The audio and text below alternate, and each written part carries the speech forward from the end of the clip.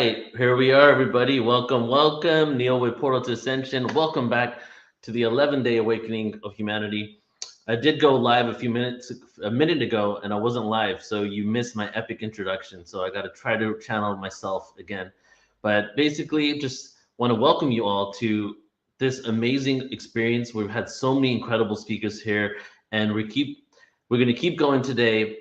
And I'm really happy with all of the awareness. I really feel like we've done a really good job here with all the speakers, all the MCs, and all of your energy combined together for the collective good of humanity.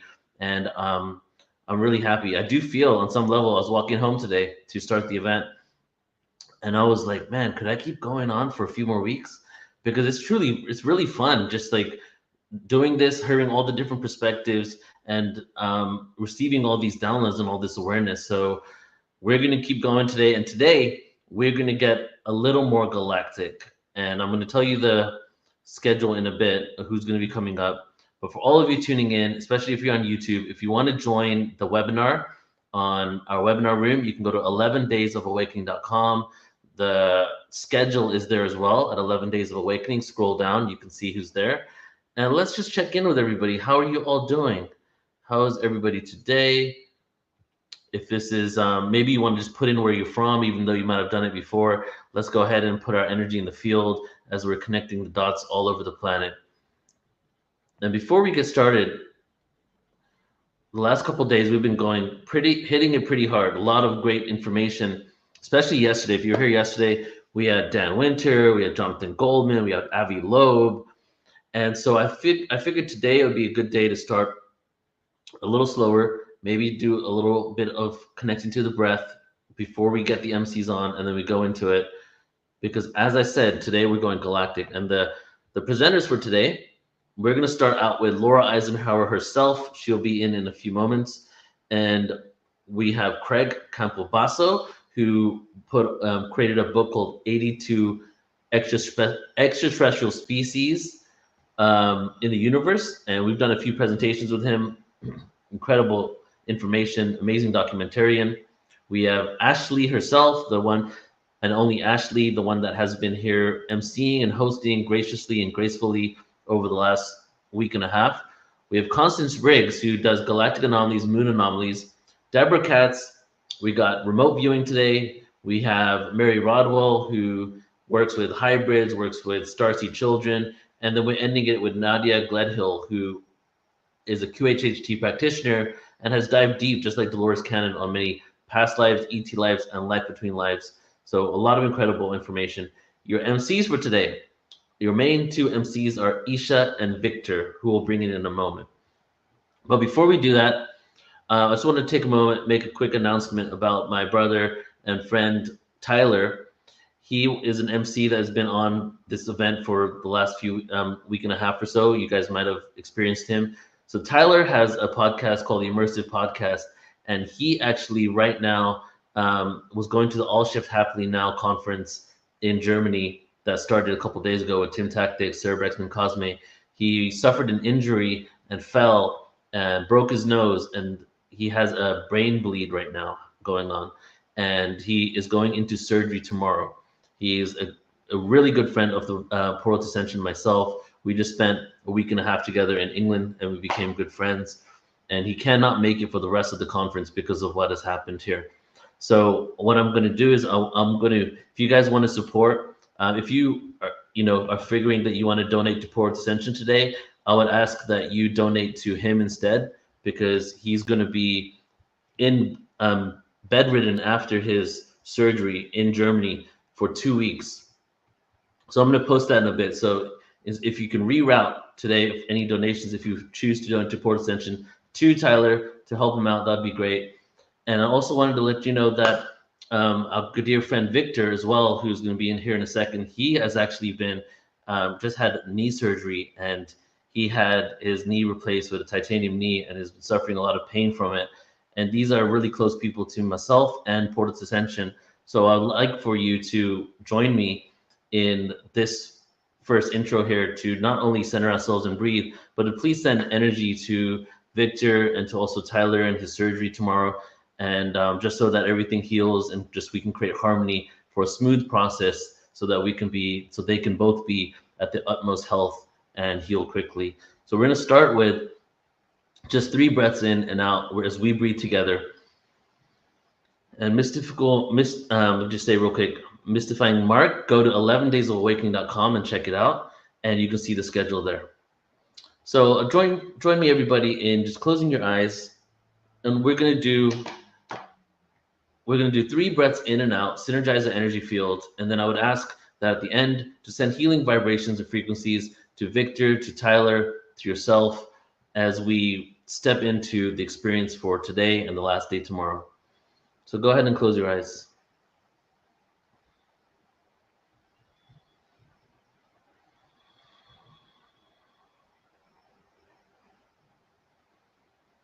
And we're going to start in silence.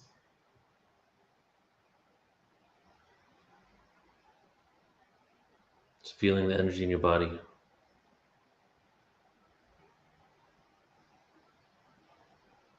Feeling all the vibrations, the subtle and the strong vibrations in your body.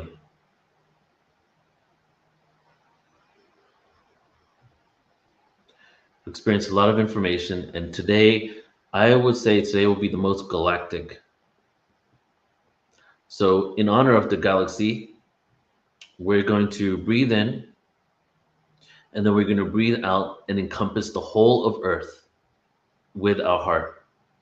We're going to breathe in again, breathe out, and this time the whole of the solar system.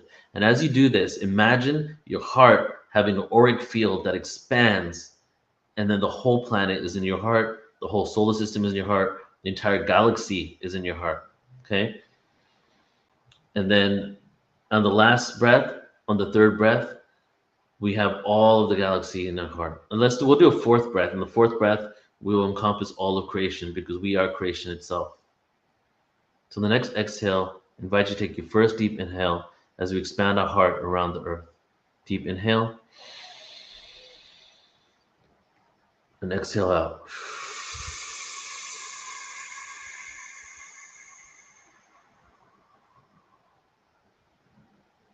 Around the earth is in your heart. Deep inhale.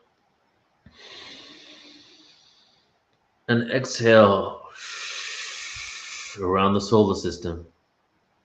The solar system now resides inside of your heart. Deep inhale. Exhale around the galaxy. All beings within the galaxy, all civilizations, all planets, all black holes, all suns, all stars reside inside your heart. Now the deepest big inhale for the whole of creation, inhaling the creative life force, expanding your heart out to all of creation.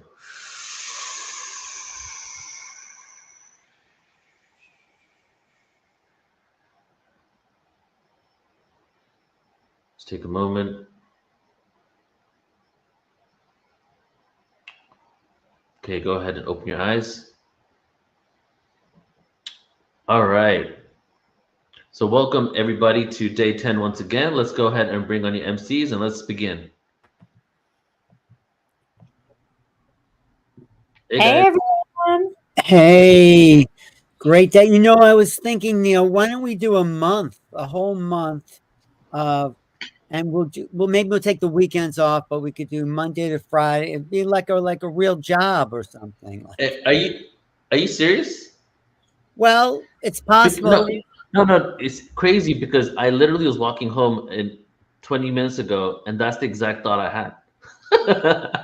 I was like, I wonder if this could be my full-time job, just 5 days a week, free event. That would be amazing. Yeah. There's so many people who want a platform like this that we would not run out of people, you know? No, yeah. Anyway, just a thought. We'll see how it manifests. We'll see. Good to see you, Victor. Good to see you, and good to see everybody. Thank you so much for the healing thoughts for my knee. You know, it's funny. I had put this off for quite some time, and I finally had the surgery back in September, and it's a difficult heal, but I'm getting there, and I'm grateful for all of the healing energy and Tyler in my heart to Tyler healing energy. That's That's sad. That's really so sad. So Yeah. Yeah, he seemed like such a good guy. I've never met him, but just being online here, he seemed like a fantastic person. Yeah. He is a fantastic person. Exactly. So thank you to everybody who's been sending energy their way. And so, Isha, how are you today? Fabulous. I have to say though, the late nights, if you want me to do this for a month, we might have to shift to a Australian time zone for some of us. We could do it around the world, you know, different countries. What time is it there now? Just after 11 p.m. That's why we need to go 24/7 so that we can hit every time zone. Well, you know what? That's what we're doing for the 11/11 gateway. We've got a bunch of people and we're literally doing 48 hours nonstop. Because I thought, why stop at like 12 hours or 24? So we just decided to go around the clock. We're doing 48 hours nonstop. We are. 11/11? Yeah. Whoa, that's cool. Yeah. That's cool. It's going to be insane. The ET diplomacy event that we're doing, I think, is like 18 hours straight. Yeah. I'm hosting for a section of that, which is in the Australian time zone. So when is that ET diplomacy event? 3rd of November. I think I'm involved with that somehow. You are a speaker on there. You are, okay. yeah. I knew it was involved somehow. It's like I've been so booked this last few months for event, and I'm doing your event, Isha. We're doing the interview live on you gave me for the 11/11. Yeah, we're gonna do the remote viewing, and it's gonna be fun. Good. All right, that's good. And Victor, what's up for you besides healing? What else? Healing, and then I retired from my quote unquote day job back at the end of March, but I've never been retired. And the gentleman who I was working for wants me to come back to work for him. I'm fully healed, so that's a possibility. We'll see what happens. Neil, I'm sorry.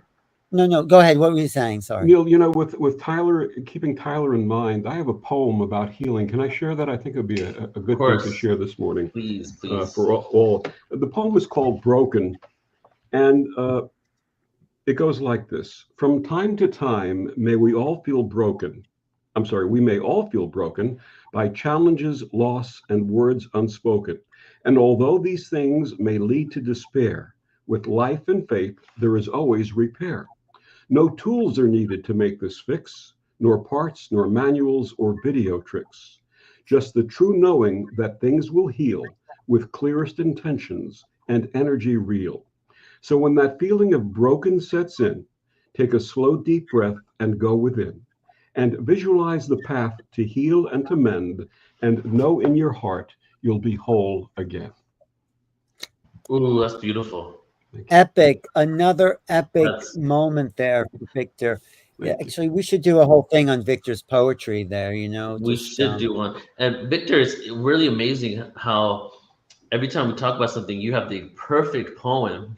Not even like maybe somewhat perfect, but the perfect poem for that moment. Yeah, that's incredible. Like you earlier, right? Yeah.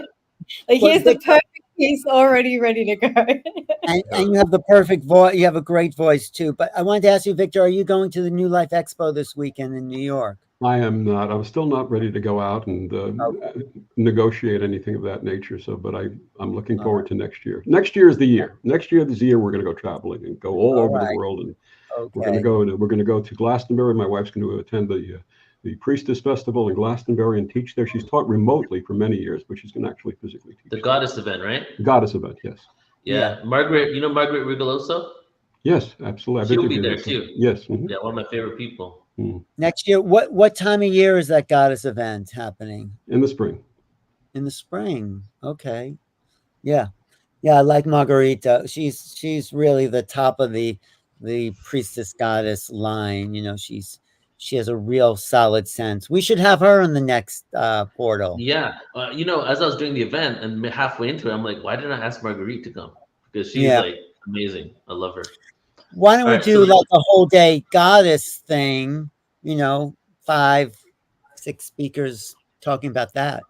We can do that. Yeah, we can do a lot of things. I can take photos of our house. My wife has so many goddess statues in this house. It's unbelievable. We have a museum, literally a goddess museum here. So.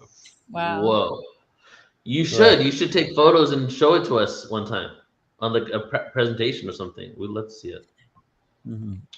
All right, Yes. so we're going to begin, everybody. But firstly, I want to just Alan. You know some of these people. I know some of them. So just we'd love for us just to give a little intro from us on each of these individuals today. Yes. And so Laura Eisenhower. Today, as I said, a lot of galactic up around. We have 1, 2, 3. We have 7 speakers, and 5 of them are taking us into the universe. Okay, Laura Eisenhower, frequent flyer at Portal to Ascension. She has some of my first events I ever did were with Laura. We've done, I don't even know, like 100 events or something, but a lot of awareness and content. One of my favorite people that I love so much. We have Craig Campobasso. Do you want to speak about Craig for a second, Alan? Yeah, Craig's done a few really important books, UFO hotspots around the country, where he points out different people, places where these ships appear, and also the what is it, ET Almanac, I think he's calling it, the Alien Almanac, where he names, I think, 50 82. different races. I think And it's he's like just 80, like it's over 80. 82. Yeah. Yeah, 82 different races. 82, and he's just done a film with my friends Tanya and Frank about that, which is also fantastic. So he's a real resource. And who else do we have today? So then we have Ashlea. Not sure what her presentation's on, but she's been a part of Port Ascension for the last 2 months, and she's emceed many events. She's on the cruise with us, so you get to experience what Ashlea wants to share today. I talked to Ashlea. I talked to Ashlea about her work, and her work is about embodiment. You know, we're not going anywhere until we're really in the body. I mean, otherwise it's like spiritual bypassing. We have to be grounded, solid in form in order to ascend the frequencies of this molecular vibration to the next realm. But we have to be here to do that. And I think that's some of what she talks about. Yeah, beautiful. And then Constance Briggs, as I was saying, galactic historian, but also very much in tune with the moon anomalies on the moon. So hopefully she gives us some of that today. Deborah Catz shared yesterday, she worked for one of the 3-letter agencies as a remote viewer. So she has firsthand experience working behind the scenes in one of these black budget programs. And so she'll be speaking about remote viewing. And then Alan, Mary Rodwell. Mary Rodwell is really the grandmother of the Star Children stories. She's been all over the world talking to these young kids who remembered where they came from other star systems. She has a whole book called The New Humanity and the Awakening, and she's very funny and a great resource, and just an important person in this field to understand our cosmic connection. So one of my favorite people. I'm so happy she's here. Yes. She's amazing. And then we close out with Nadia Gledhill, who I would say is the foremost QHHT practitioner in Australia. So, and like a lot of, we've had like 4 or 5 QHHT practitioners on this event, and all these individuals are really moving forward Dolores Cannon's work, because, you know, a lot of people do QHHT for self-empowerment healing, but then Dolores Cannon obviously tapped into the Akashic records, tapped into the universal mind beyond the subconscious, and went to ET lives, the life between lives. So she's been doing a lot of that work as well. So we're going to close out with her today. So we have one more thing I want to say about the moon anomaly person. Who's that? Who's speaking on that? Constance Briggs. Right.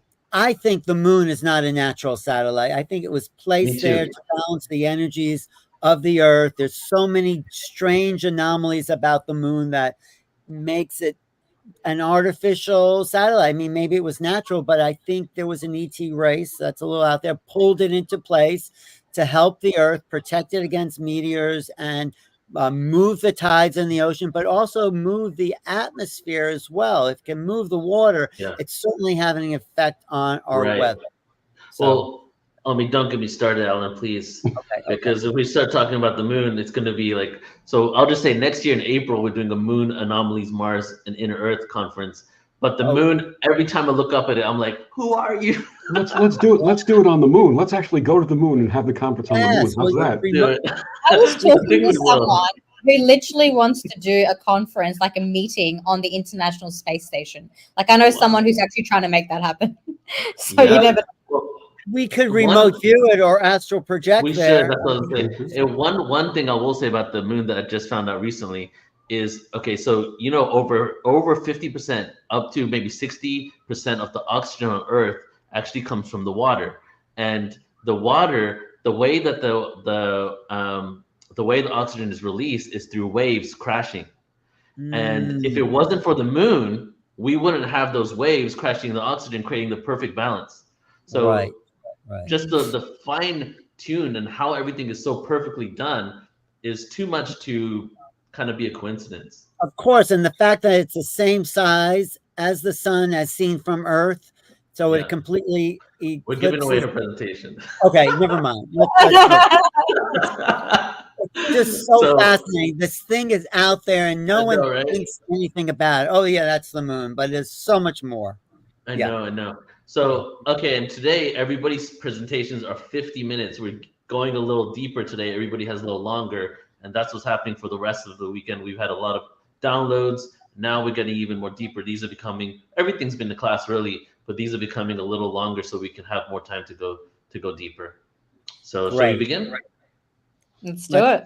Okay, Isha, it's all yours. Amazing. All right. Is Laura here? She is. Hello. Hi, Laura. Welcome. It's so nice to meet you. I think you're one of the few speakers at this event that I haven't yet personally met. So I just want to say I'm really grateful to be here and have the honor of introducing you to our conference today. Oh, well, thank you so much. It's great to meet you. Beautiful. So let me read out your bio. So Laura Eisenhower, I think probably needs very little introduction to the people here. I can see you've got a lot of fans already in the comments that are excited to hear from you today. And Laura is an internationally acclaimed speaker who has presented her work worldwide. She's the great-granddaughter of President Dwight David Eisenhower, and she reveals exopolitical information about his administration that has been largely held in secrecy. And so we're definitely going a little bit more galactic today, as Laura's all about exopolitics, alchemy, metaphysics, and galactic history. So Laura, very excited to have you on today.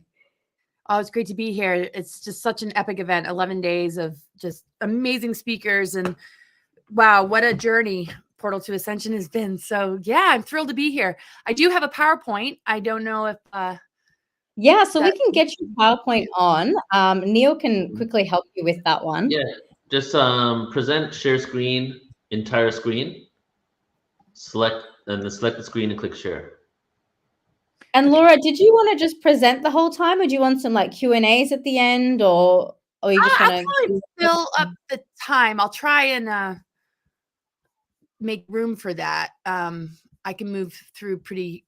I'll keep my eye on the time. Okay, so I am gonna try and get this up on the share screen. For some reason, I'm just not seeing it in my tabs, even though I have it open. Did you click present at the bottom? Yep. So I've got the presentation here. I've done this before. Then click entire screen. Yeah, because we did it on StreamYard before. So don't click Chrome tab window, click entire screen, and then select the screen. Oh, right. See it? Yeah, I think so.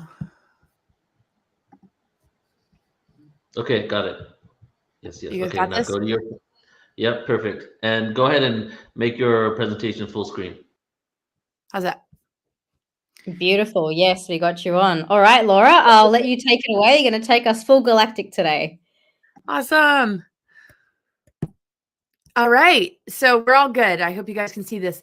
Thank you so much, Neil, for all the years of Portal to Ascension that you've hosted for so many people. You've brought so many amazing individuals together and consolidated like all the information one could ever need. It's like a university. It's just beautiful. So it's been wonderful to be just a part of your platform and this family for so long. So this is sort of the first slide that I usually start off with, so people know where I got my information from. I don't want to spend too much time on it, but you know, I think anybody who's heard about my work knows I was recruited to go to Mars, and I refused to go. So everything sort of before that has been the training ground. I feel like there's definitely like a pre-targeting on me, and it just was very much a catalyst to dig deep into like what is really going on. So there were a lot of realizations and epiphanies along the way. I studied the I Ching, Tarot, astrology. That was like my main education, was self-knowledge and awareness. And this is some of my background. I ran a Living Earth organic food and shipping delivery company in the early 90s, certified wilderness expedition leadership with a science degree, whistleblower testimony and research, meeting other contactees and experiencers, connecting a lot of dots, and then my own cosmic mythology studies. And I do medical intuitive astrology readings, and I've learned a lot from the Keylontic science, Ashiana DN, and a lot of what I've learned from clients I work with who have, had contact experiences, abduction experiences, survivors of MK Ultra and SRA, and, star seeds, all sorts of individuals on their awakening path as well. Some of my information in this presentation comes from Ascension Glossary, and most of the pictures is Lisa Renee. And you'll see under some of my material, it says ES material, which is energeticsynthesis.com. And I formed a really, really close friendship with Lisa. We've been working together for a long time. So yes, a little bit just about that Mars thing.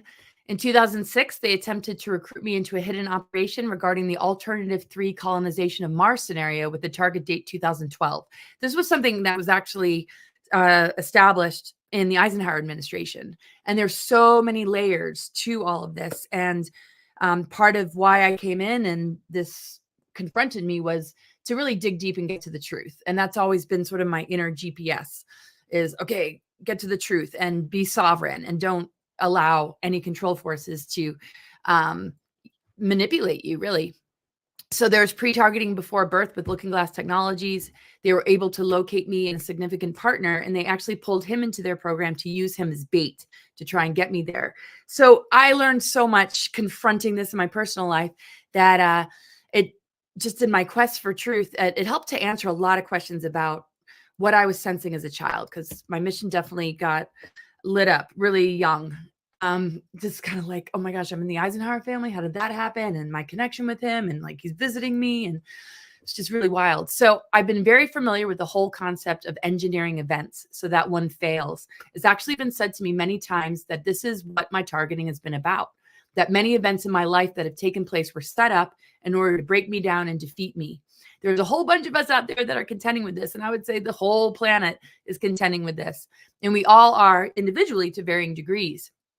There are the engineered versions of our traumatic experiences that come from the global villains that are vampiric. And then there is facing your maker and karma and agreements to experience something so that a transformation and upgrade can occur. And it's almost like they're both simultaneously happening. And when you guys were talking about the moon, and we, look at, the planets, and we look at the earth, and we look at ourselves, there's sort of that shadow side or like different levels that we experience, these energies, and how they're so much a part of us, our DNA, our organs, every part of our being, our chakras. And it's really up to us to move through these challenges to unlock our dormant DNA and the things that have been asleep. And that is the Great Awakening.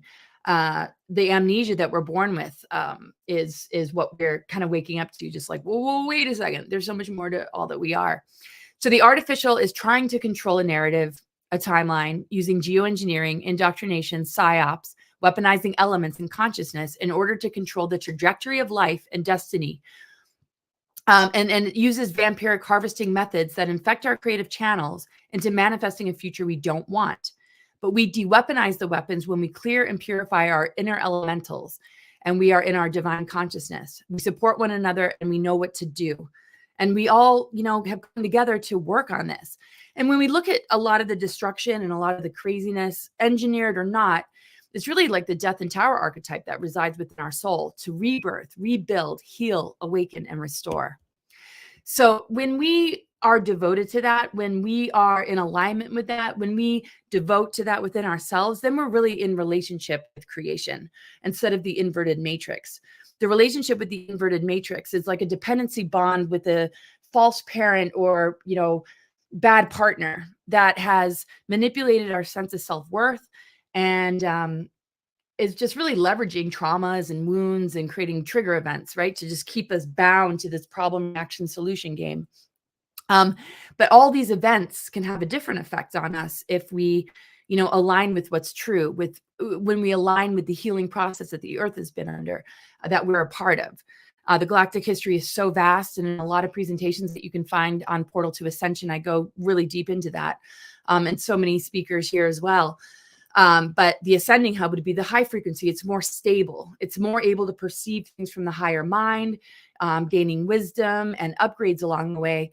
And it begins to really collapse, the weapons, because the ultimate goal of the weapons is to infect our creative energy, our minds, our emotions, to keep us very much in a dependency bond that siphons and harvests our energy to produce artificial timelines. So mass biological and mind control devices exist well beyond the technology of implanting tiny physical chips into humans, which accompanied many of the abductions by the Greys and non-benevolent Zetas, and also are an impending application of such electronic devices by the One World government to the population. Even brain signatures radiated by government HARP and Gwen towers are relatively superficial compared with ancient existing global grid systems, which can be used for manipulating the evolution of all life on the planet, including the planet's evolution itself. So that's Noel Hutley. And I put this in like a lot of my presentations because it's a really important foundation to understand our world from. It's like, wow, when we look at, the fake news that we know is fake, that others don't realize is fake. And a lot of the false flags and the, engineered events, people are really hooked into those storylines. And a lot of those storylines are producing, and have produced fragmentation and divide and conquer. And this is so that we don't switch each other on and restore the 12-strand DNA template. And the reversal technologies and everything that has been put in place is to really hold us in that, loop of inversion. So during the Atlantean cataclysm, about 26 to 30,000 years ago, this is actually when the planetary stargates, the planetary grids and ley lines became controlled by the negative alien races. When we look at negative alien, what is that? To me, it's service to self. It's vampiric. It has lost its true connection to source. So it plugs into humans to harvest and siphon energy, our imagination, our creativity, our kundalini, and preying upon the innocent and children and all the deeper layers of, what is coming to light are revealing how ancient this is and how far back it goes and how it's still operating very strongly today. But we're in this showdown of forces, and literally when you break up with it, when you cut the cords, when you really, see where you are bound to it, that is when you begin to find your liberation. And it takes so much mindfulness, but, this is what every waking moment allows us to deeply understand. What is our body telling us? What messages are coming through? What does our intuition say? Can we shut down everything long enough to be able to listen to that? Because we're encoded with the antidote and solution.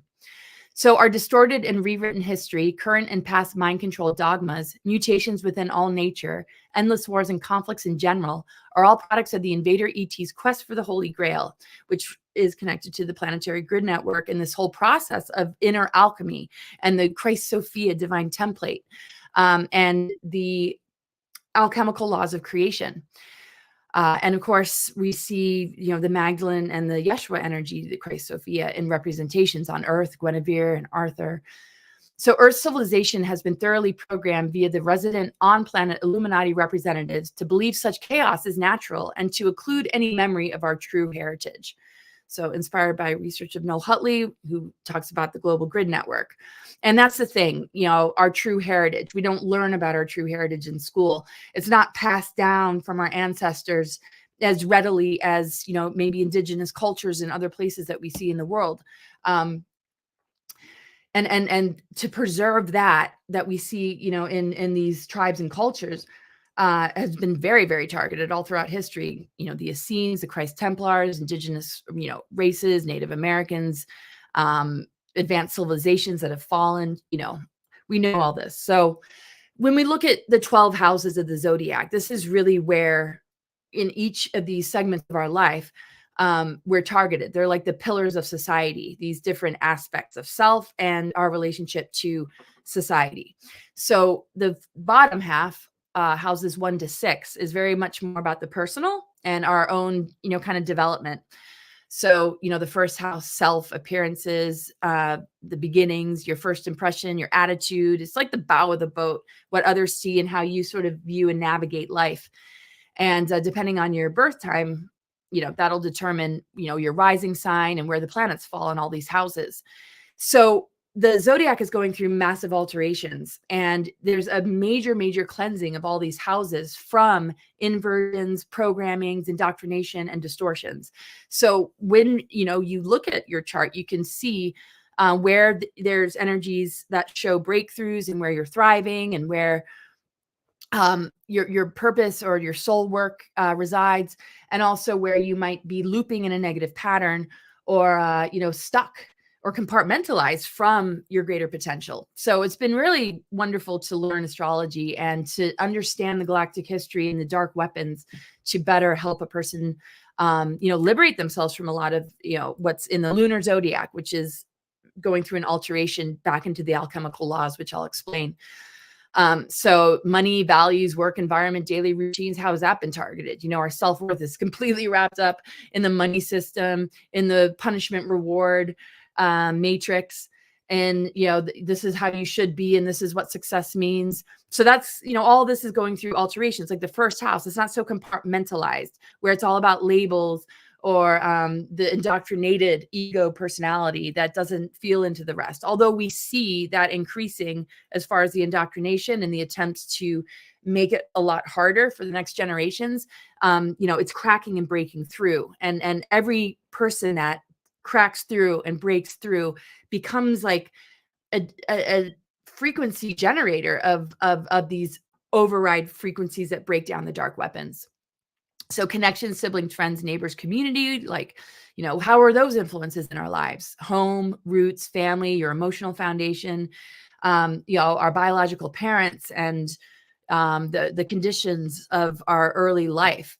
I see a lot of starseeds coming in and just withstand a lot, and they're there to clear the patterns, or really kind of go through it and carry the pain, and then resolve it, transmute it, and find a healing path that is not the trajectory of medical tyranny and all that. So going through all these houses, you can just look at them: romance, play, self-expression, creativity. That one, it tends to just be like, that's a lot easier, less tampered with, unless you haven't had a kind of incarnation where you could enjoy these things. Maybe you grew up really fast. Maybe you weren't encouraged to have fun and enjoy these aspects of your life. And this is where play, self-expression, creativity, sports, art, music. So it's sort of like it's an easier house in many ways. Health, fitness, organization, acts of service. So health, fitness, like what's happened to the medical industry. If you look at the opposite house, which is the 12th house, which is endings, healing, closure, spirituality, that is very much the multidimensional and the unseen realms. So everything that's opposite is all about integration and polarity. So if we're not in touch with what's in the unconscious or the unseen realms, it's going to impact our health. And this is where the infection of programs, indoctrination can remain hidden, and also our gifts and abilities. So our physical health is alerting us constantly to what we need to listen to in order to anchor and ground the multidimensional, the spiritual, and our creative imagination. So looking at that is really helpful. The first house to the 7th house of relationships. So I could go on and spend my whole 50 minutes on this, but these are the 12 houses representing the 12 signs: Aries to Taurus to Gemini to Cancer. And how has this been infected? So the rings of Saturn, according to David Icke, are a massive broadcast system broadcasting a fake reality. Saturn has very much to do with the inverted or lower vibrational expressions of how we experience life through a lot of these houses. So Saturn squares and challenges with Saturn tend to be the most repressive force, which is kind of conditioned into us. It's really, the mind control is dark Saturn. The higher octave of Saturn is self-mastery, going through these obstacles and hurdles and finding, our own rules and disciplines that help us to thrive instead of consent to the ones that repress us. So it breaks it down and it like rebuilds it, right? So the Tower card, Uranus, Pluto, the death, is a part of breaking down this Saturn, this fake reality. So anyway, DNA holds all the information we will ever need to build and maintain the human body. Researchers at Boston University and Harvard Medical School studied that 98% of our DNA that remains unable to be decoded is called trash DNA. So we all carry, this unique chart, and we all help each other to break this down. And that's why unity consciousness is so important, because we all are missing, pieces that help to switch on what's dormant that you might not even have in your chart, because it really holds the keys to the awakening of our 12th strand and beyond. So it'll take a while for the physical to catch up, but when the consciousness begins to perceive of it, the physical is more able to catch up. And that's what we're going through in this path of ascension, the healing of the planetary system, and including us. So humans on their soul journey are being faced with needing to break up with an inverted system in the same way we need to divorce or break up with an energy vampire, narcissist, or deceiver. We are in a relationship with creation, and we grow together. We go through thick and thin to remain committed and loyal to this path. To allow the lesser partner to take your time and energy is delaying your greater destiny. The false parents are what society has been built upon: dark mother, patriarchal father. And so all those pillars of, society and our own self-development has been, very tampered with. So what is disclosure? And what is this world needing? What does that mean? Like what are the key points of disclosure? Well, the ES material and just my own, life path has really shown me these things. And other researchers and connecting dots, and just all the enormity of the kind of information that's coming together that Portal to Ascension has really been a container for. So to understand different ET races and their guardianship and genetic modification programs, including breeding programs, secret space programs, MyLabs, transhumanism, and other ET agendas, malevolent and benevolent, involved in the grand Earth experiment, abductions and implanting, and what different agendas exist, and what is our relationship to them, crimes against humanity, using humans as currency, and the parasitic nature of those who are part of the Luciferian covenants. Also understanding our divine template and how harmonic universes exist in our DNA, which is not junk. How are higher harmonic universes and integration of polarity, sacred union, alchemical marriage junk? I mean, my gosh, right? So galactic wars, galactic history, hidden extraterrestrial involvement on Earth, and how they have been used. They have used the veil of secrecy to manipulate and influence all worldly human affairs, societies, and belief systems through mind control and social engineering, which is very much reflected in people's chart. Hidden advanced technologies made available that would completely change the Earth 3D paradigm. Free energy systems, reverse of aging and disease, end of poverty and slavery, human trafficking and pedophilia, and removal of cabal members. Quantum mechanics as the basic foundation to comprehend ascension and the reality of multidimensional consciousness existing throughout all living intelligent energy systems. Also knowing about the true nature of reality, such as the truth about our junk DNA, stargates, ley lines, geomantic structures, and the sacred geometry and our connection to zero-point unified field. The sciences that remind us about how we shift from carbon-based to crystalline. So some of this was inspired by the ES material. So the zodiac alchemical laws. The zodiac structural principles are both energetic and geometric blueprints based upon lunar zodiacal imprints that were generated by the invading races to suppress human consciousness with the lunar matrix, which is currently being dismantled and realigned with the alchemical laws inherent in 3 natural laws of God. So at least it's the source. And, we're talking about the moon, but there are higher octaves of the lunar energy. When we look at the shadow lunar and how that relates to the Saturn moon matrix, then we're dealing with, the artificial programs that we've been infected by that have, created the duality, the imbalance of the masculine and feminine, the dark mother, the patriarchal father, and how that's been modeled to us for thousands of years. So mutations in DNA can occur as a natural or unnatural process. The unnatural is our exposure to mind control, weather weaponry, chemicals, artificial intelligence signals, vaccinations, laboratory-made viruses, and toxic elements. The 5th element, ether, was put into reversals on the Earth grids, and this has been corrected now. So our relationship to our inner spirit and ancestral clearing can help us align and integrate this energy. And I'll talk more about all of this, but, this can be healed. When we are able to transmute the toxic elements, we're able to shift the frequency that has been put into our bodies, that we have absorbed into our beings, that we've allowed to infect our minds and creativity. So, what trigger events happen that throw our vibration into a place of survival or fear is how these signals really start to get into the system. And now that the ether energy is available and the reversals have been corrected, it's really a miracle vibration in our capacity to alchemize. And a lot is clearing from the zodiac patternings because of this. The Saturn squares, a lot of the, difficult programmings that people carry, unconscious or conscious, are much more easily dissolved in this ascension window period.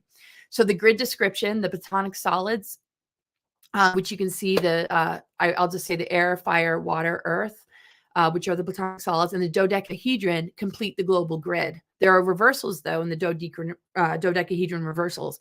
So the DNA proteins, the nitrogenous base, is made up of nucleic acids, and you can just read those.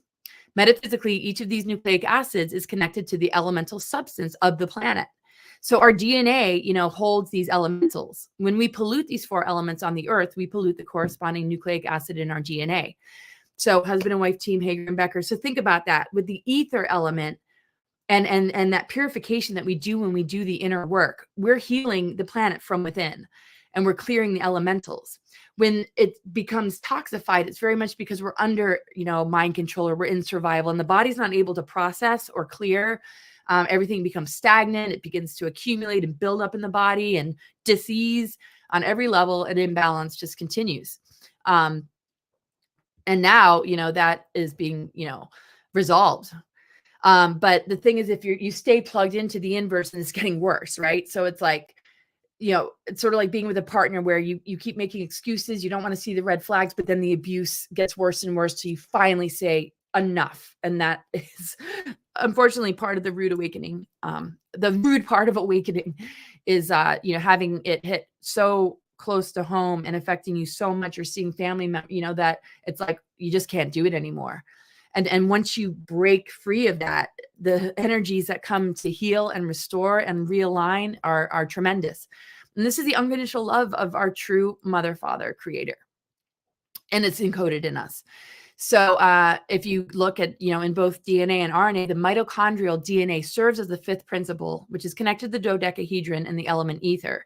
So that mitochondrial DNA serves as the 5th principal element of cosmic ether, which is sourced only from the mother.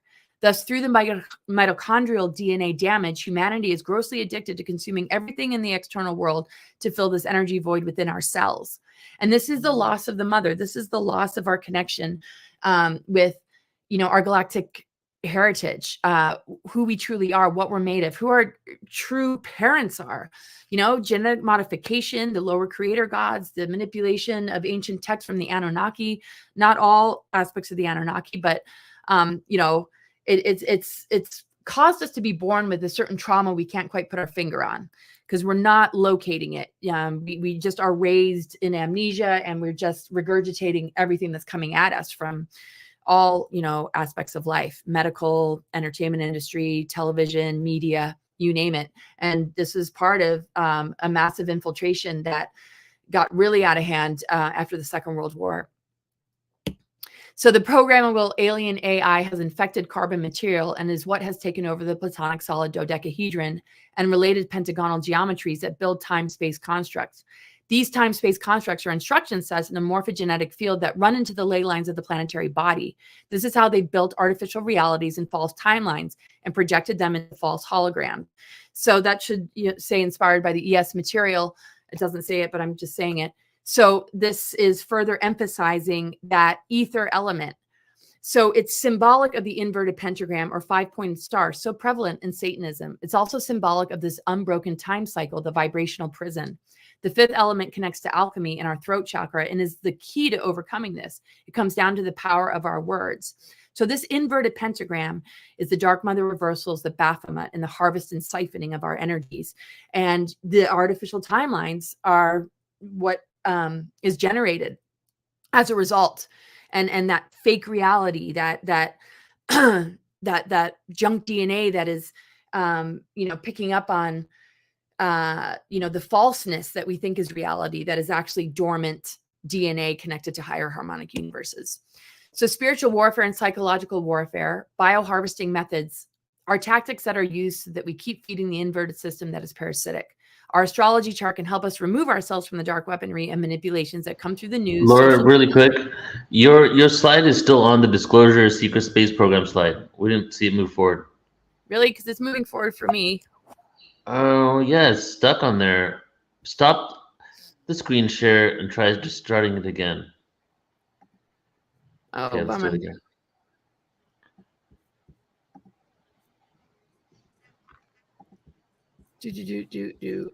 I'm doing entire screen. It's not letting me. You should just select the entire screen. You got to actually click the window. Oh, wait. Okay. Okay, here we go. All right, go ahead and go to your presentation. All right, there we go. So is that, Yeah. can you see the spiritual warfare? Yeah. We see it. Okay, so spiritual warfare and psychological warfare, bioharvesting methods are tactics that are used to keep, so that we keep feeding an inverted system that is parasitic. Our astrology chart can help remove ourselves from this. It's just a helpful way to, know what's going on. There are other tools and modalities, of course, that help QHHT, a lot of the individuals that, Neil brings on board, Portal to Ascension. I mean, this is really, the great work, is to call our energy back, to recognize our creative power, to not feed into these storylines that require our energy and our creativity to manifest. That's why it's called artificial timelines, because it's the trickery, the artificial that is not authentic to what is actually happening on a cosmic and earthly level in this powerful ascension window period. So I talk about this a lot, in my Portal to Ascension conferences. And, so for those who haven't heard me speak yet, this is a huge theme, in my book and in my presentations. And I'll bring it into present time after I just share this. So that inverted pentagram, the mother energy, the divine feminine that exists within men and women is creating these corrections. So turning it upright, this is what's creating the corrections on a cosmic scale. When we move through these great initiations, we're able to integrate this love into our beings for purification.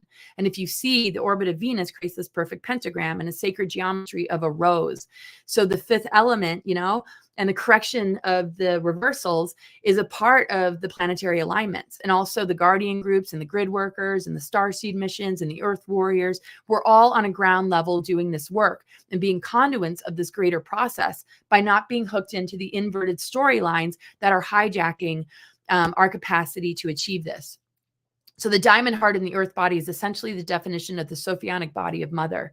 The feminine principle has needed to be grounded back into the earth body, because when not grounded, the dark mother reversals are in power, and it is the feminine enslaved and used by forces of domination and control, which is our womb energy, our creativity, and it's in men too. We have the masculine and feminine within us. So when that is exiled and we're not recognizing the power of our creativity, we allow thought forms and belief systems to come in that we end up generating as a reality that is a part of, society's control mechanisms to take us down a trajectory of the artificial timelines. So Ophiuchus is the 13th gate, the 0-point unified field. Sun started to move through the 13th sign in 2010. These are the dates when Ophiuchus is active, November 30th to December 17th. So the alchemical laws and the alterations of the zodiac are connected to this 13th sign. So this time of year is a really important time of year to really breathe and meditate and really hold space for this powerful transmission of energy. The creatrix connectivity, pure, transparent, crystalline light, divine mother, and the cleansing power of cosmic love, recoding the DNA, aligning to the cosmic heart of Lyra, and Andromedan universal center, rebirthing, cleansing the blood, breath, and mitochondria. So look how it got targeted in 2019, 2020, and how they've been creating, events to really disconnect us from the breath of life and coming together in unity. It's what they're most frightened of. And they did not feel, this is what I've been told many times, they didn't think the mother would return. And that energy is coming in from the precession of the equinox, and this being the timing of the window of ascension, but also the fact that all life as we know it wasn't, hasn't been destroyed yet. And migrations of advanced souls coming in and guardian groups to prevent the inversions and the dark agendas from going too far. So there's multiple factors at play. So Ophiuchus is connected to Chiron, and it's that alchemical energy that comes in when we can see our wounds and traumas for what they are. We're not masking them. We're not in denial of them. We're not acting out. So when we connect with that Chiron energy, we're able to connect with unconditional love and forgiveness and compassion for others. And that is the cleansing power of ether and our true connection to, Mother God and Father God and the Christ Sophia divine template that emerges from that. So this is the phase of solar alignment with the cosmic ether that is the core of the galactic center, which represents pouring of healing spiritual waters into the earth and humanity from Mother God. Previously, these waters were corrupted by entrapping the mother principle and gold ray seraphim on earth, which, is everything I've discussed about the reversal grids and these different events that, have leveraged our amnesia and create trigger events to loop us into trauma patterns and false solutions that don't get to the root of our galactic history and what's really taken place. So in its highest expression, this constellation represents the potential blueprint of divine perfection in a human being and represents the pending birth of the Christ child growing in the womb of the divine mother. So the negative alien agenda had control over aspects of the 12 constellation transmissions. So when we saw those 12 houses, and the control mechanisms that have been placed on every sector of our life, this inner work, these greater activations are what is helping us, to heal. And so the astro data, can help us to move beyond this, transcending the wheel of time, having every single sector of the 12 houses and the 12 signs open us up to our connection with the 0 point unified field, the cosmic trinity, and these great purifying transmissions coming from cosmic ether. And that being in reversal is why there's been so much, so many epidemics and world wars. And it was very, very difficult for planetary ascension to really take place until now. Now the emphasis is, understanding the war on consciousness and how there's been consent, how there's been a dependency bond or, incredible victimhood and scandals covering up deeper crimes against humanity in the news, and just, people not wanting to listen to folks like us and how that's just a part of the archonic systems, attempt to, keep this hidden or laughed at and ridiculed. So Chiron helps us to understand our mission through wounds and afflictions and shows us what we're missing and longing for. So all of us were born, experiencing some level of adversity, but this is really where, we are shown, what are we here to heal? What are we here to rise above? And again, that's connected to Ophiuchus and the ether element. And, the planetary system connected to Tiamat and everything that's happened to this planet, its own healing journey with the Venus transits of anchoring the mother back into her body after so much trauma. And my other presentations go deep into all that. So the inversions of this Chiron and Aries that we're experiencing right now in the zodiac, the North Node that's been in Aries that's shifting to Pisces, has been, an attack on human identity. False movements, harming the ego through psyops and creating triggering events to disempower and hijack the soul-centered, intuitive, free-thinking, evolving human. Fear tactics are used to keep the trauma bond alive with this inverted system. So, we see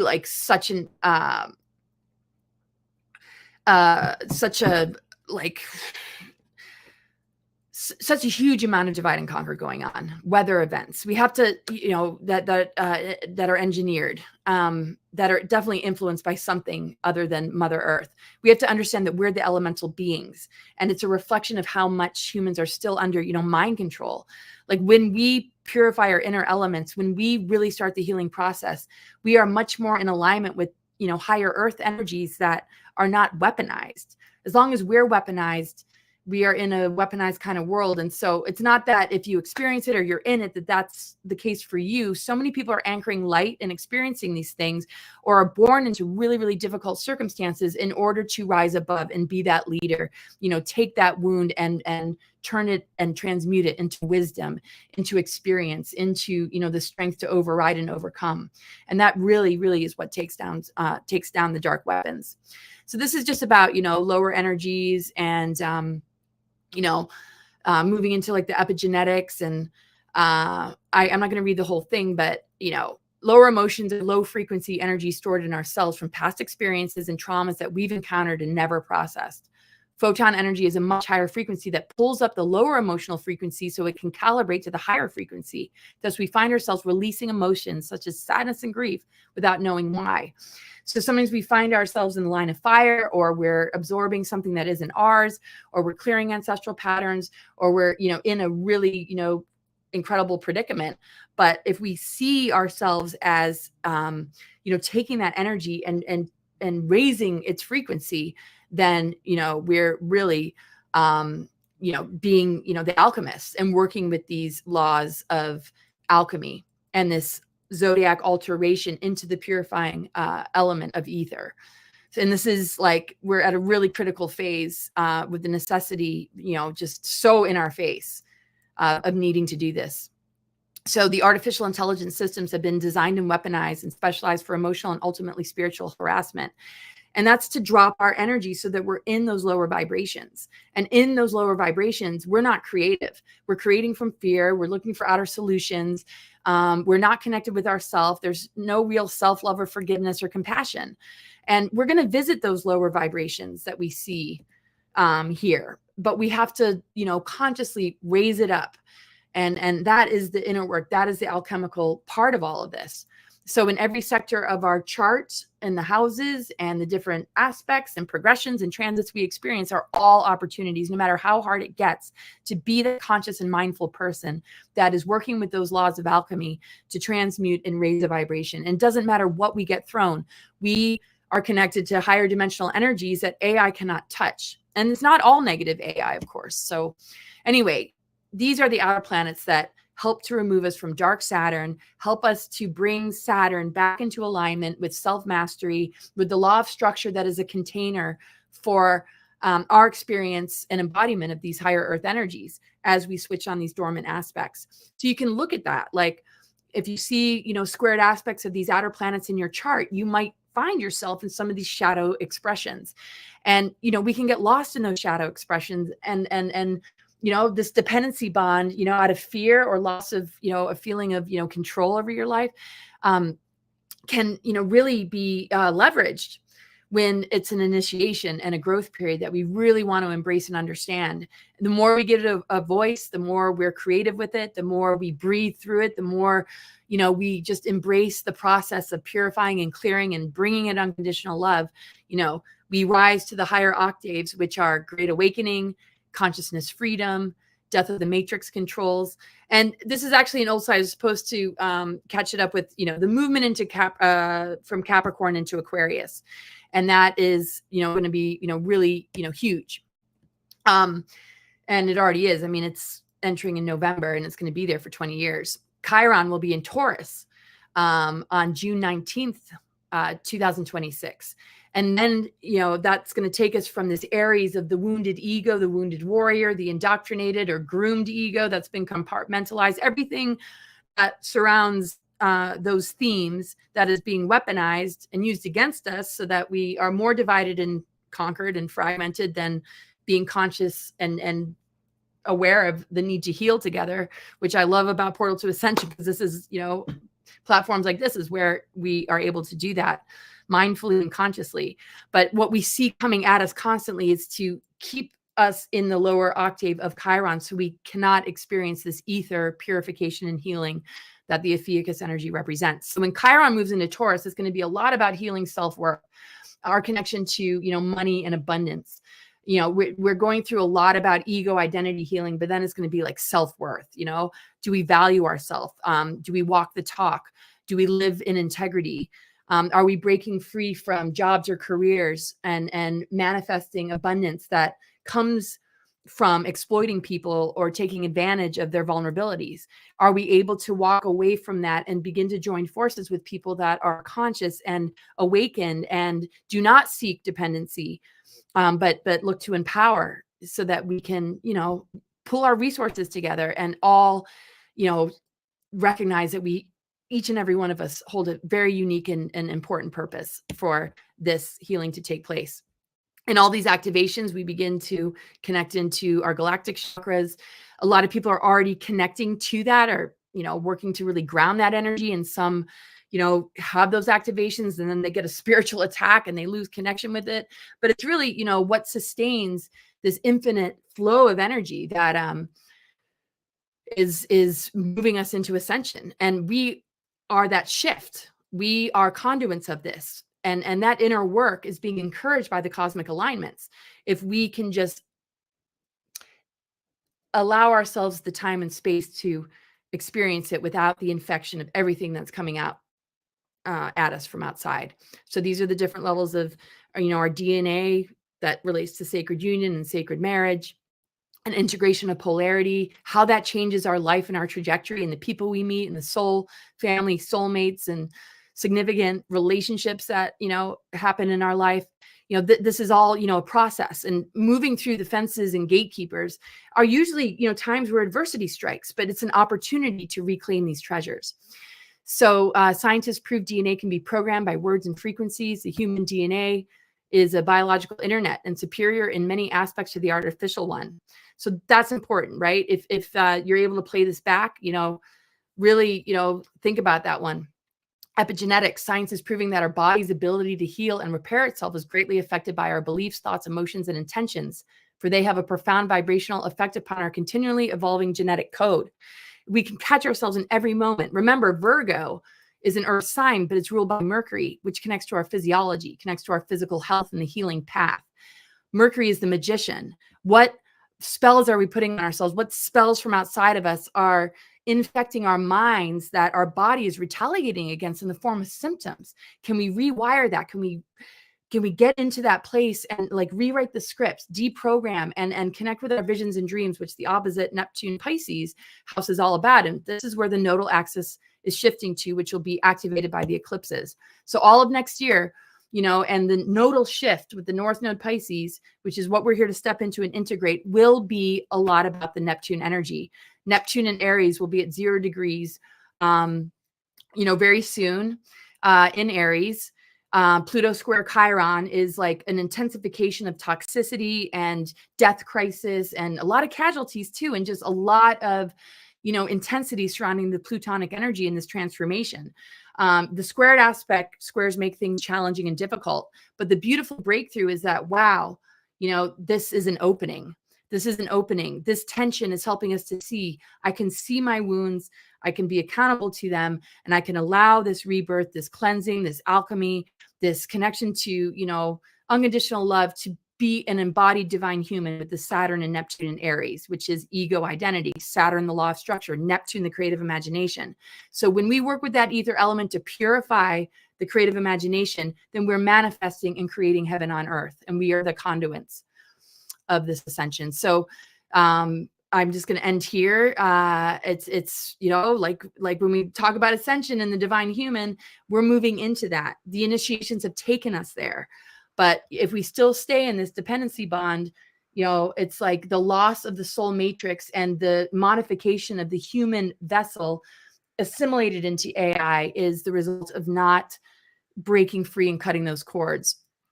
So I'm sure my time is up. This is just a little bit of information about Eisenhower and what I've uncovered on my path and what took place that you don't hear about. You hear about rumors of the 1954 treaty with the Greada, or the Greada Treaty with the Greys. And in actual fact, there was an unconditional surrender agreement in 1952 under Truman. So Eisenhower was not in agreement to that, but had to comply on a surface level because there was threats of death and all sorts of things. Everybody was sort of like in the surrender zone of that in the Truman administration.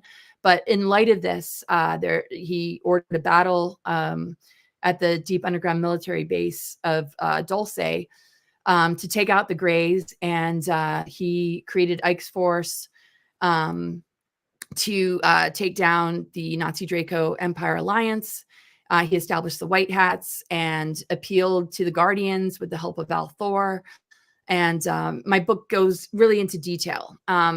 And it's really amazing because I met Dan Cooper, the senior advisor to the Earth Alliance, and we had a back and forth for a really long time.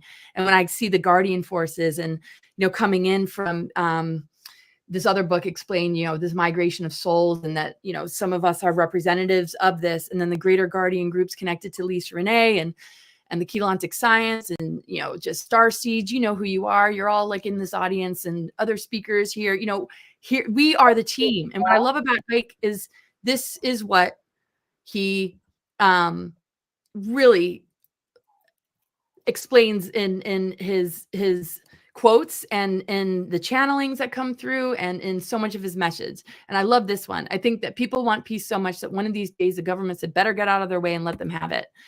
So the earth is a living organism. We're a part of her healing, and with assistance from the higher races of our galactic family and a deeper awareness of ourselves and the traps that have been put in place from these lower forces, we will be able to navigate our future with peace, clarity, and discernment. The same laws apply to our body as to the planet. Imbalance needs to be resolved to protect ourselves. We have to increase the love vibration on the planet and take our power back.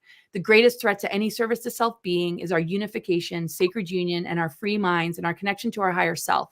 Let us start to embrace the choices that we have to connect with the mother energy of the planet and source energy so that we can step fully into our multidimensional bodies and break free from the time loop and archonic false systems. So I'm just going to end it there. And there's so much more to share, but I hope that explains some things that are helpful to everybody. That was so, so informative, Laura. I can see that you have an absolute wealth of knowledge, and you could probably do an entire day dedicated to yourself with all the things that you want to share. Just one thing that I want to wrap up with before we get our next guest on is, you know, you shared a lot of stuff about the different timelines, and the biggest piece that I took away from your presentation today is the word alchemy, in that we always have a choice that we can alchemize and we can lift up into that vibration anytime that we choose. So Laura, thank you so much for your incredible presentation today. I'm sure you saw some of the amazing comments that we had. There's just a lot of love pouring out to you, and I really appreciate you being here today. Oh, well, thank you so much. I wasn't able to look at the comments, but I appreciate, you know, being here. And yes, we do have a choice, and it's right there at all times. No matter what we're thrown, it's like we're going to rescue and reveal the treasures that have been dormant that are pushing us to awaken, and it's pushing us real hard. And the best place to go is in that direction. We do not need to consent and be tied into and entangled in these inversions anymore. So much love to you, and have a great rest of the conference. Thank you so much, Laura. And I'm very excited to introduce our next guest as well. So our next guest is an amazing human. His name is Craig Campobasso. I hope I said that right. Campobasso. Sorry about that. But Craig is an amazing award-winning filmmaker, and 82 different races of ETs he's connected with. So, I mean, my biggest question is, how did you find 82 of them? So anyway, very excited to have you on, Craig, and thank you so much for being here with us today. Thank you so much. I'm delighted to be here, and Laura was awesome. She was, wasn't she? Gosh, she has so much information. Yeah. I wish I had more time to ask her more questions, but yeah, we filled up an entire hour with her. Yeah, absolutely. So, so I do have a PowerPoint, but I'm not quite sure how to set it up here. Yeah, Neil's going to help you with that. Tech support has arrived, Craig. Oh, you're awesome, Neil. Thank you. Okay, click present, click share screen. Present. See at the bottom there? Share screen, okay. Click entire screen. Let's see, it says screen sharing is easiest with 2 monitors. Yeah, accept that. Accept that. Okay. Click entire screen. Wonderful. And just while you're getting that up, so for the people watching today, now Alan's already given a fabulous introduction. Alan and Neil gave a fabulous introduction before, but for the people that have just jumped in, so you've got a book that you've described these different extraterrestrial races, and you've also done a lot of shows. You've been on Coast to Coast AM with George Noory. Your latest book, The Extraterrestrial Species Almanac, The Ultimate Guide to Greys, Reptilians, Hybrids, and Nordics, has been a bestseller on Amazon. So, I really hope that during this presentation we can learn about all the different ET races, and take it away, Craig. I'm very excited to hear what you have to say. I will. Neil, is it up? No. So when you click present, you click share screen, you go to entire screen tab, and then you have to select the entire screen and click share. What do you see when you go there? I got it. Okay, so now there we go. if I Now, if I bring it up, you can Perfect. see Yeah, it. go ahead and make your presentation full screen. All right. Okay, we see it. And Yep, there we go. Beautiful. Is it full screen now? No, if you can just click the present button, then it'll go full screen. Right now, we see your whole window. All right. So where's the present button? No, it's the slideshow, start slideshow. Just like you would do a regular slideshow and start it, make it full screen in there. We just see the whole of the PowerPoint. Oh, I see. Well, Yeah, I just start it normally. I Click on slideshow. Click on the slideshow tab at the top near At at the the top, top. in the orange section, Transitions, there's a tab called animation, slideshow. got it. Okay. Yeah, And and I wanna click the slides myself. I don't want them to go too fast. Well, So yeah, but we'll see everything though. But I mean, you're my- just seeing what's in the sidebar of the things that are coming up, right? yeah, if that's how you want to do it, that's fine. Let's do it. Yeah. Okay. I'll do Craig, it that way. I All just right. give you a couple of suggestions.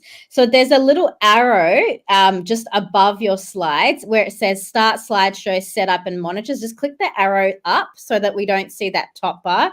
And then you can just make the main section bigger and then we'll still see some of the bits on the slide if you want to do it that way. Okay. And sorry, I am PowerPoint stupid. So where's the button? Do you see the section where it says start slideshow, setup and monitors? There's got like it. a little arrow right on the end there. It's like a little up arrow. No, Custom go shows. to your right a little bit more. Oh, yeah. Did it just do it? Okay. That's actually great though. Then you can use your space bar to get to the next slide. Oh, I could just do it this way. I got it. Okay. Perfect. All right, go for it, Craig. All right. Thank you guys so much. All right. Can you still see me too a little bit? All right. So yeah, we can see you. You're good. You're good. All right. Good. All right, everybody. I'm Craig Campobasso. I've got about 7 books out. These are a few of them here. The 2 MUFON books are the Extraterrestrial Species Almanac and the UFO Hotspot Compendium.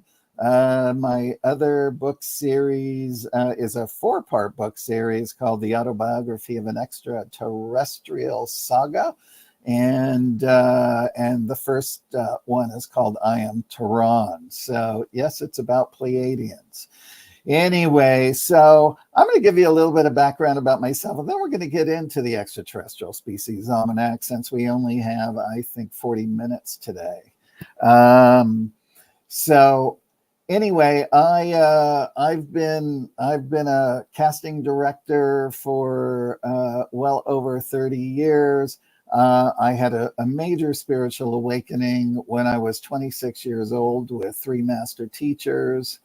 And this is what led me to write The Autobiography of an Extraterrestrial Saga. My book agent knew how much that I had delved into the contactee phenomena since the age of 26, and that I was well versed on it. So they believed him that for me to write the Extraterrestrial Species Almanac, which they already had the title for, which I thought was great. And I said, oh yeah, I can write that book because I had studied, oh man, so many contactee cases. I was friends with many hybrids. And of course, from my own encounters, being a experiencer and so on. So the interesting thing is in 2019, when I began to write the ET Species Almanac, I got a call from a woman in Canada who told me she was my cousin, I think 5th time over. And she said she just wanted some information on my mother's side. That's how we were related, my mother's father's side, which I gave to her.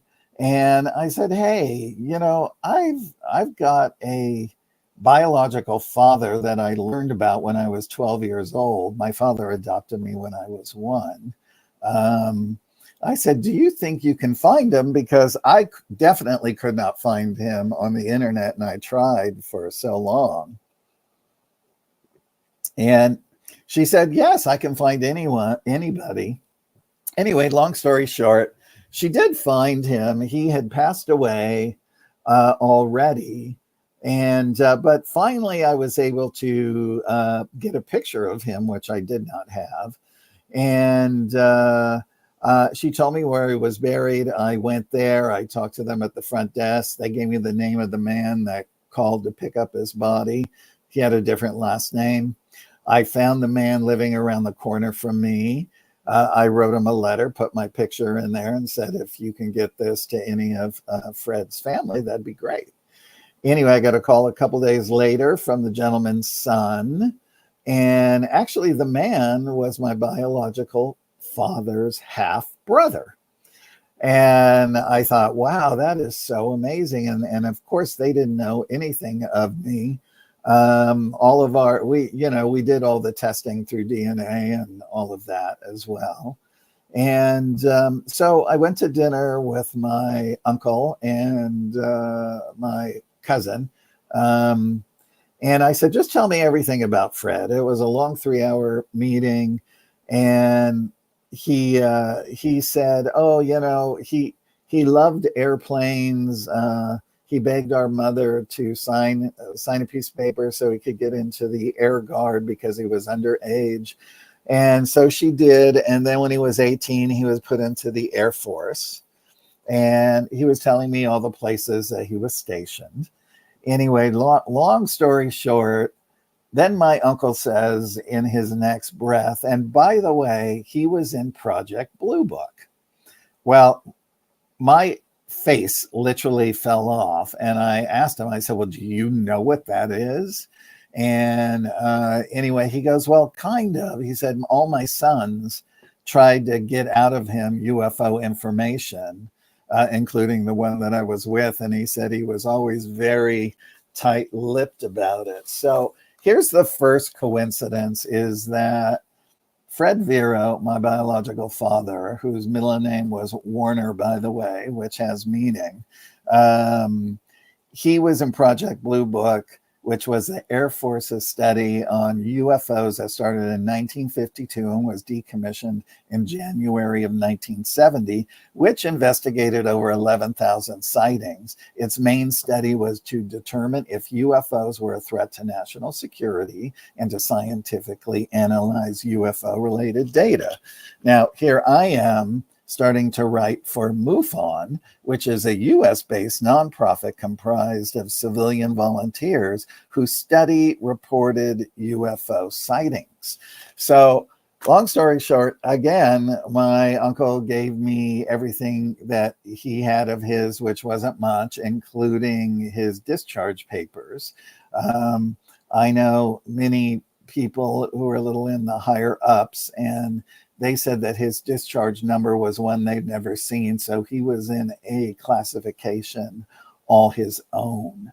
Now, my uncle then went on to say he was there for many years. I think he went up to a first sergeant. And then he just decided he didn't want to be there anymore. He came back to LA. He ultimately became the head of construction at Warner Brothers for film and TV. Warner Brothers, middle name Warner. I'm a casting director, and here he is in the film business. So I like to bring that up because it is truly in the DNA, and I found him when I began to write the Extraterrestrial Species Almanac. Now the interesting thing about writing the almanac, I had come up with over 120 races that I had researched, but the publisher said the book had to come in under 300 pages. And so I wanted to see as many as I could fit in. Paul Hellyer, who was the former Canadian Minister of Defense, who was very much championed UFO information and talked candidly about it in public, said that he knew of 82 races that were visiting Earth. And I thought, well, wouldn't this be a great way to honor him and see if I can squeeze 82 races in there, which is exactly what I did. So anyway, let's just move on. These are a few movies I worked on early in my career. I worked on Dune for 4 years and Conan the Destroyer at the same time. Here is me as a young man wearing Sting's costume. Sting was very awesome. He was a fantastic guy. Then I went on to Amazing Stories, where I started my casting career with Spielberg. These are the 4 books that are out of my book series. Everything's at autobiography of on et.com. This is my mom when she was young. This is my dad, who adopted me when I was 1, Lou Campobasso. Of course, I consider him my father, always have. And of course, they're no longer with us, but I think of them fondly every day. This is my biological father, Fred. This is me when I was young. You can definitely see the resemblance a lot there. This is him in his Air Guard uniform. And then, of course, him working for Project Bluefoot Book and me for MUFON. So there's the cover. We call her Snake Girl. She's a benevolent snake girl. And so we start off with Greys, Zeta Humans, and the positive races. Here's some of the positive races, the 3 on the bottom, we would call the Eben. There are so many different gray races. I can't even tell you. I remembered I was with a group at one time and a room filled up with all of them. And I've always been able to see into other dimensions since I was a boy. And I could see them all clearly. My friends could feel them. And the room literally escalated so high that you felt like you were levitating, because they were all very positive races. Of course, I know a lot of you know about Daryl Anka. And so we do have the Sasani in the book. And what's interesting is that there are 7 generations of hybrids with the Sasani. The first are the small grays that are known as the Maze. The taller grays are known as the Mazani. Sasani beings are half human and half gray, so they're Sasani. And the rest are going to be hard for me to pronounce. Shayael are beings that are more human looking. The Yayael begin to start looking very human-like. And then Earth humans becoming the 6th hybrid race, Anaka Inau Kina Nia. Boy, that's hard to say. And then the hybrid children who eventually live on Earth with human are the Shana. And then the 7th hybrid race, Anuhet, a blending of all 6 hybrid races in 1,000 years. Now, the reason I love to talk about this is Daryl is so, he is just a wealth of knowledge with his connection to Bashar. As a casting director, I cast both of Daryl's films, Bashar First Contact. So I know his story extremely well. And also, we did a little sci-fi feature called Alienated, which is on Amazon, if you guys would like to watch that. So I do have very soon, I'm excited to tell you all, I do have the Extraterrestrial Species Almanac, the documentary, ready for release on DVD first around December 1st. And then The rest will roll out online on all the sites and the streamers and Apple and iTunes and Amazon by the end of the year or the very beginning of the year. So you saw my website. If you want to receive information when they're available, just subscribe to my website, or you can email me directly and I'll add you into into the list. All right, let's see. All right, so we've got some malevolent grays. The one on the right side, the darker creature with these sort of orangish red eyes, are called the Orons.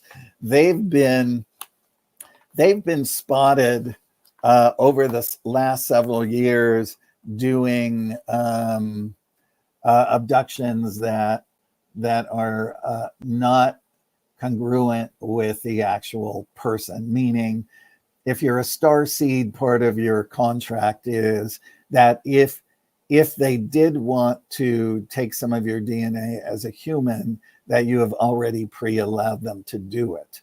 But the contention with the bad grays, as we call them, is that they do it without consent.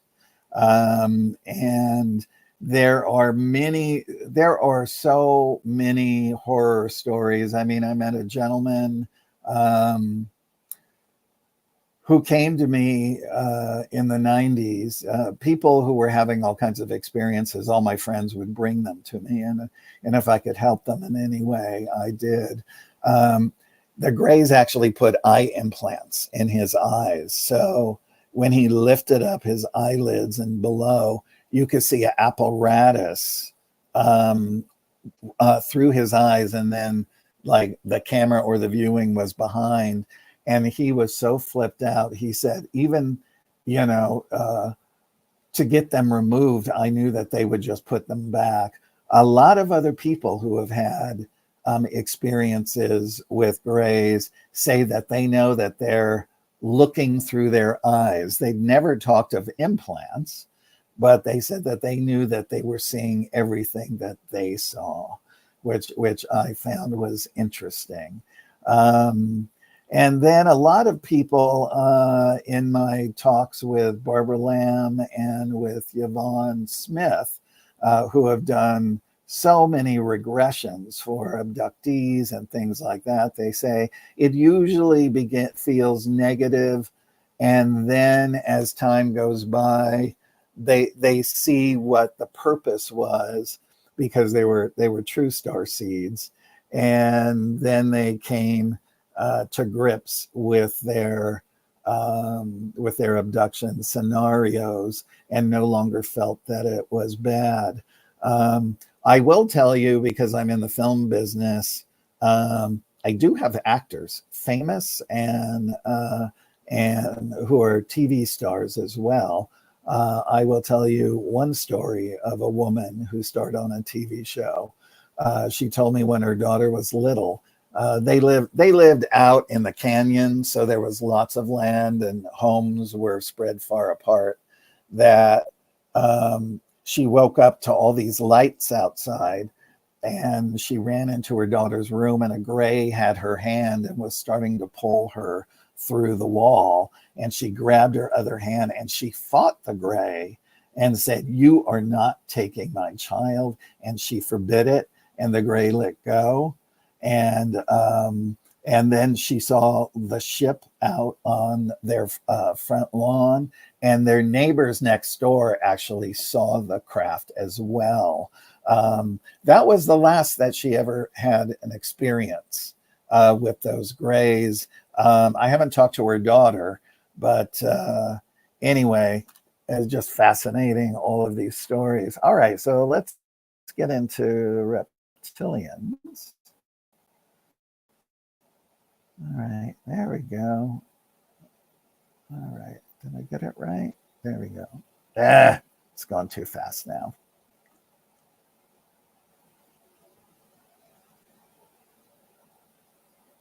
Sorry, guys. It wants to restart the program. All right. I'm just going to let it do. All right. Well, we'll start off with the benevolent reptilians. Oh, there we go. All right. Nope, they want to talk about the bad reptilian. This is doing it by itself, by the way, you guys. All right. So the ones that we hear the most about are the draconians. Man, it would take a whole day just to do a seminar on all of the information that goes on with draconians. But a big part of it is that the bad grays do work in conjunction with the reptilians. And once they come and they do treaties and they sign things with worlds such as Earth, they are allowed to have bases underground. And then once they've established those bases, then the reptilians come in because they're invited by the grays. And so it becomes a whole nother game changer. Anyway, they're very tall. They're built really strongly. Most starseeds will have experiences with them because they will try to knock them off their game. And I mean, I had a very, amazing starseed family. The parents were just brilliant. So their two children that came through were able to step up their energy. And the one boy, who was about 12 at the time, could speak 5 star languages. And so he would decipher things. He would speak them for me. A few times I got other star languages on EVP, and he told me what they meant. I also knew another woman who knew many star languages, and I gave her the same recording, and they both said that they were Pleiadian. That was Pleiadian verse. So in the documentary, you will hear some of the languages of the star nations as we're going through all of them. So anyway, all right. So let's go to the next. So we've got our benevolent reptilians. A lot of people will have experiences also with benevolent reptilians. I've heard that some very advanced reptilian races, that they also too are a part of the Starseed program, and that that they are being visited by the counterparts that they left behind. And so they're very connected into the whole reptilian world in the positive realm as well. So I know a lot of starseeds will, especially when they're just waking up, they'll usually get bombarded with a lot of benevolent energy, and then the bad reptilians usually show up. And just going back to the family, the 2 young boys and the father were every night being harassed and chased by reptilians. And so they came to me and wanted to know what they should do. And I said, well, look, all they're doing is just trying to knock you off your game for you not to progress in your spiritual life. I mean, these boys were showing me inventions they were going to build to help the earth. And I know that they're going to build those things. I mean, they were just brilliant. Anyway, so they did. They started doing a meditation practice that helped to push these entities away, and also learning to shield yourself. Laura was talking about Lisa Renee. Lisa Renee's website, I can't remember what it is, but if you just type in Lisa Renee, her website will come up. She has a lot of amazing meditations to repel negative energies, and to also build your spiritual network in your body up so that you elevate on a quicker timeline. So I would definitely suggest that you do that. All right, let's move along. So let's do some hybrids. All right. All right, so this little green creature here is from the constellation Rodwell. This is from a Wendell Stevens book. And it, a Cherokee girl on the Indian reservation, I believe she was around 14. As we know, American Indians are very connected to off-world beings, and they had seen a craft around for some time, and they knew that this girl was going to be taken. And she was, and she had no fear. This being was very benevolent. And the reason they chose her was because of that. He was able to hook a neural thing up to her head and one to his so that they could talk from mind to mind. The little necklace around his neck, when he would touch it and point it on a wall, the wall would open up and go to a different section also on the ship. And anyway, he just wanted to share about who he is and who their race is, etc. And so when she came back, because he had her hooked up to this neural thing, she remembered everything in great vivid detail. So that's a great section in the ET Almanac, Rodwell. This is what a human hybrid with some reptilian DNA in her as well would look like. All right, I know I have more than that. No, that's it. All right. There we go. Okay, let's talk about Alpha Centaurians. There are many people in South America who are having contacts with Alpha Centaurians. They're a very tall Nordic race. This gentleman's name is Ontaral, and he is over 8 feet tall. This is his wife, Ivica. She is also tall.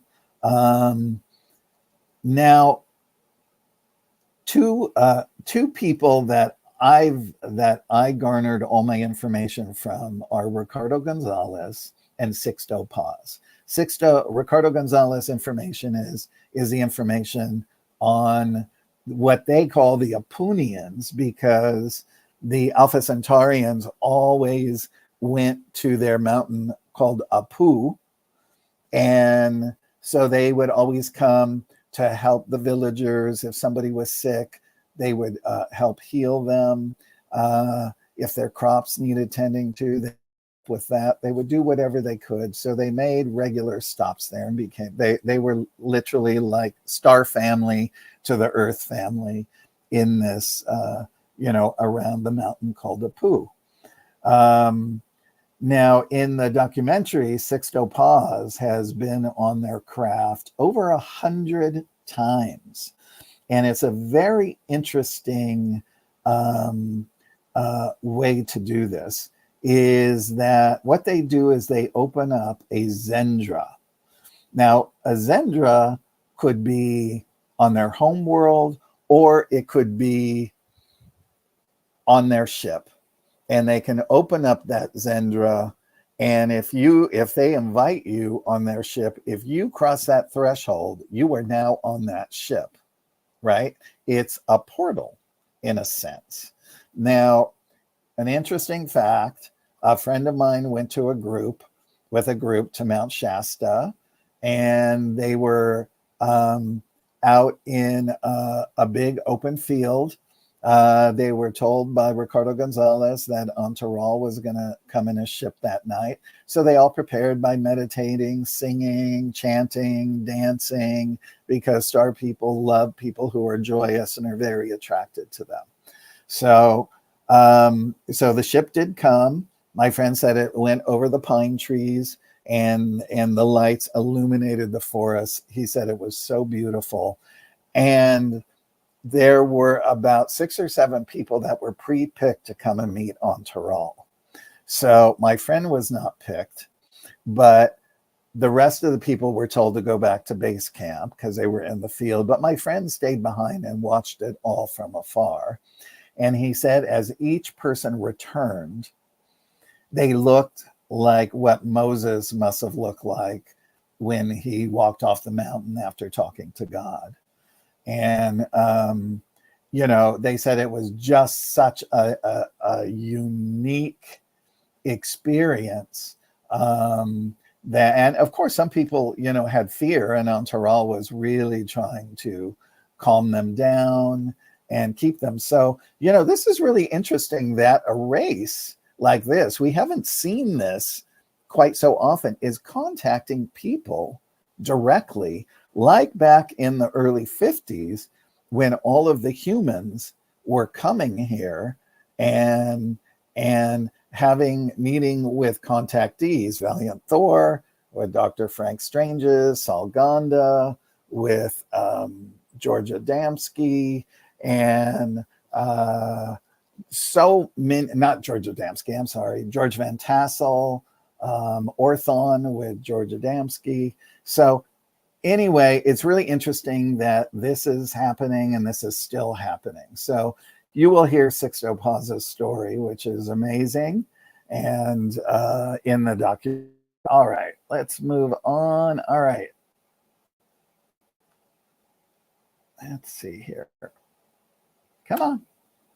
There we go. Yeah. All right, let's go back. There we go. Here's the Pleiadians.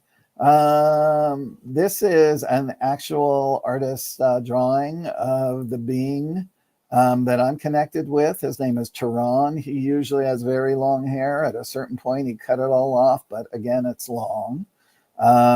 This is another commander as well. And they're coming here and reconnecting their story, their ties, their DNA to our planet here. And I will say I've had so many beautiful, beautiful experiences with the Pleiadians. The teachings of spirituality and how to look at things and how to handle things and to explain exactly what your emotions are, that they really are the tools that are helping us to climb up out of duality and become fully conscious beings. So in other words, our heart and minds will work together, and then the ego is abolished. So anyway, you will love the section on them. There's also a great section in the E.T. Almanac book. And then let's see, Venusians. So this is Salganda.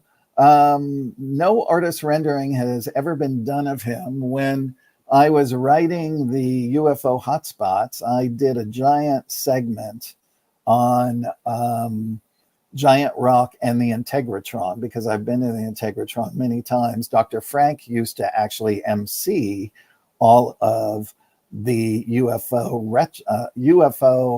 space conventions there, because George was raising money to build the Integratron from the blueprints that Salganda gave him, who's a Venusian. They live on the interior of Venus, by the way. They say that all the planets are populated in our galaxy, and that everyone lives on the inside. This way they can control the elements. They have resonation fields that keeps their cells, everything young. Interestingly enough, Salganda came with the Integratron is when it was turned on and you walk in one door, walk across the Integratron, walk out the other door, your cells would be rejuvenated and that you would stay looking young. It would help to eliminate sickness and disease and to prolong your life. So that's why they also have very, very long lifespans. Valiant Thor came with a similar design, which he gave to Eisenhower. to eliminate sickness, disease, poverty as well.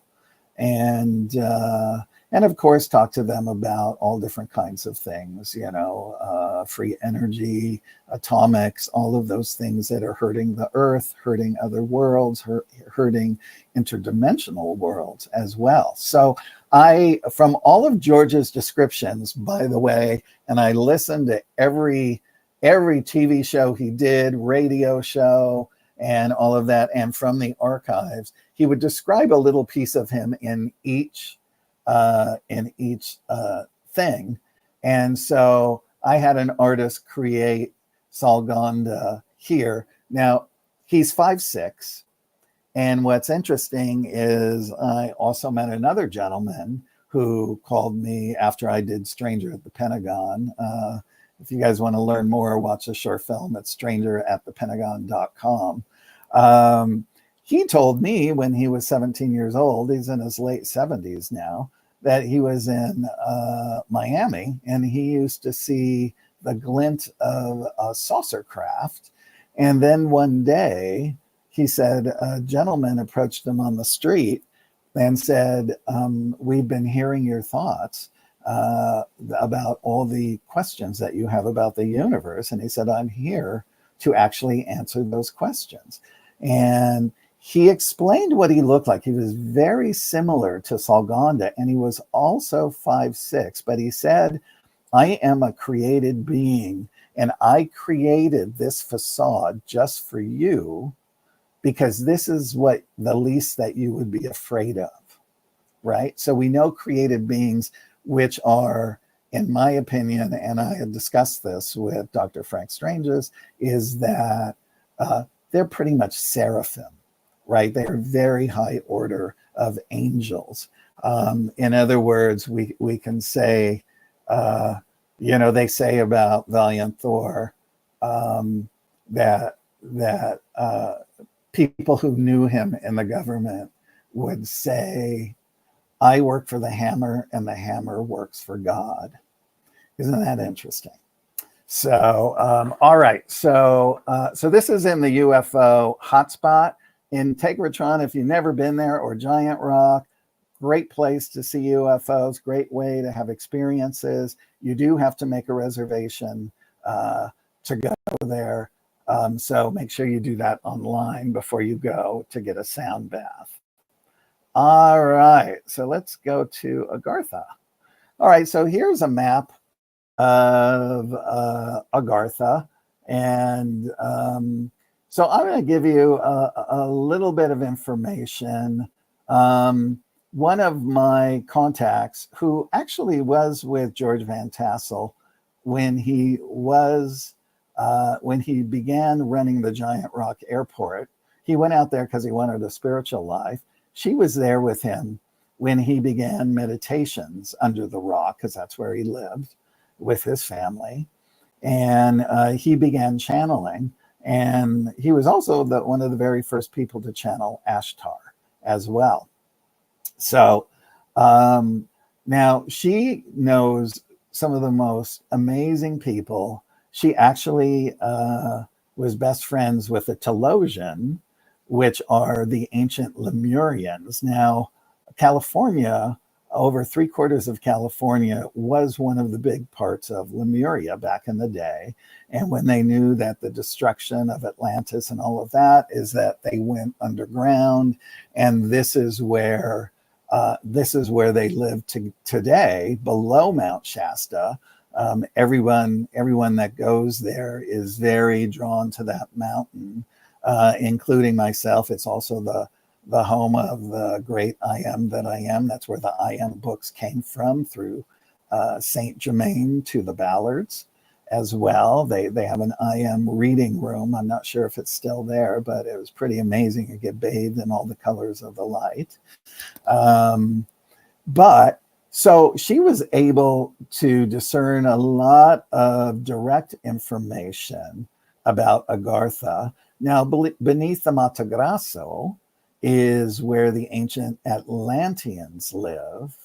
And then also the capital of Agartha is the city of Shambhala. Now, what's interesting is people who have journeyed into the earth, when they have visited various lands, they always talked about a priest. Now, we know that in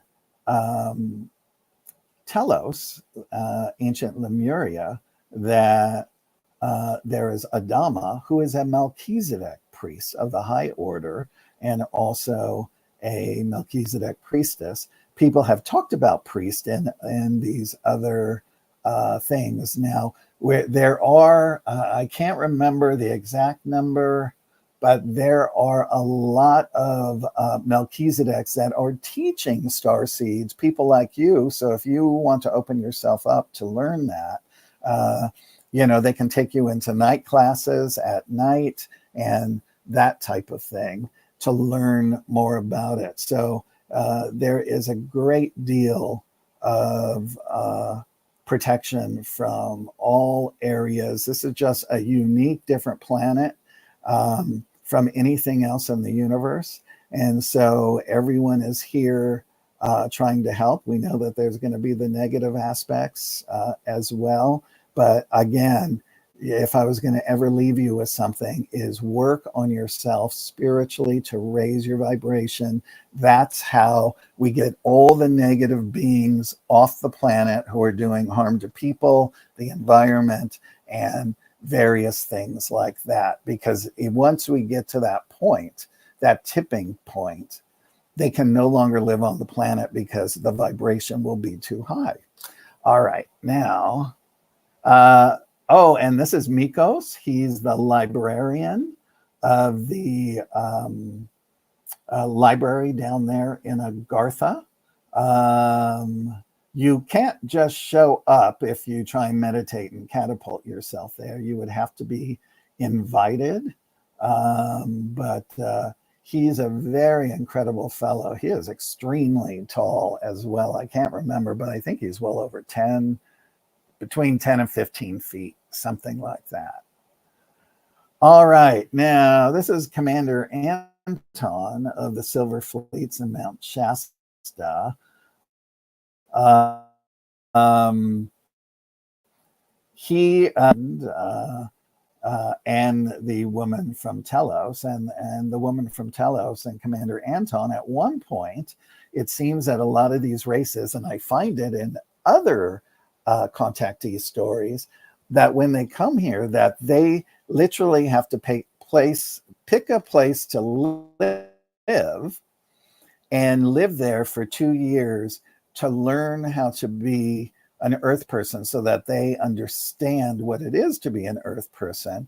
And so him and this other woman chose San Francisco and that kind of thing. But he commands the fleets there and in a lot of the general areas. My friend who I've told you about, she actually does the section on Agartha, which you guys will find extremely fascinating. All right, here we go. Now this is, I had this rendering done of Saint Germain. I myself had an amazing experience with the great I am that I am in Mount Shasta. And the very next day I drove up to Panther Meadows down here at the bottom, and I had a lovely meditation. And but this is the location where Saint Germain originally met with the Ballards. All right, let's see. All right, the Melchizedeks. We love the Melchizedeks. All right, here's Father Melchizedek. This is Macaventa Melchizedek. So the University of Melchizedek is 490 university spheres, and each planet teaches its own curriculum. So when we're like on Earth, we're learning duality. When we graduate from here, how many lifetimes we have here, then we go back to Melchizedek, and we will go to a learning sphere of where we might want to have our next incarnation. Maybe we want to learn science and spirituality combined. So then we would incarnate on the planet, and we would say, that's going to take me 3,000 years to assimilate. So you will choose a lifetime with that longer lifespan because those worlds are very advanced and you can stay living for that long. The only difference is created beings like Valiant Thor, they are eternal and they live forever. What's interesting, and I can't remember what it's called, but I have it written down. They can, after a certain period of time, change their whole persona, but everyone who knew them would still know that it's them because it's the inner body vibration. Because when you're telepathic, you share your inner soul, your inner body, and all your feelings, your emotions. When you're telling a story, everything gets conveyed, so the other person actually feels it as well. Of course, Father Melchizedek is the architect of Melchizedek. So he is in union with Michael, Gabriel, and also Metatron. All right, here we go. I know we're almost to the end point, but let me just get here. All right, so celestials, we will all become celestials. We're in the physical universe. When we actually graduate from all our physicality here, we will then go to the astral universe, and we will live out our long days there, learning from the astral realm, because there's many realms. Just we'll be in a higher realm, but we can learn about all the various levels, even going down to the netherverse as well. And then once we graduate from there, we then graduate into becoming a celestial. We are a part of the Godhead, and we are a part of creation, and we start creating from the Godhead, which I just love and find so fascinating. So the truth to we are co-creators of the creation is absolutely on the money. This is a paradise sun here. And this is Lourdes Iamatron. She's a teacher on the interior of Venus, and she had a Chinese lifetime on Earth. And so she decided she liked her appearance there, so she stayed there. So here it is. Physical is the creation of life and astral body development. Astral creation of life, worlds, and celestial body development. And then the celestial, then the creation of worlds, galaxy, and development of the Godhead. So anyway, I think our time is up, but let's just see if we can squeeze in. Here we go. Created beings are created from the Godhead. They have no belly buttons. They're magistrates of the heavens. Valiant Thor does look after our galaxy here. This picture was taken by August Roberts, a retired Air Force photographer. And it was actually Howard Menger's at Howard Menger's farm. Howard Menger was visited by many human extraterrestrials back in the day. And when they would meet him, they had a certain handshake, and the photographer was so drawn to Val and his two companions, he took a zillion pictures of them.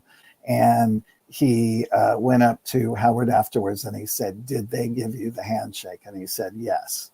So that was fascinating. This was during his tenure of the 3 years at the Pentagon. Anyway, that's my time. Again, you can... let's see, there's where am I? There we go. Here's where you guys, my website's here. You can see my short film, learn more about Valiant Thor there, get Dr. Frank's out of print books, and you can get my books at the top one. Amazing. All right. Thank you. All right. I don't think I can get this off my screen. That was fabulous, Craig. I think Neil can help with that. Amazing. That was incredible. I just really enjoyed that presentation, and the pictures are so beautiful too. One thing I want to share with you, when you were talking about the Mount Shasta story, I had the biggest smile on my face because I was there that night when they met on Terrell, and I have the craziest story. Oh, you did? I was one of the Oh 100 my people God! Can you? there, yeah, in person.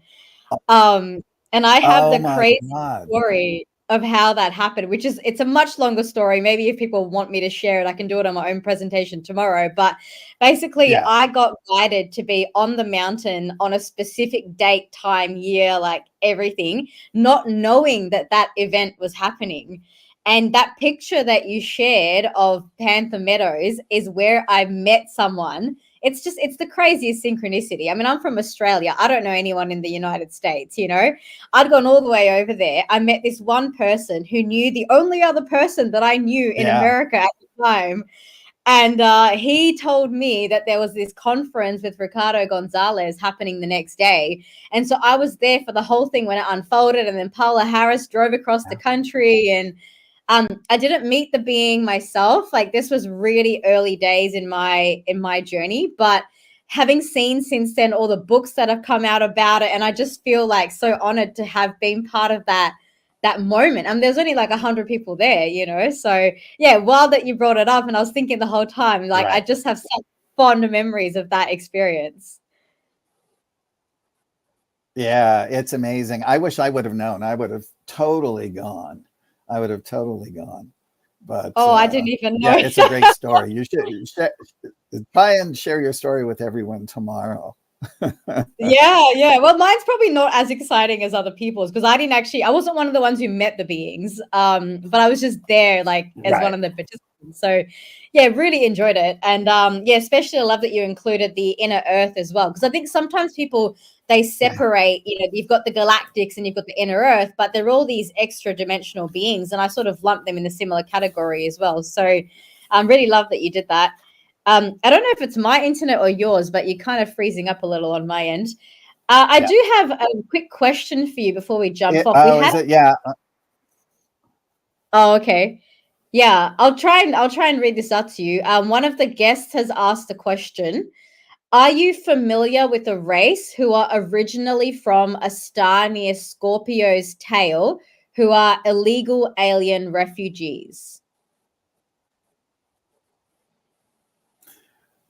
You broke up. I couldn't hear it. Maybe I'll type it in the chat box for you.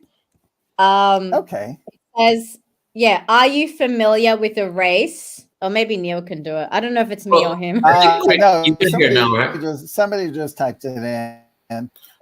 No, I'm. What's that? What's that, Neil? Oh, I didn't say anything. No, someone was asking if you know about a race from the tail of Scorpio. Oh, okay. I don't. I do not. But I do get a lot of people since I wrote the book telling me leopard Pleiadians. So, yeah. You know, they have little red things all over their skin, but you know, I know of beings that I've seen myself. There's rainbow washes of skin, and there's green skin, blue skin, violet skin, yellow skin, orange skin. And what's great is when an orange and maybe a yellow get together, the colors of skin, you know, that the babies have are just amazing. Yeah. I bet there's thousands of races out there. I mean, I'm impressed even with just 82. I don't think you can hear me anymore. Oh, I don't even. Yeah. I think it's just. Yeah, I know. People can still hear me though, I think. But yeah, what I was gonna say is, like, I think there's probably thousands of races out there, and we're still so new to sort of uncovering, you know, what's really out there. So Craig, thank you so much for your incredible presentation. You've got a lot of love in the comments again, and it's been very, very informative. Well, let me just leave you. I'm going to just leave you with this statistic really fast. The Alpha Okay. Centaurians say they know of 1,019,000 races. And in the Urantia book, it says that Earth's number in the Orvonton super universe is 5,304,482,337,666. Wow. How's that? Whoa. That's in the Urantia Yeah. book, Craig? That Very is, yes, yes. Yeah, no, it makes Yeah. sense. Well, thank you guys so much for today. I'm sorry I couldn't see everybody else, but thank you for being here. And much love to everybody. Have a great rest of your Thursday. Thank brother. you. Appreciate you, man. See you later. And Amazing. I believe we're handing back to you, Neil, Yes. to carry on. So Yes. Thank you. All right. So before we bring on Ashlea, I want to show you once again the event that Craig was supposed to be part of. I think I forgot to put him on this. I'm going to put him on this flyer. Is the Moon, Mars, and Anomalies and Inner Earth conference. That's April 5th of next year, and you can find that on our website. I could have sworn I put Craig on it. I got to check with him. But this event's going to be amazing. We're going to go deep into so many different types of awareness here, looking at what's going on Mars, and just exploring the fact that we have definitely been,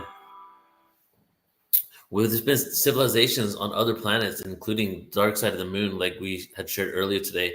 And Constance Briggs, she's going to be coming up soon today. And hopefully she's going to be talking about the moon anomalies. And today is the super full moon. So what a perfect day. I couldn't have planned it better myself, which is kind of funny because I did plan it. So because today is the super full moon and we have moon anomalies. That's just the way it works. And we're also, today is the beginning of an annual alignment with Arcturus. And it's a galactic day, the most galactic of all the days. So keep that in the field as we're going through today. And there's also a third thing going on. There's something going on with Cryon today as well. So a lot of energetic and astronomical occurrences today to support this event and just the shift that's going on anyway. So I think that's really beautiful. Just want to share that with you. So now we're going to get into our next guest, and you have seen her on Portal to Ascension. She's been one of the main MCs here. She's going to be on the Galactic Origins cruise. She helped me MC the Lemurian conference and the Great Awakening conference that we just did 2 months ago. This is Ashlea Pfeiffer, and Ashlea is known as Metaphysical Ash. She's a catalyst for personal and organizational transformation through customized events, workshops, speaking engagements, and she helps and works with people one-on-one. Her journey commenced with a transformative, spontaneous Kundalini awakening, navigating misunderstood physical ailments and making profound shifts in mindset, diet, and behavior over the years. This awakening, which included interdimensional and extraterrestrial contact, ignited her mission to help others experience similar paths. She spent years in self-study, and her journey began in childhood with experiences of psychic sensitivities, and as a teenager, she delved into the occult, which eventually led her to more practical applications as an adult. She studied neuroscience and the psychology of thought patterns. Through her understanding of how these patterns contribute to reality, Ashlea creates transformational workshops and events utilizing guided meditation to shift individuals at a foundational and frequency level. So let's go ahead and bring Ashlea on. Hey, Ashlea. Hi, Neil. Thank you for that intro. I want to shout out Craig. I don't know if he's still here. I have his book and I want to show it to you. So somehow, I don't remember how I got this, but before it went to print, I came across it. And I've had this. I printed it out. I went to the library. So I have this giant folder of all these species. And it helped me navigate some of the challenges I experienced. I'm going to talk a little bit about that in my presentation today. Whoa. And you knew it was Craig, and you knew he was the speaker today, right? I knew, yeah. And I've had that book. I'll go through it sometimes and, reference who I've connected with, because I don't always see them physically. It's more like frequency intelligence within the realms. And I always check them off. Oh, that one's familiar. Oh, that one was there. Wow. And the more we move forward into this awakening, the more we're going to realize that life is normal. This is the normality of the universe, not the other way around, you know? Yeah, paranormal is the new normal. Yep, exactly. So what are you sharing with us today? I have some talking points on a presentation, All right. and I'm just going to kind of see what comes through. Okay, let's do it. All right. So I'm going to open up. Let's see. Share screen. Share screen. There we go. Got it. How are we looking? Yeah, it looks great. Okay. And you can see just my presentation? Yeah, your presentation and yourself. Okay. All right. Okay, Ashlea, we're ready to receive. All right. I'm ready to deliver. So I want to talk a little bit today about awakening your consciousness and strengthening your light body. Awakening your consciousness. Am I going crazy? Probably one of the most commonly asked questions by those experiencing a spiritual awakening. I like to say we are birthed of the earth, seeded from the cosmos, and then the human being has created something of its own, which is the matrix, which is the experience that we've all come together to have as an organism, an extension of our planet, and seeded from the cosmos. I'm going to share a little bit about myself, a bit about my personal journey. As Neil mentioned in my intro, as a child, I had some sensitivities. I felt very much connected to things beyond the veil. I used to play with things. I used to see things. I had an affinity for understanding people. As a child, I always wanted to be an FBI agent that studied the minds of criminals. 2016, we're just going to kind of move forward right here. This is before my Kundalini awakening. That photo was maybe a few months before I had a spontaneous Kundalini awakening. I was notified it was coming through my team, my guardians, my guides. Certain energies were coming towards me. I could see things. Past loved ones were coming back up. The word Kundalini kept showing up. So the awakening happened. It felt like something was rising up my spine, getting trapped in my heart, my throat. At times, my solar plexus, I could feel some vibrations there. The second image, that's 2018. That's around the time I was receiving significant interdimensional and galactic information. My body was having a hard time adjusting to the frequencies around me. So around this time, I was experiencing Pleiadian contact, Arcturian contact. I actually thought I was a Pleiadian starseed. Fast forward, knowing what I know now, we're all of it. Our DNA has the potential to connect with a lot of these angles of consciousness. So I like to consider them angles that when we reach certain levels of embodiment within our humanity, we can kind of reach these states of awareness, aware that we are deeply connected to the cosmos as well as connected to the earth. So 2018, I went through a ton of physical changes. The experience was an accelerated ascension, pushing me to the limit of what I think I could handle physically, mentally, emotionally. I remember at one point, I disassociated from my body and I was actually watching Ashlea operate these programs and these behaviors. I became everything that I once judged in others. And that taught me a lot about polarity and integration and the depth we're willing to go into the darkness.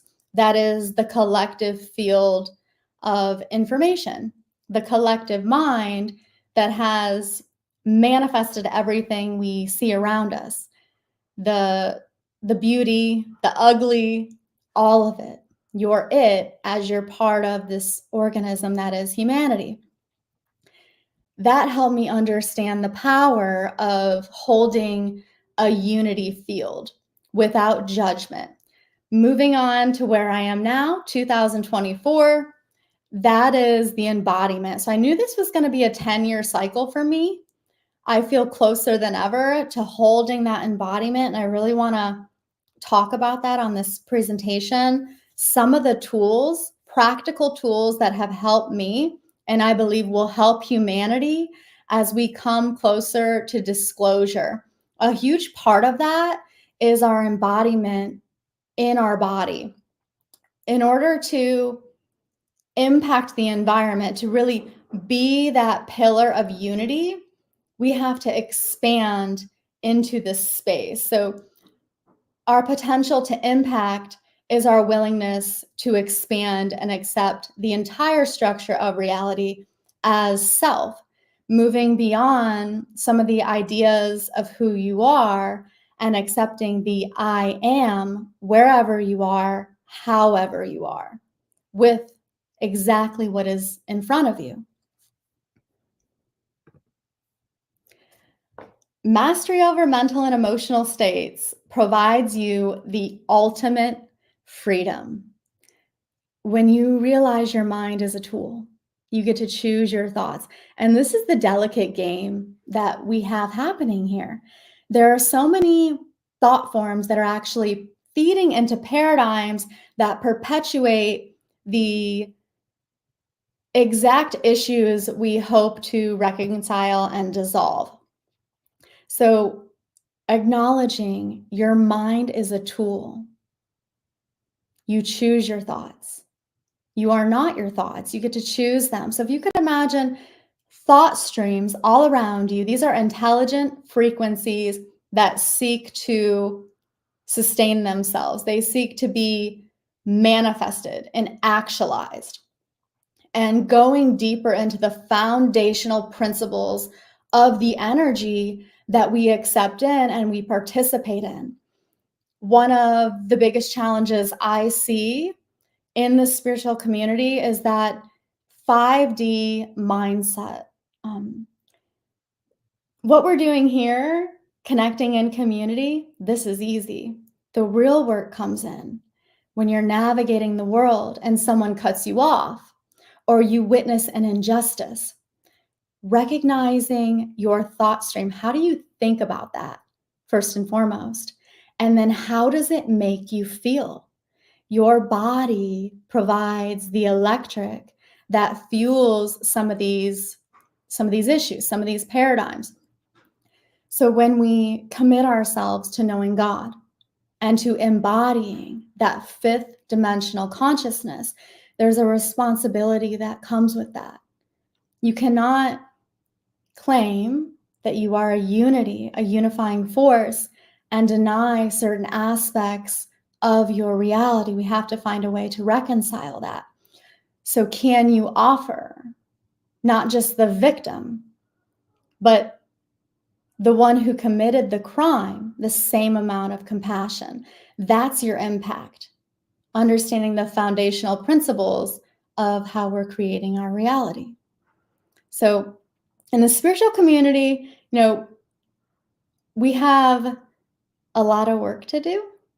We have a lot more integrating that needs to happen before we can hit that 5D, because even as you are on this path, you're going to come across things in your structure that are going to trigger you. They might have you thinking, well, they're stuck in the 3D, I'm over here in 5D, but what is the foundation of that thought form that then moves into your feeling body and is projected out? It's perpetuating the issue.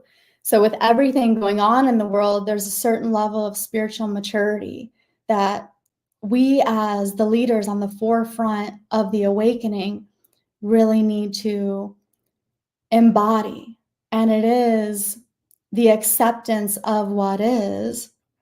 Creation does not make any mistakes, and we have free will. Once we know how to use the tools in our toolbox, understanding the foundational principles of reality, we can make those shifts a lot faster.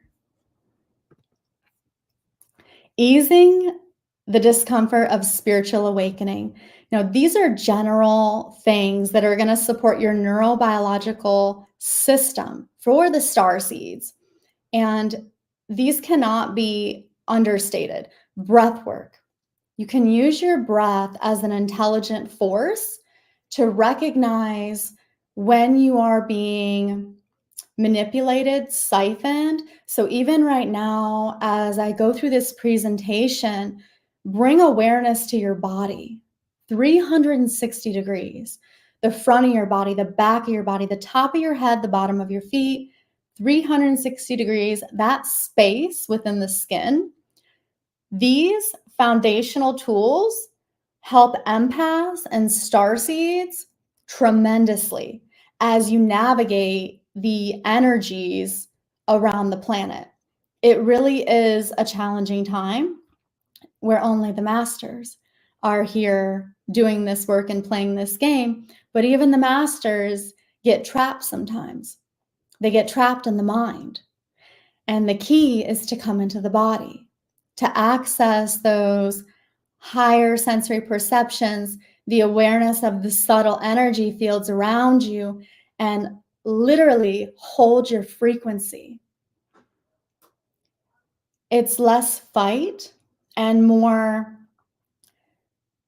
solidifying yourself in space and time. So breath work, coming into the breath, that's one of your most powerful tools. And if you can take that breath in, move it up through your mind, down your spine, really following that channel of the breath, you can find areas where you might have stagnation, tension, areas within the body, within the skin that are not resonating in harmony with nature and the frequencies that we are now accessing as a planet.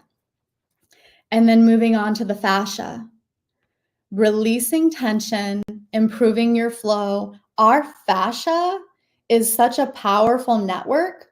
It's a network that holds so much information, which speaks to the instruction set, how the organs, create themselves, how the organs are resonating. Your fascia can help you tremendously. It helps you move beyond any dogmatic viewpoints you have and accept more of your structure of reality as self, as the I am state. There was a quote I read once. I don't know who said this quote, but it's always stuck with me. A healthy mind is a flexible mind. A healthy body is a flexible body. So on these 11 days of awakening, take what resonates, leave the rest. Don't allow your mind to use you if something doesn't fit, if you don't agree, because that in itself is a frequency intelligence, which has now made its way into you and feeds off your discomfort.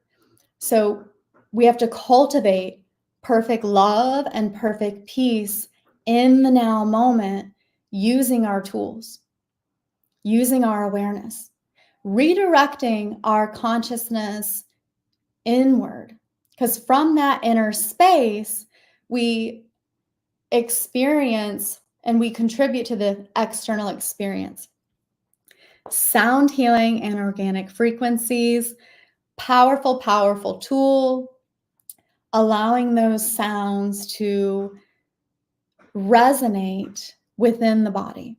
One of my favorite sound channels on YouTube is Octurian Sound Healing. They have some amazing frequencies on that channel. And then organic tools that create sound that are not really manipulated by AI. Those are really powerful as well. And can you take that sound inward? Can you register where that sound is, where you are, take it into the body. Now, these are the secrets of the universe, energy, frequency, vibration. Use that to your advantage. So even as you go through these 11 days of awakening and you resonate with certain speakers, with what they're sharing, what they're providing you, take that inward to your inner space to help you adjust the world within, the universe within you.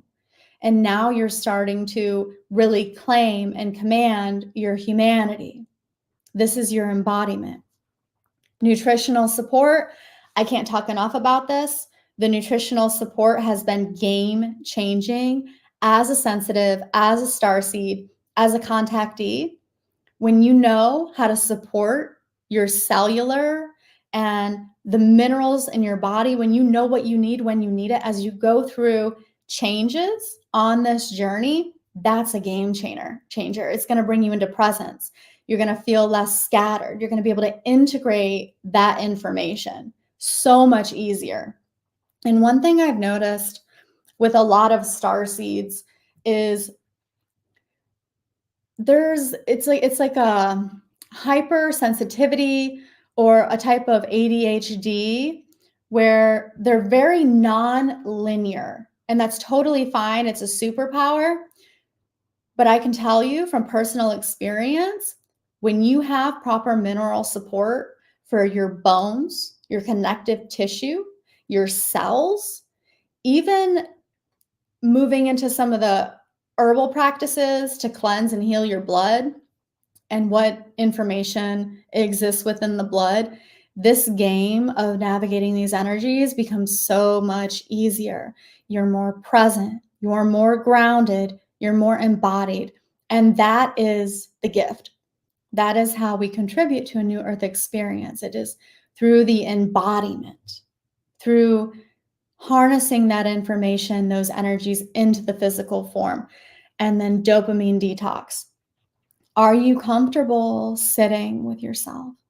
Like getting really, really still, noticing your body and what's going on inside of you without distraction, without interference, without the need to listen to music, really redirecting that inward. I like to do this at least once a week where I don't watch TV. I'll turn my phone off. I'll disconnect from the outer world. And it's an extreme focus inward. It's a focus on every step I take, every breath I make, how my lungs expand, connecting with the heart, the fascia. It's a full day to know myself, where I am, how I am, what I'm resonating with, and any subtle distortions I feel, I take that time to focus on that, to reconnect those systems of my body with the living light, with the organic technology and the new plasma light spectrums that are coming on our planet to become that embodiment of the new human, the ultimate technology. And when you do this, when you have that embodiment, you can manifest so much faster. You can impact grids of the planet every step you take. You'll notice the things that come to you in your structure of reality are just alignment, synchronicities. You don't have as many accidents. You know that your needs are completely taken care of and provided for because you're in tune with that vibration and the reality responds to that. Okay, flow or fight. Referencing reality based on thought forms, navigating the complexities of timeline potentials and manipulation, saying goodbye to the spiritual warrior. And this is where your embodiment is your greatest gift. You secure yourself in that frequency. And from that place, you no longer have to fight. You're within a flow. It's a completely different way of securing yourself in space and time. And I also want to expand on the thought forms that we use to stabilize ourselves. And by stabilize, I mean your definitions of self. the ideas about who you are, the experiences that you've had, the concepts, even to the extent of, you know, I'm star-seeded, I'm this, I'm that, I'm this, I'm that. The greatest gift that we can provide to humanity is a full embodiment and a full acceptance of the I am state. So noticing your structure of reality. Once you've solidified yourself in your torus field, so you have a full awareness of the subtle fields of the body, 360 degrees, then you can start going inward and figure out where some of the connection links are between you and these external paradigms that are plaguing humanity. Some of these constructs of thought that have made their way into the world of form. There's a lot of that. There's a lot of things that still exist within our physical body because we have not reclaimed our humanity. We are not fully embodied. Some of the areas I see most manipulated are going to be the sexual centers, the space around the throat and the back of the neck, which is also known as the golden chalice, mouth of God. There's a lot of vulnerabilities within the human field. And sometimes when you're navigating, you pick things up. You know, you're doing your work, you're going into certain environments, having experiences, and stuff can stick to you. The starseeds experience so many more challenges than the average non-awakened human because of how you shine, because of the capabilities within your genetic code to manipulate the quantum fields. So our awareness is key. It's not a thought. It's not any concepts that are going to stabilize you. It's knowing where you are, how you are in space and time, connecting with your physical body, and in embodying your divinity. The reason I have this here and the DNA strand, the blood, understanding foundational constructs of how you resonate, what you're consuming physically, mentally, and emotionally, and then what you may have incarnated into, the blood. So our blood holds a lot of information, and you know you're not this body, but you incarnated into it.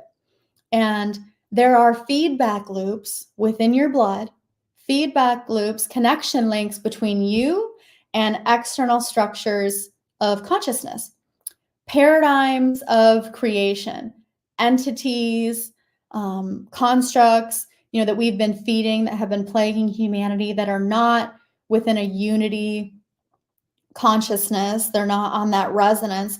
Some of that's within our blood. And it is my belief that some of the strongest souls have chosen the most challenging bloodlines, meaning you have incarnated into a lineage that has a lot of connection links between the physical body and these constructs of reality that create our matrix system.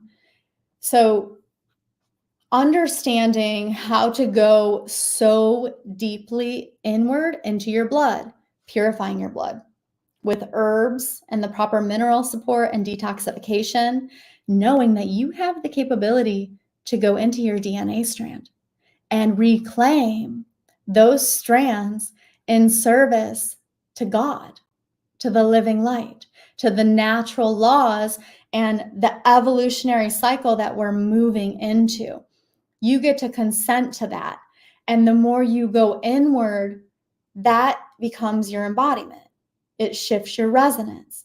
You become a code and a key, and the frequency that then provides that for the environment you navigate. You get to plug that also into the earth.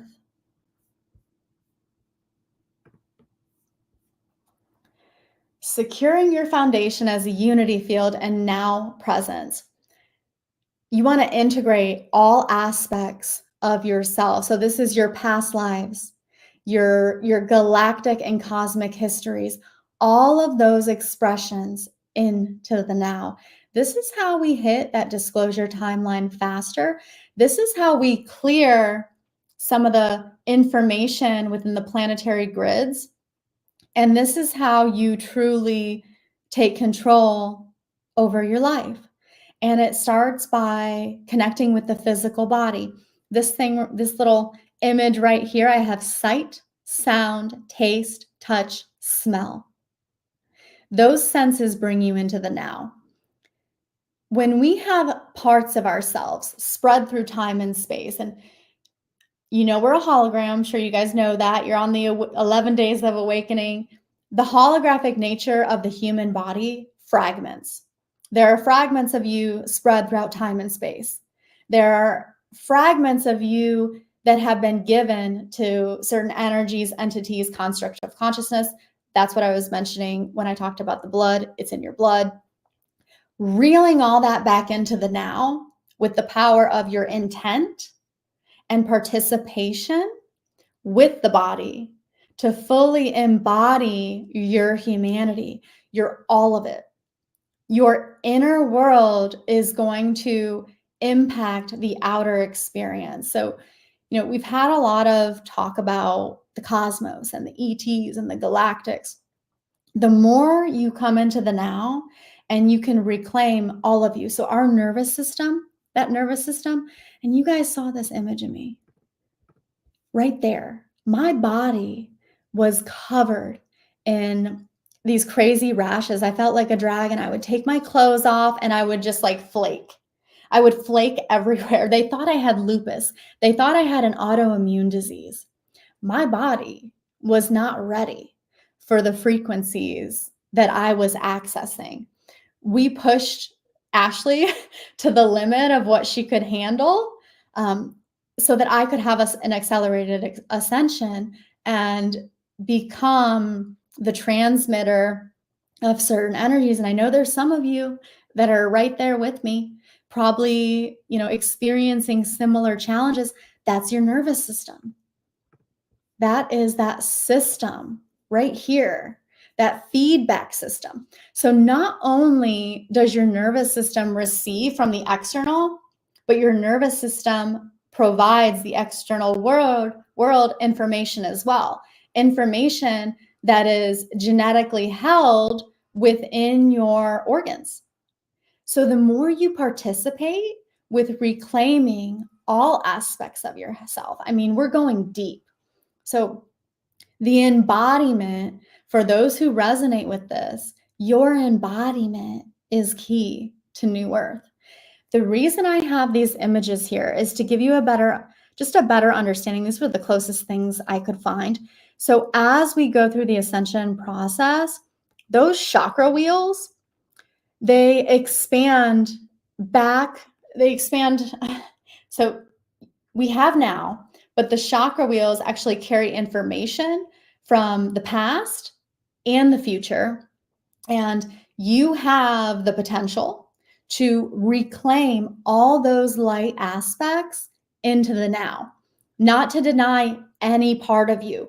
So those aspects of self that you may view as dark or dangerous, or you want to avoid, those are keys to your embodiment. Those are keys to your ascension, not to deny them, but to fully integrate those light aspects into this present moment as you build your light field. There's a lot of power in that. And there's a way to do it with love, peace, and compassion. So there really is nothing to fear. The fear is often a story created by the mind. Remind yourself, my mind is a tool. I choose my thoughts. And really the only meaning anything has is the meaning you give to it.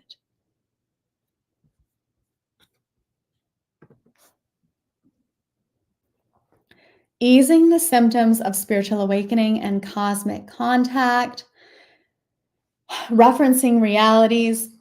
As we focus our attention outward, there's always a cost. There's always a cost to what we're focusing on. Well, there's a cost to you, and you're paying attention.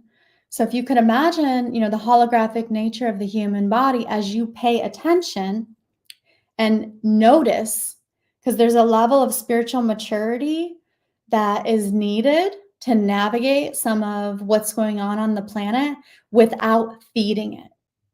So as you pay attention, can you come into a place of sovereignty, of securing your frequency in the body? If you're paying attention to certain situations, happenings, atrocities that are going on around the planet, and it creates a feeling inside of you, you're feeding it. You want to hold that frequency. You want to hold neutrality, and you want to. It's a very kind of challenging thing to navigate. You want to become neutral. That's the only way to really dissolve what is happening on the planet. I think that's going to trigger some people. Like, how can you say that? Neutrality in these situations. Like, we see what's going on over in the Middle East. We know, some of the things that are happening in the entertainment industry to the children. We know about this stuff. Can you hold neutrality? Can you hold compassion, not only for the victims, but for those who have made those crimes against humanity? This is ascension. And just as we are ascending, so are they, as they choose to. So there's a larger picture happening here, really recognizing the power you have to reference realities based on what you allow into the mind. Supporting your neurobiology with supplements and nutrition, I cannot emphasize this enough. Cellular support, mineral support, cell salts are game changers for the star seeds. This is going to help you solidify yourself in that sphere of energy. This is going to help you direct your attentions in the right way. When you see certain things and you feel that flush, you feel that activation, you feel the nerves being stimulated, and perhaps you feel an opening in the center of your chest and your solar plexus is now being manipulated. Having support for your neurobiology through nutrition is game changing. And then the third one, allowing for recalibration in stillness. This is where you get really, really still and you notice your body and you allow plasma light to come in through your crown and start regenerating some of your systems. So you're going to reclaim all your systems. You can actually go inward and communicate with your systems, your skin, your bones, your organs, your heart, your brain, noticing both hemispheres, front, back, side to side, top to bottom, really reclaiming all your aspects in service to God, reclaiming your divinity, embodying your humanity.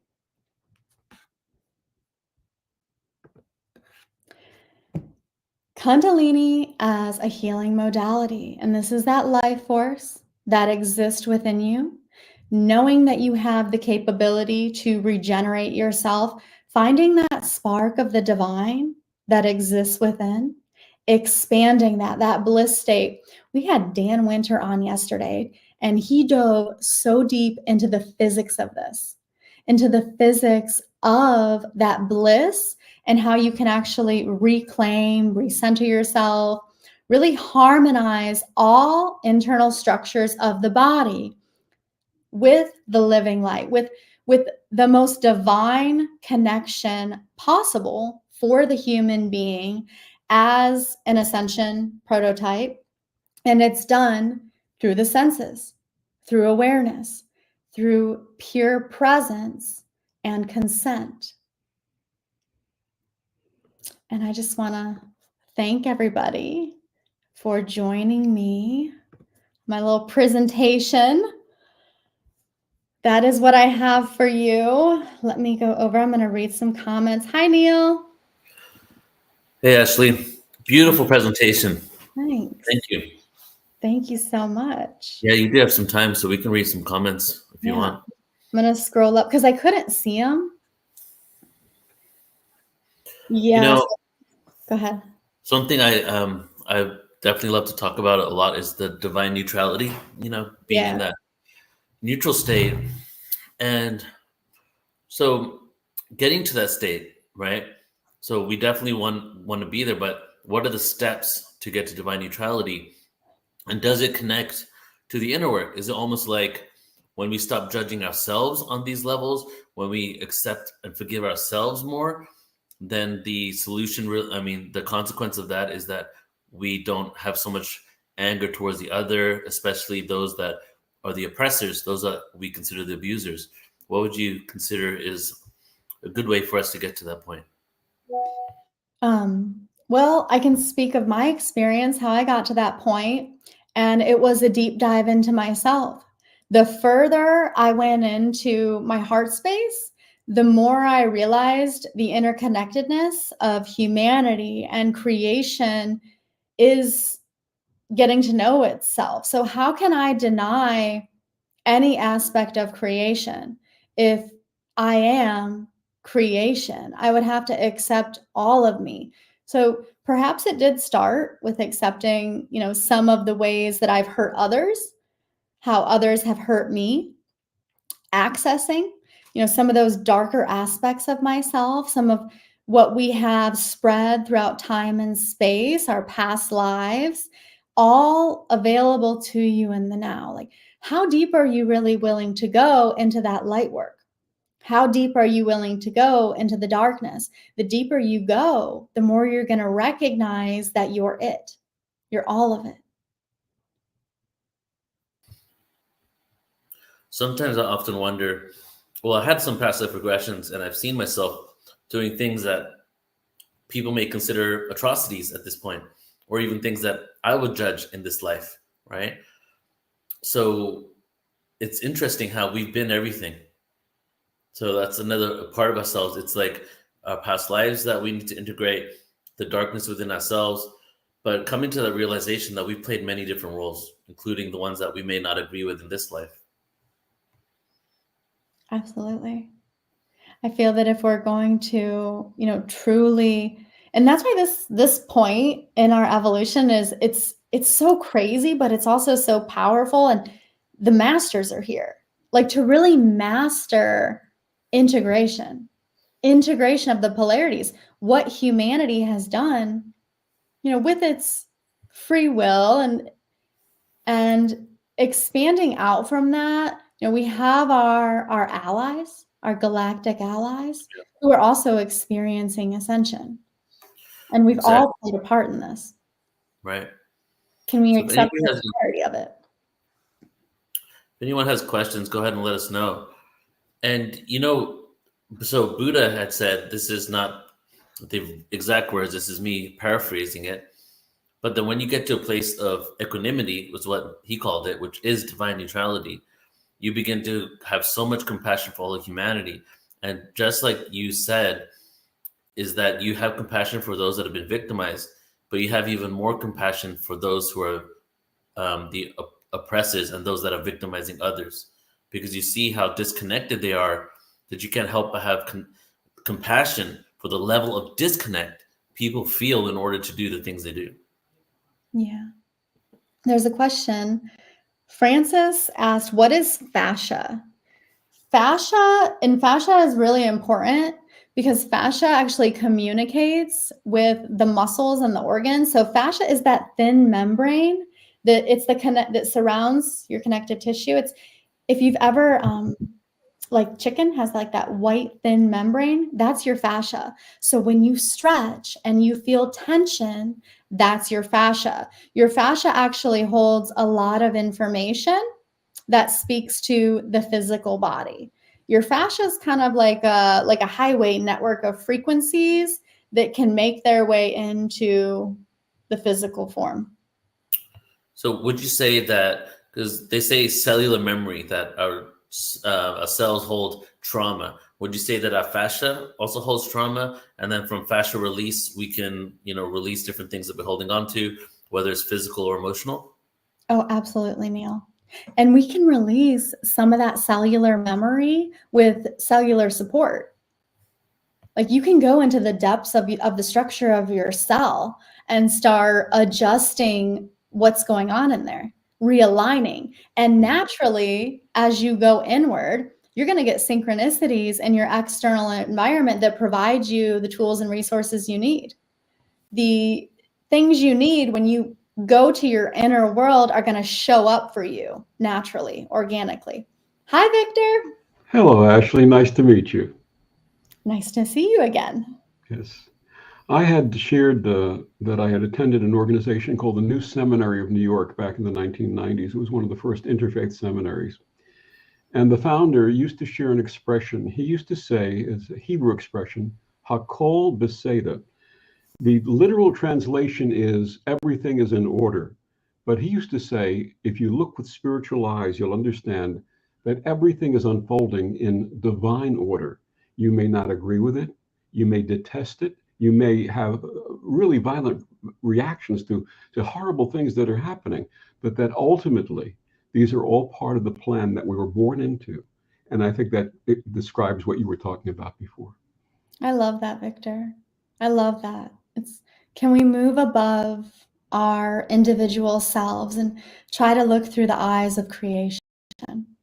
And ultimately develop the empathy and the compassion to forgive, which I think is one of the lessons for many of us in this lifetime. Yeah. Yeah. Something that's come up for me recently, or that I've heard from those in conversations about forgiveness, watching videos, is some people getting angry about how could I forgive them for what they've done because it was so terrible. And what I've realized is forgiveness isn't about the other person. It's about you. It's about how you feel. It's about your own mental health. Just like there could be all these atrocities happening outside, there could be all this fear. But if you've done the work to not be fearful from the external reality can be what it is, but you're still at peace. So forgiveness is really about your own self, your own inner peace. Absolutely. One of the things that I share when I officiate funerals or officiate memorial services is that tomorrow is never guaranteed. If you want to forgive someone, forgive them today. If you think that you've hurt someone in some way, ask for forgiveness today and always express your love today. That's beautiful.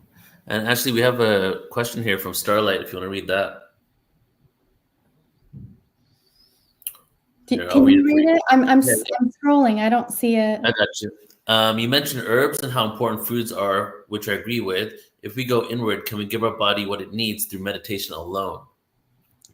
That's interesting. Like, can we feed ourselves just by frequencies?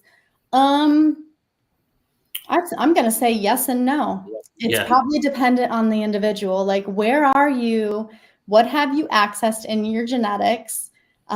Sometimes yes, sometimes no. Like some things you can regenerate, through that plasma, but some things you really need that mineral support. Right. Have you heard Bashar and others talk about the path of least resistance? Right. It's a universal law. Okay. So universal law. Basically, you could sit here for a couple of days, meditate hardcore, and quite possibly on the second day, you might be able to teleport 2 inches from here, right? Or you can just get up and walk 2 inches and get there within a couple seconds. So basically, when it comes to our belief systems, we have certain belief systems that are so ingrained that it takes a level of consciousness and awareness that is even beyond where a lot of people happen to be on this planet at this time to get there. Good example here is feeding ourselves all these nutrients just like that, because we can literally create harmony in our bodies. We can recreate our bodies. We can get to a level where we literally reprogram our own bodies. But right now, because of our collective belief systems on this planet, even if you know it, to be able to embody it may be a little challenging. So the path of least resistance is to take the mineral, right? And then, but eventually we can get to that point. But as you said, there are a lot of things like the placebo effect, for example. People heal from all types of things just from the belief that they can do it, or that they're receiving something that does that. Yeah, I think it's going to be dependent on the individual. You know, how dense are they?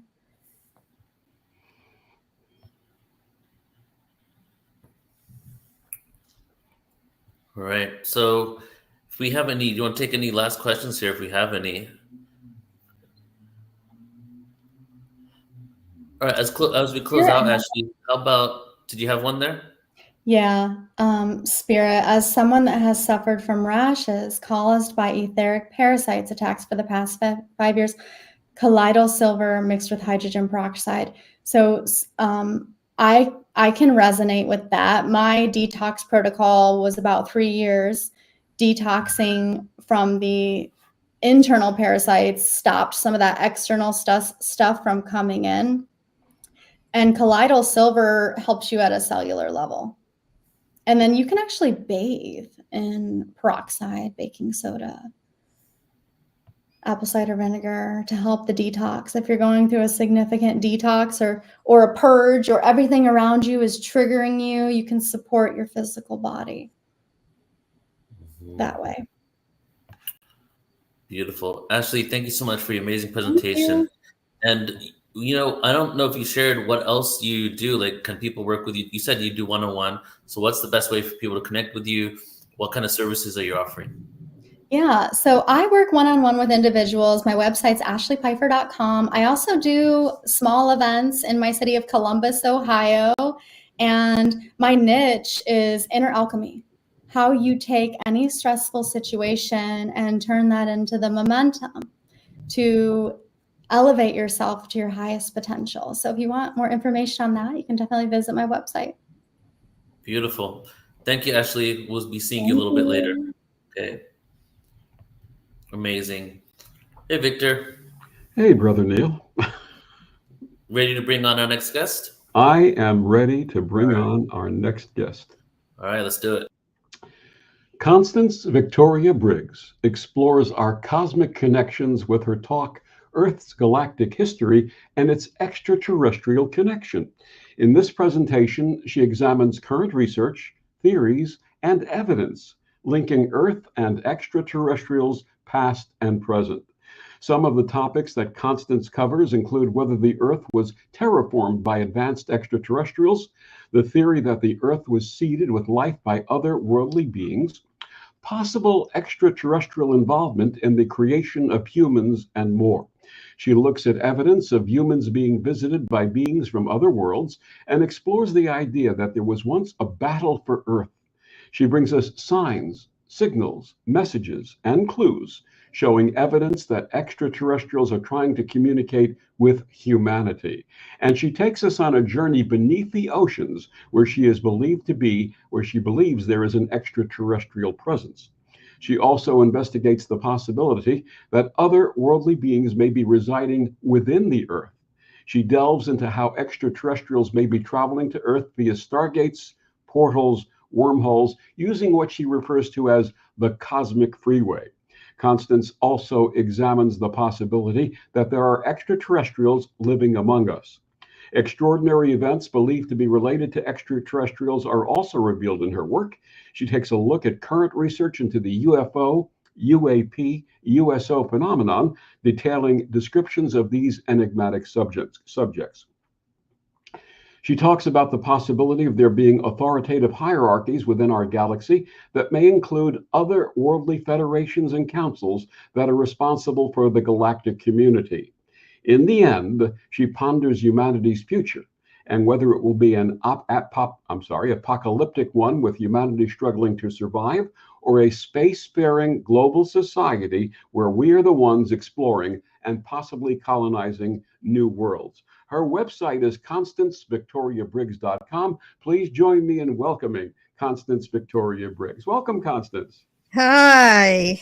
How are you, Victor? It's wonderful, so wonderful to see you again. Constance has been a guest on my Om Times podcast a couple of times, and everything she brings to us is fascinating and eye-opening.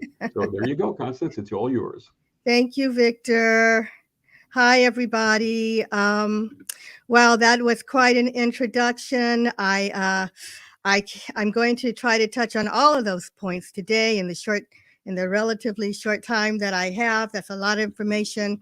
I had prepared this presentation. I apologize for not having slides today. I hope it's not too boring for you if I just talk a little bit, okay? But I'm just gonna try to go as fast as I can and just kind of fill you with information. First of all, excuse me, when I was invited to be a part of this conference, Awakening of Humanity, I had to figure out what part, was the best to share.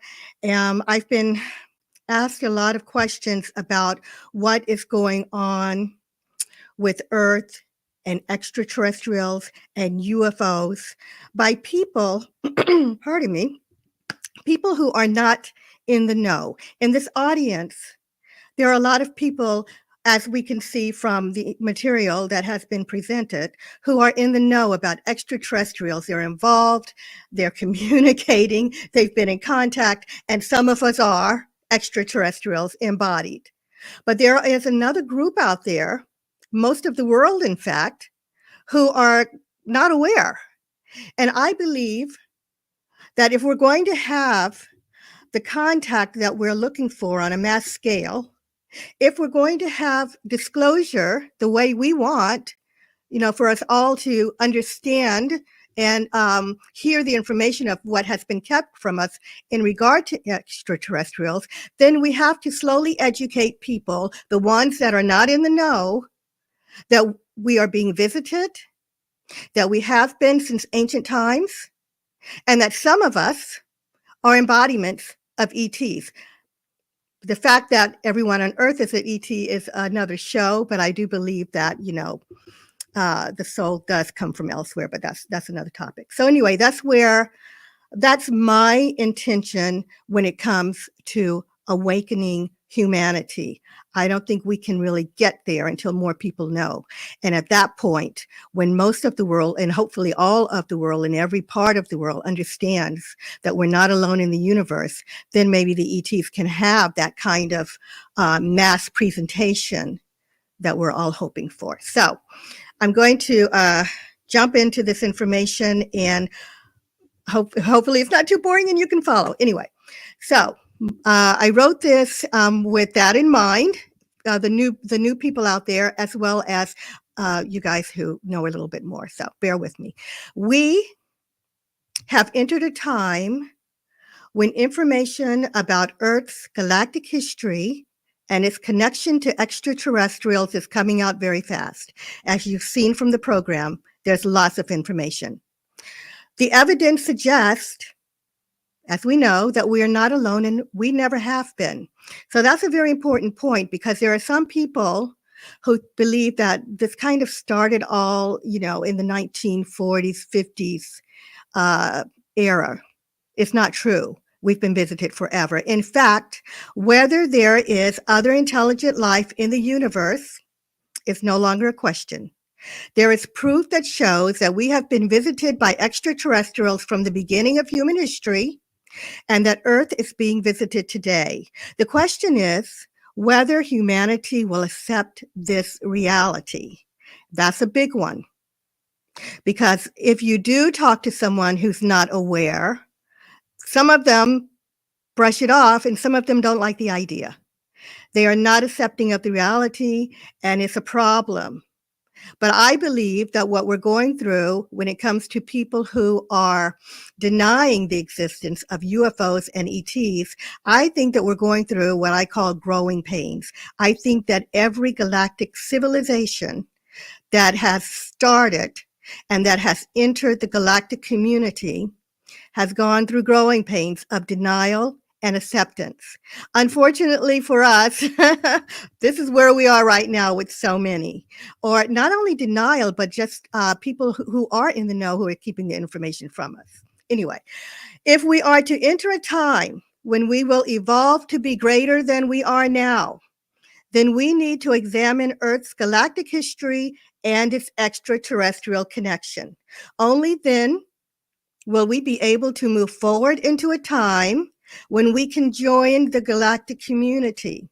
Therefore, it behooves us to examine as much information from our past on the subject as possible, as well as explore the theories and possibilities of how we are connected to the stars.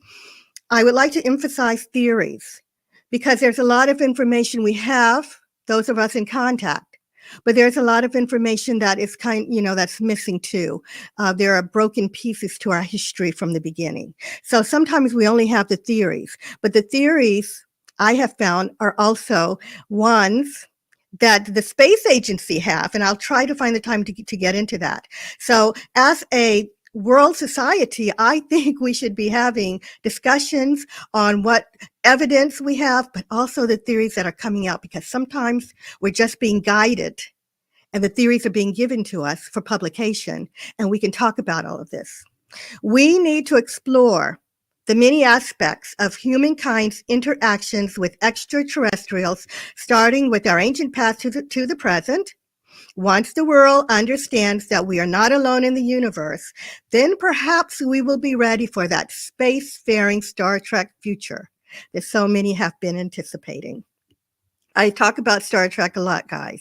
In my writings, I talk a lot about science fiction because I find that for awakening people and those that are not in the know, like we are, some of us are, they can relate. They can relate to Star Trek and science fiction. So I do bring that up a lot.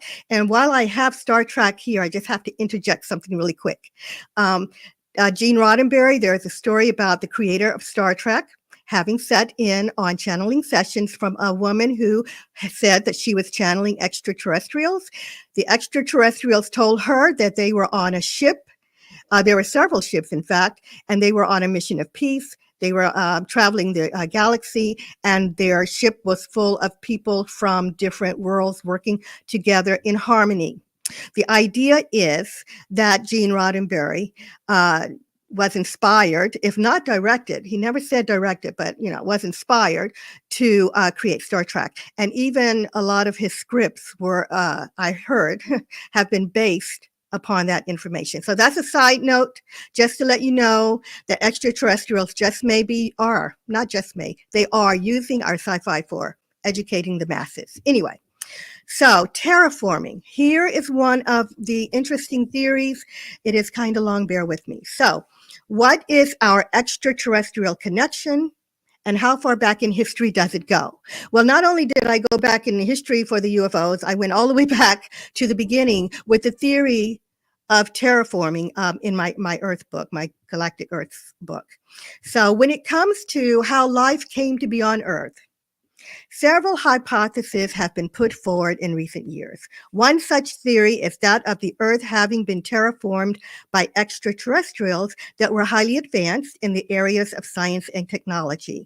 If true, then these beings could be eons of years old and have reached creator status, meaning that they have the capability to create, maintain, and sustain life on other worlds. Terraforming is a hypothetical method of transforming an environment that is unsuitable for humans to dwell on into one that has been created to be equipped for human habitation. It is hypothetical, of course, because we do not yet have the technology to terraform planets. However, this theory is not as unbelievable as it may seem. Scientists today are currently researching the possible terraforming of other planets and the various ways that we might one day do so.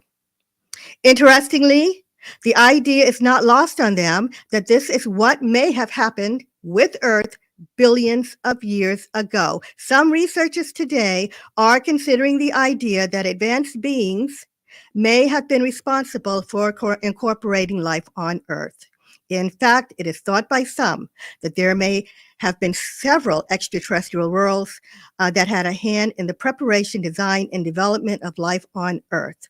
It is believed that extraterrestrials could have planned everything from a breathable atmosphere to the creatures that would reside here. It has also been considered that large depositories may have been used for such a task. These depositories have been likened to a futuristic Noah's Ark. This means that extraterrestrials may have sent the seeds of life across the universe to plant life on Earth and perhaps other areas of our solar system as well. So, there you have it. Extraterrestrials, in my thinking, may have been there from the very beginning all the way back to, terraforming the Earth. So I'm going to get a little bit into human origins, if you're still with me. One of the areas when it comes to our galactic history to be looked at is human origins. And this is a big one. It's kind of a big no-no when it comes to the masses, because people don't always want to hear this. They want to stay set in their traditional way of thinking, especially when it comes to, religion and myth. They don't want to hear it. They don't want to change that something else may have occurred at the beginning of our human history. So, but, I put it out there. Although this area of our history and extraterrestrial connection is wrought with theories, it is an area to be studied and examined if we are to understand our origins. Since the extraterrestrials have yet to have a sit-down conversation with us on this topic, we're on our own.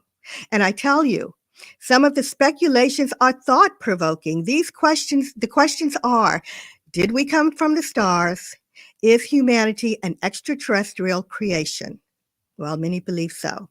Interestingly, there have been scientists who have said that determining how life formed on Earth is a problem for them. Guys, this was news for me. I never knew that they were talking like this.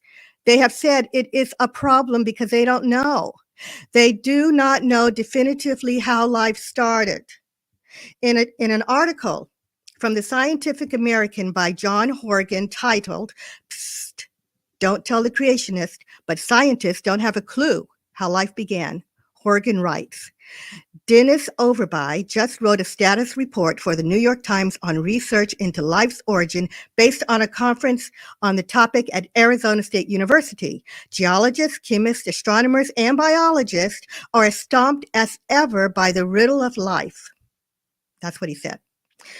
So this kind of thinking has opened the doors for researchers to look at alternative answers to the question of human origins, including that of humanity being connected to extraterrestrials. In fact, some of the questions being brought forward today are, did humans come to Earth from a different world? Are we extraterrestrials that came from another world to live on Earth for reasons we do not remember or understand? There are theories about this. Unfortunately, I don't have time to cover them all, but I'm going to try to get into, at least 3 of them. All right. And they're a little complicated, but, I'm going to try to get through this. So theory number 1, colonization from another world hypothesis.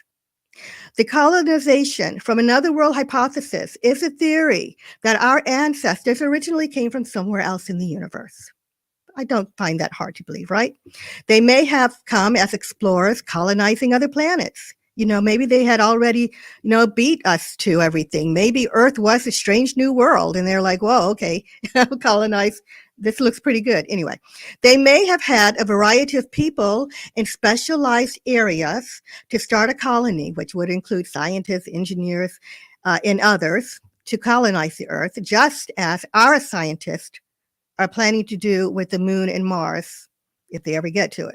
Anyway, some have speculated that there may have been more than one race of beings involved in the founding of this colony. And if this is true, then it appears that from other worlds and star systems that are far more advanced than humans, they've already achieved what we are just only beginning to think about and plan here on Earth. Life on Earth today just may be the result of colonizations from beings that were seeking to spread their race through the cosmos. So that is colonization from another world hypothesis 2. Number 1. I have the next one, which is colonization from another world hypothesis 2, which is very similar but slightly different. So in this one, we entertain a slightly different version of it, and it says, I wrote, we just may not be who we thought we were, which would be the original humans on Earth. There is a theory that we were fully developed Homo sapiens that were created on another world and transported here. According to this theory, humankind originated on a world that was better suited for us. And here's where it changes. But for some reason had to abandon it and traveled across the universe. What is most interesting about this summation is that it would make us the aliens. We just may be guests on Earth. Could humans have been added to the life that already existed on Earth? I was sitting in my garden one time and I was considering, in my garden, I have all of this greenery and trees and flowers and all of this. And in the back is a big canyon. And I just thought, and there's a lot of animals. And I just thought, this doesn't feel right. It doesn't look right. And could we have been placed here? It just felt like humanity and the houses and the cement and the cars just seemed out of place to me. So I wrote this. So in other words, was this a fully functioning planet before we arrived? It would appear so, as it does seem that humans do not belong here. Earth also seems to have suffered from the existence of humans living here. Humans seem completely foreign to Earth, in my opinion. If we can imagine a time before humans, we can visualize a lush world full of exotic plants and vegetation that grew as far and wide as the eyes can see. Imagine no roads, highways, or buildings, just a world rich in nature and the original animals that existed here. It seems obvious that the addition of humans changed all of that. The introduction of humans into Earth's environment has nearly destroyed it. So basically, this theory is about a group of humanoid people, extraterrestrials, that purposely left their home world for reasons unknown and felt compelled to come to live on Earth. Now, why? Why would they do that? Well, perhaps there was a threat on their world. Rather than allowing their species to be wiped out, they were searching for a planet similar to their own that they could escape to safely. The universe is volatile. Meteorites smash into planets. Suns explode. There may even be wars and political uproars of other civilizations in space. We don't always think that that could be a thing, but it is. Other civilizations exist. We don't know what's going on in their worlds. The possibilities as to why a group of people would leave their home world are endless. I have to take a sip of water.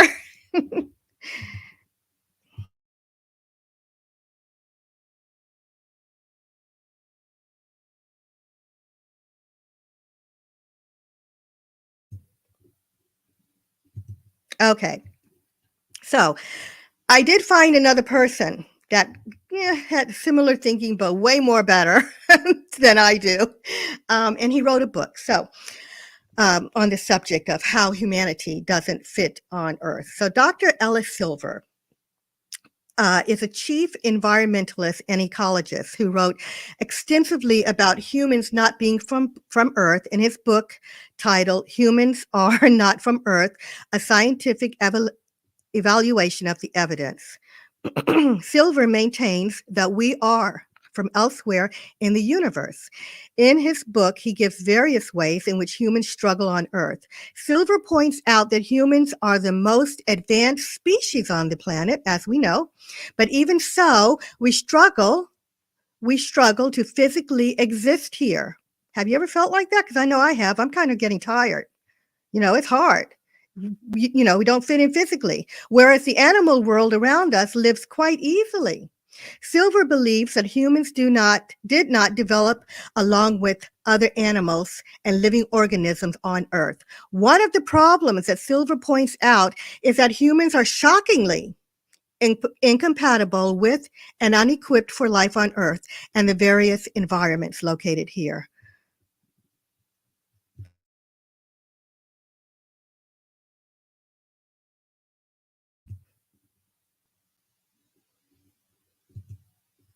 Losing my voice, guys. I'm sorry. Silver cites such issues as humans having difficulty with sunlight. We burn quite easily. How many animals do you know out there burning from the sun, right? He says there are high rates of disease and maladies, which of course we know. We're always sick. By the time we reach age, 50, we're going downhill quite rapidly. Even before that, of course, there's many diseases. We have problems during birth. The animals don't.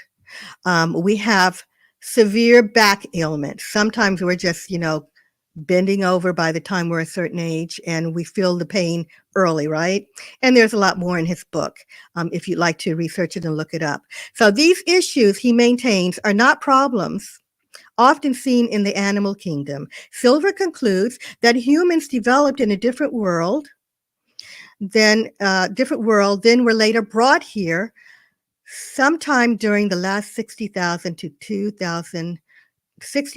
200,000 years.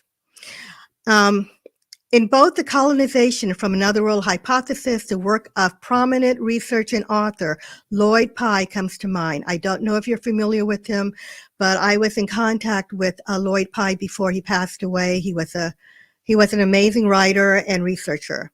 Pye was recognized for his distinctive version of the intervention theory. It was a hypothesis that extraterrestrials had a role in the establishment of human life on Earth. In his book titled Everything You Know Is Wrong, he expounded upon his belief that life on Earth did not evolve but appeared here. He commented that after Earth-wide catastrophes, there was no evidence that anything had evolved, but the various forms of life on Earth appeared here fully developed and ready to procreate. He wrote, although there are modifications within species, nothing transforms into anything higher. It all simply appears somehow as fully functioning sexual units of males and females, ready to live and procreate. In his book, he even quoted renowned biologist Richard Dawkins as stating, "It is as though they were just planted here without any evolutionary history." Pye also wrote, after a typical sudden appearance, neither plants nor animals will show significant morphological change. He later states there is no way around it. We are talking about aliens. We humans have contemplated future colonization of the moon or even Mars, he says. So how can it be ridiculous to think that other advanced life might have had the same idea? Now, I'm going to read this last theory because it's just so interesting. And then I'm going to try to move through the rest of the material rather quickly so I can hit all those topics. So AI theory from our human origins, from the beginning, we may be AIs. Were humans engineered by extraterrestrials? Are we artificially intelligent beings? There is a theory that humans were created by advanced extraterrestrial engineers that hold complex artificial intelligence technology and the capability of tissue cloning or some other science that is outside of the present human level of understanding. An even more amazing question is, could humans have been AIs that became self-aware and were later given free will? Kind of falls into that whole Anunnaki category, I think. Anyway, today, so far into the future, from the beginning of human history, we would not recognize that we could be a form of AI. If we are, then this might explain the possible extraterrestrial presence on Earth and all the UFOs in the skies. They may be observing our progress and keeping an eye on their AIs. Over time, it is possible that they have been giving special upgrades, such as extending our memories, lengthening our lives, introducing us to breakthroughs in medicine and science, and we didn't even know it. In the quest for determining our origins, the idea of humanity being a form of biological AI that became sentient and given the freedom to choose our own path is one of the most fascinating. So I'm going to move forward now to the extraterrestrials of the ancient past. I'm going to skip the introduction to that and just try to ad-lib a little bit here. So basically, we were visited, as I stated before, from the beginning of human history, and we have records that go back to to our ancient history where there have been writings and all of that, writings and cave drawings and by word of mouth stories of extraterrestrial visitations. I will just get into that a little bit more. So just who were these ancient visitors? What was their purpose in coming to Earth? Some researchers believe that these visitors came to Earth with the idea of helping humanity and were mistaken for gods due to their technology. Another possibility is that we were visited early on because they may have been the same beings that placed humans on Earth in the first place, and they later returned to assist us. In the end, it appears that humanity was eventually left to their own devices, as it seems that the extraterrestrials either left or faded into the background. They may have been watching humanity this entire time, and some of them still may be here.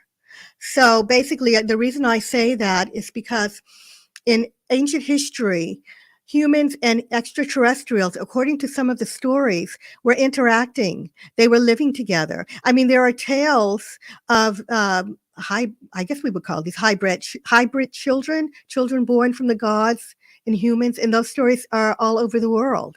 But at some point, they seem to have kind of disappeared. We hear about them in stories, but we're not living with them and, saying, this guy is an ET. Today, I think they may have faded into the background a little to give us a chance to kind of form our own society and civilization and learn for ourselves how to be on Earth, and that they've been watching us quietly, trying to let us mature. And of course, we've gone, in a bad direction, and that's a whole other story. But anyway, so I'm going to move on. So if the extraterrestrials were here and they left, I believe that we had that early knowledge of our relationship with extraterrestrials, but for some reason, we forgot it. All right. So, forgotten knowledge of our extraterrestrial past. Has humankind forgotten its galactic extraterrestrial past? It appears that for the most part, yes. During an interview on October 21st, 2021, on the Theories of Everything podcast, former U.S. Army counterintelligence special agent Luis Elizondo stated, "Most of our history we have no idea about. It's like spending an entire day and having amnesia, except for the last 5 minutes before you go to bed." Indeed, there is a lot of information that has either been lost or forgotten, I think. In fact, it appears that nearly the complete knowledge of UFOs and extraterrestrials from our past is lost to humanity. So as a researcher, I'm grateful for the information we do have, because I can sit down and I can churn through this stuff and kind of come up with theories and ideas. But, how did this come about? How did we forget or lose most of this knowledge in the first place? It's complicated.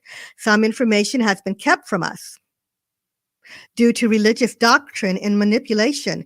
The religions don't want us saying that, we once had ETs living among us and that our human origins trace back to them. So they've, hidden it. In some cases, knowledge was kept from humanity, purposely hidden, distorted, and sometimes destroyed, either purposely or by accident. Some, such as the destruction of the Library of Alexandria, which is believed to have held a great deal of information, including that of Earth's extraterrestrial history. Some knowledge was lost due to worldwide disasters and other informations, and some was just lost through the long windings of time. Yet still, certain information was merged with cultural traditions and now are regarded as myth. A lot of our mythology is accurate extraterrestrial history. So I'm just going to run down some of the ancient civilizations, and there are quite a lot that had ET contact. Now, we all know that Egypt did. We know because of the Great Pyramids of Giza, because we all know the history by now that there's just no way in heck they could have made them on their own by moving these tons of monoliths and rocks and stones to fit together. Not monoliths, rocks and stones to fit together. We all know that story. That I believe they had help. I believe it was through the movement. I can't remember the word now of, I'm going through a brain freeze of how they move those things, but also the fact that, or the idea, some agree and some don't, that the Giza pyramids line up with the stars. The pyramids are said to align with certain stars, including those of Orion's belt. So this exhibits a degree of astronomical understanding that was far superior to others living during that period. But here are some other things that you may not know about Egypt. Pyramids discovered in Egypt also match the symbols are pyramids, the pyramidal symbol that were discovered on other planets such as Mars, Venus, and the Moon. There have been what look like pyramids located there. And so there is a theory that the pyramids themselves may be, if not a galactic, but also maybe a universal symbol, from extraterrestrials that are traveling, that are leaving their mark, and that, perhaps we can put it together to help understand eventually as we grow in our technology and can visit the other planets that we're not alone and there just may be one group working together, when it comes to, the galaxy. Anyway, that might be a message. I tie that into the pyramids. So there are hieroglyphs. You'll probably have heard this. The hieroglyphs in the Temple of Seti fascinate me because, people have tried to debunk them, but I'm not buying it. So there are hieroglyphs in the Temple of Seti that portray mysterious images that appear to be advanced aircraft, including a jetliner, a helicopter, and a spaceship. There's also what looks like a submarine. They tell us that the ancient Egyptians had far more experience with technology than we originally understood. The ancient Egyptians were thought to have electricity. So apparently ancient Egypt was lit up. I can't give all the detail. You can actually get my book if you want to read it, but it was lit up. It was not what we see today, but it was a bright city, and it was happening at night. Another thing that they have, and I'm going to read this to you, that they had was mysterious medicine. I don't know if you've heard it, but the Egyptians had knowledge of medical procedures as well.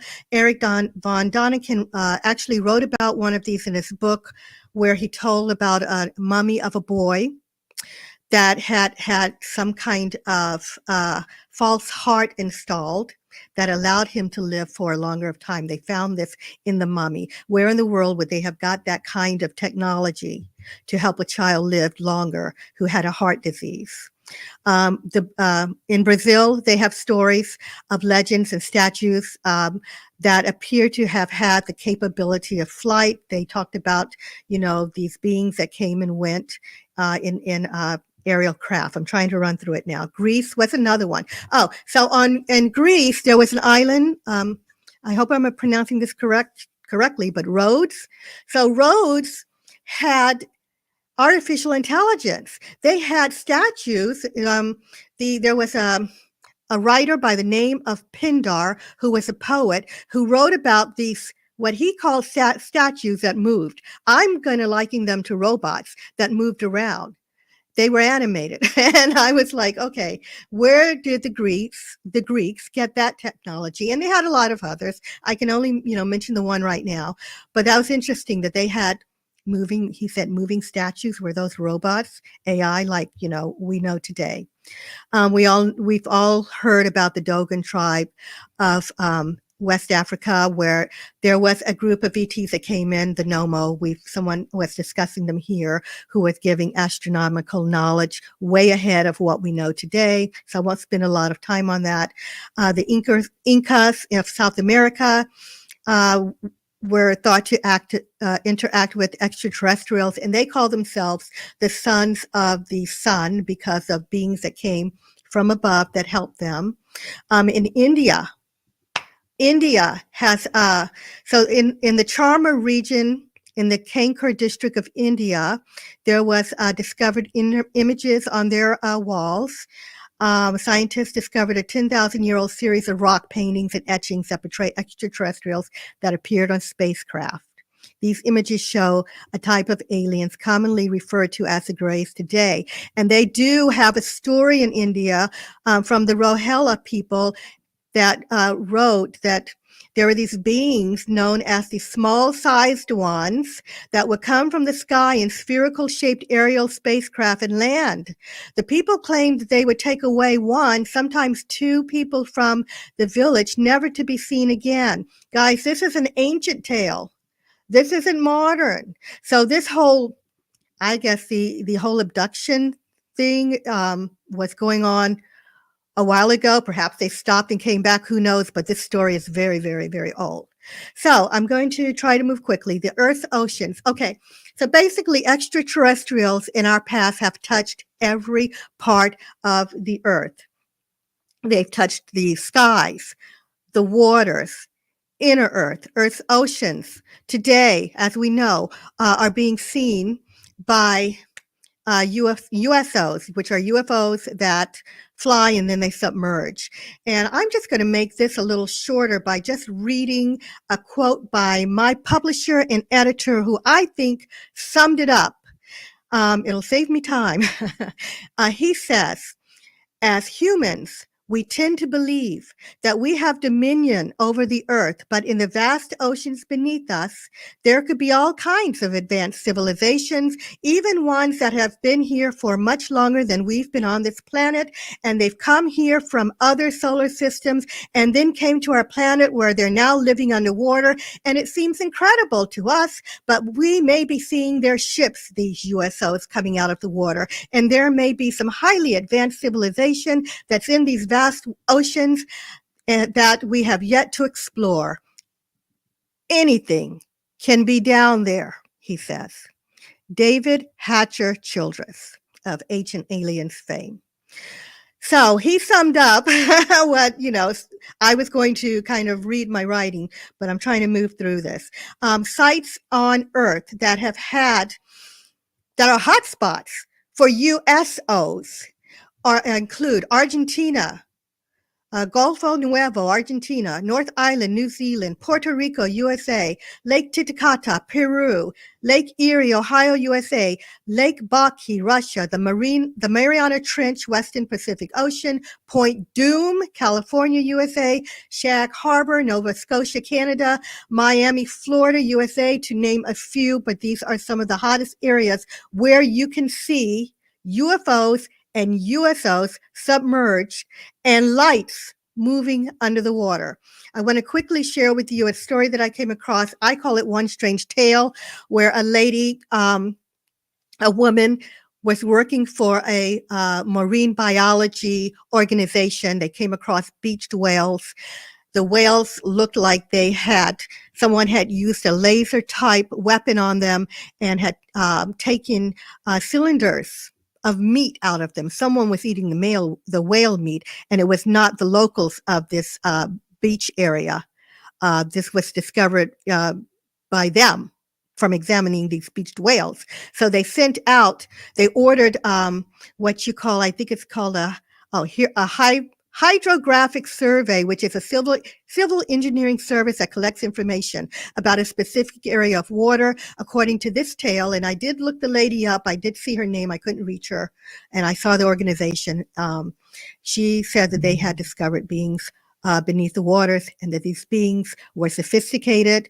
They saw them interacting. They were fast. They did not swim like anything they'd ever seen. They were humanoid. They had a laser device that fired on the submersible with the camera. And she stated that there are habitats around the world, and that this is known by some people.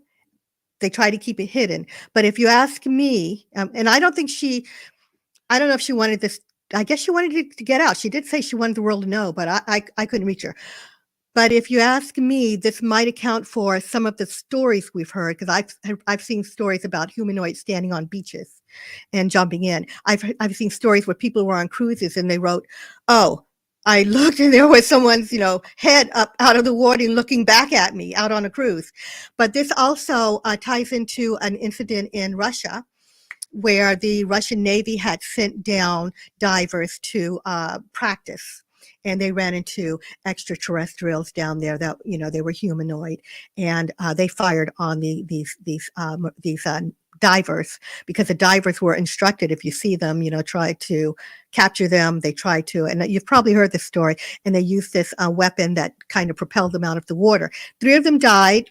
That one is in declassified Russian files on UFOs. And the Russians also said that most of the files that they have on UFOs and RUSOs, most of them are over waters. So there, I'll just skim through Hollow Earth. It is believed, I believe, of course, that, you know, the Earth is hollow. There are beings down there. I believe there's a lot of different beings down there. There are extraterrestrials that have been there for ages in our history. Since I have to go back to history, that's what I'm talking about.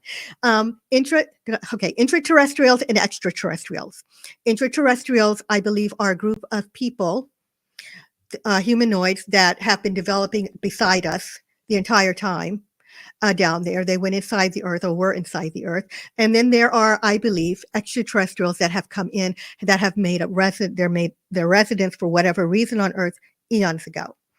You know, it's sad that we're living inside out on planet Earth, that we should be beneath the Earth, because it's safer. Up here, we have the sun, we have, you know, radiation, we have the problem of a possible asteroid or meteor hitting us. We have storms that wipes out our civilization. And, you know, I said we had to start over, but there may be some in there that have been growing the whole alongside us the whole time in their technology advance, because they were never wiped out. I want to say quickly too that it looks like this is a thing in the universe, living inside a planet or a planetary body. The moon, I talk a lot about the moon. There are structures on the surface of the moon. There is something going on inside of the moon. I believe the moon was brought here and is connected to our extraterrestrial history. There are beings living inside the moon. The astronauts saw domes of light and energy coming from inside the moon. There have been scientists who said that the moon, we know, is hollow, and NASA said that when they sent a crash in the ascent stage into it, and it reverberated, or some say rang like a bell. And then the Russian scientists determined that this thing must be hollow, and there's someone inside. Why would they be inside? To be protected. That the hull of the moon is so strong. You know, the question would be, what is it protecting? Well, it looks like it's protecting a generational group of beings that traveled across the universe in the moon before it was placed here. And these people have been in there, and they're well protected, and they have been progressing in their technology. But that is a whole other show that I could get in, you know, too. But yes, there are structures on the moon. There's lights that they're finding on the moon today. It's lit up like in some areas around craters, like a parking lot. Structures on top. I guess they come up top. They can use the top, and they can go inside. So also Mars's moon Phobos is thought to have something going on inside, someone inside. All right. So apparently, I don't know how many other planetary bodies, but apparently that is beginning to look like a thing. We might find there are extraterrestrials inside other planetary bodies. Oh gosh, where are we? Signs, signals, messages, and clues. We have received communications from extraterrestrials in all kinds of ways. Now we have, you know, people who are in contact with beings that are able to communicate with them, right? You know, but there are others apparently that can't land and or communicate easily, or they came in the ancient past and left us messages through like Stonehenge. Stonehenge is believed by researchers to have been created as a sign that we're not alone in the universe. My book talks about an incident at Stonehenge that involved possible ETs, and that's why it is gated off today.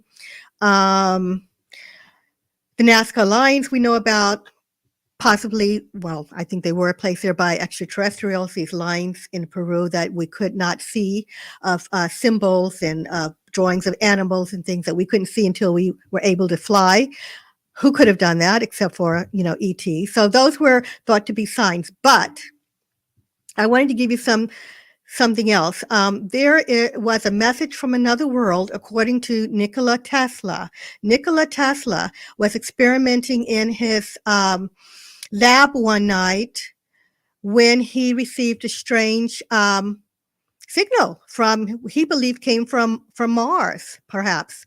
So I'm going to just go through this one. Tesla had been sending signals into space to reach other intelligent beings in the cosmos. A very interesting thing happened one summer night of 1899. When he was working in Colorado Springs, he detected a sequence of mysterious signals that he referred to as counting codes. In an article published on December 10, 2009 in the Letters of Note newsletter, it states, having just detected cosmic radio signals for the first time, Tesla immediately believed them to be attempted communications from an intelligent life form on Venus or Mars. And in a letter he wrote to the Red Cross, Tesla, he wrote, says, "Brethren, we have a message from another world." So, and he was quite proud of himself. I could go on about this. He was really quite proud of that. There was a wow signal that was a signal from outer space heard by a Jerry R. Edmond. While searching for extraterrestrial life at Ohio State University, he heard a 72-second radio signal that came from the Sagittarius constellation. He called it the wow signal. They never heard it again. Some speculate that the transmission may have come from the extraterrestrial spacecraft, even a probe that had been passing over through the area. I'm sorry, I'm losing my voice. Cassiopeia, signals from Cassiopeia. Cassiopeia is a large constellation located in the northern sky. It is believed that there are beings from Cassiopeia that are attempting to communicate with Earth. In a video titled, Hidden in Plain Sight, Some Things the Public Must Not Know, distinguished author and researcher Jordan Maxwell, some of you may know him, stated that for the past 100 years, Earth has been receiving messages from someone in Cassiopeia. He stated that the problem is that we do not know how to interpret the messages. He said they are intelligent messages with sincere efforts to communicate with us, but we do not understand. I'm running out of time, so I'm going to, I've got to tell you about two crop circles formations, two of my favorite stories of communication. But the Arecibo message. The Arecibo message is an interstellar radio transmission signal that we sent out into space. All right. The message was transmitted in November 1974. The message contained a graphic showing our solar system, DNA, a stick figure of a human, and some of the biochemicals of earthly life. Shockingly, the message was answered in the form of a croc formation. We say that now, not crop circles, because they're all shapes and sizes now. A croc formation with two images. The formations appeared in the field next to the telescope of the Chilbolton Observatory in Hampshire, Great Britain. The Arecibo message was sent in 1974. I'm going to skip down to what it says. The answer was astounding. Scientists found the answers were virtually the same as ours, with a few notable differences. Whereas life on Earth is carbon-based, this group of extraterrestrials are silicon-based life forms. The number of chains in their DNA is over 4 billion. Also, there are 12 billion people on their world. Since the rest of the information was so similar to ours, we can deduce that they are humanoid. So we sent out a radio signal. It was answered by a crop formation. And it's quite interesting. You can Google that. Just look up Arecibo message, and you should be able to get information. My favorite story, and I thought this was a hoax until I had to do a deep dive into it, is the crabwood alien crop formation. One of the most shocking and amazing crop formations to date is the crabwood alien formation. The image depicts a humanoid extraterrestrial that is holding a large disc-shaped object. This materialized in a wheat field in Crabwood, England in 2002, and this formation was massive. It was estimated to be hundreds of feet long. The message was located inside of the large disc-shaped object. Experts were able to decipher the message. It said, "Beware the bearers of false gifts and their broken promises. Much pain, but still time. There is good out there. We oppose deception. Believe. My question is, who were they talking to? I mean, who are they talking about? Beware the bearers of false gifts. They were giving humanity a warning. Unfortunately for us, most of humanity does not believe the crop circles formations are real. So this hasn't been, I think, broadcast enough. I suggest anybody listening to this stuff, go out and tell people. All right. So, there were early UFO sightings. I've got stories in my book that date back to, ancient times and just brings you up to date now. UFOs were seen in 1479 in Arabia. This thing was so close that they could see windows.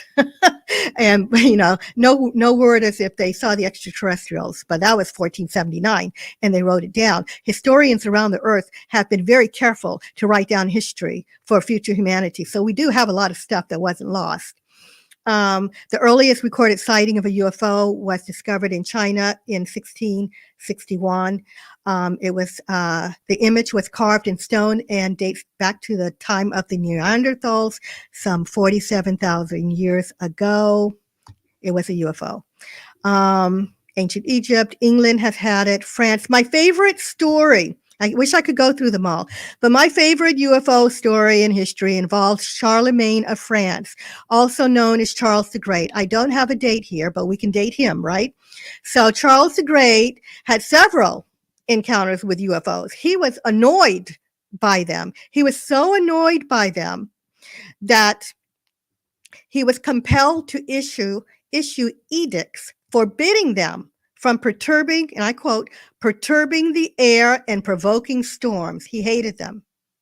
All right. As in other accounts from the Middle Ages, several of the chronicles from Charlemagne's reign list witnesses that had observed UFOs, referring to them as shields in the skies. Often during that period, they said shields or flying shields.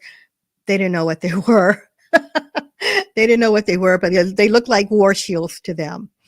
So, man, I could go on. I would like to just say that, if in hearing this information, I think for people, who know it, it's very, very, very important to get out there and, don't be shy about talking about it, because we need to spread the word that these things have been going on for a very long time. One of the things that I cover in my book is what I call the cosmic freeway, stargates, portals, and wormholes. I believe that extraterrestrials are traveling through those, and they have some sort of technology that we do not understand. But by the way, that NASA is talking about trying to figure out for the future. And they have been using these stargates for a long time, for centuries, millions of years even. But on Earth, we have what were called ancient doors, where in some of the writings, people would say the gods were coming and going through these doorways. And some of them were flying in. There would be an opening and they would see them come through, but there are also doorways on Earth where they were saying people were coming and going and the door would disappear, or it would be in like an opening, for example, in a cave where it would open and they would call them gods, would come out and somebody else would go in and disappear. So this has been going on for a long time. I call it the cosmic freeway. I think that they have wormhole technology. You can enter this thing and exit in another galaxy, universe, a location, wherever you want. We've seen it in science fiction in this show called Stargates. I believe it's a thing. Dr. Michael Sala, who is researcher ufologist, you're all familiar with him. He had stated that he thought there was one on the moon, because there is a picture of what looks exactly like a Stargate on the moon, and it was taken by one of the Apollo missions or lunar orbiter. And this thing is a circular and it's blue. It's so interesting. And I believe that may be one of the ways that, I believe ETs are there, as you know. I believe that they may be coming and going through a Stargate there, although I do believe ETs are also flying in, because we've seen ships and all of that. coming in. Stargates are believed to have been around the Earth, inactive or active now. Well, most of these are said to be inactive, but there is one that people think may be active. There was a gate in Bolivia, a Stargate in Sri Lanka, a Stargate in the Lake Michigan. It's believed to have been a Stargate. They have an area that that's circular and it has symbology on it. Researchers have interpreted that as possibly a Stargate. Turkey, Arizona UFO, Arizona, USA, has stories wherein caves, people have gone in and disappeared, not because they went deeper into the cave, but they entered and, people followed them in, but they were gone, that the door of the cave was a Stargate. Florida has a place that they thought was an ancient Stargate. Iraq. Now, Iraq is very interesting because there is a conspiracy theory surrounding a Stargate in Iraq, which is thought to have prompted the Iraqi war with the U.S. That was said to be the real reason of going over there. And, the story is, I don't know, but the story is this thing is still active and that there have been people who are trying to get to it. So I don't know, but that's the story. South America, Stonehenge. There was a group of people that disappeared in Stonehenge. Blue light appeared, and this group of campers disappeared, and they were believed to have gone through a portal. The Bermuda Triangle, of course, is believed to be a portal in there. And like I said, NASA is talking about Stargate technology in our future. So, again, there may be extraterrestrials who have beaten us to another form of technology that we are beginning to think about. Now, I don't believe that UFOs are flying around up there bumping into each other. I kind of feel like there are galactic hierarchies. Somebody is in charge of a Stargate freeway. Someone out there is in charge a lot about the order of what's going on. Someone out there is in charge of what humanity is learning on Earth. So I'm going to switch a little bit. I believe that we do have galactic hierarchies. There are a number of different titles for them. I don't have them in front of me at the moment. But so, the question is, does the Earth belong to someone? Is the Earth a piece of real estate? Are sectors of our galaxy owned by someone? Are they in charge? Besides placing us here, are they in charge of when we will know who we are and have disclosure? I think they are. I think that there are hierarchies that are operating and in charge out there. So let's see. From elsewhere. So we know that there are ETs, right? And I covered some in my book, and I know groups of ETs have been covered here. But what I think the average person will not understand is that there are ETs that are being born here. We call them starseeds and light workers. There used to be a terminology called wanderers, people that have a mission to come in here to awaken humanity, enlighten the world, and that have a job to get this information out so that humanity can grow and become a part of that galactic community. There are those out there that have planned this from the beginning and they're waiting on us.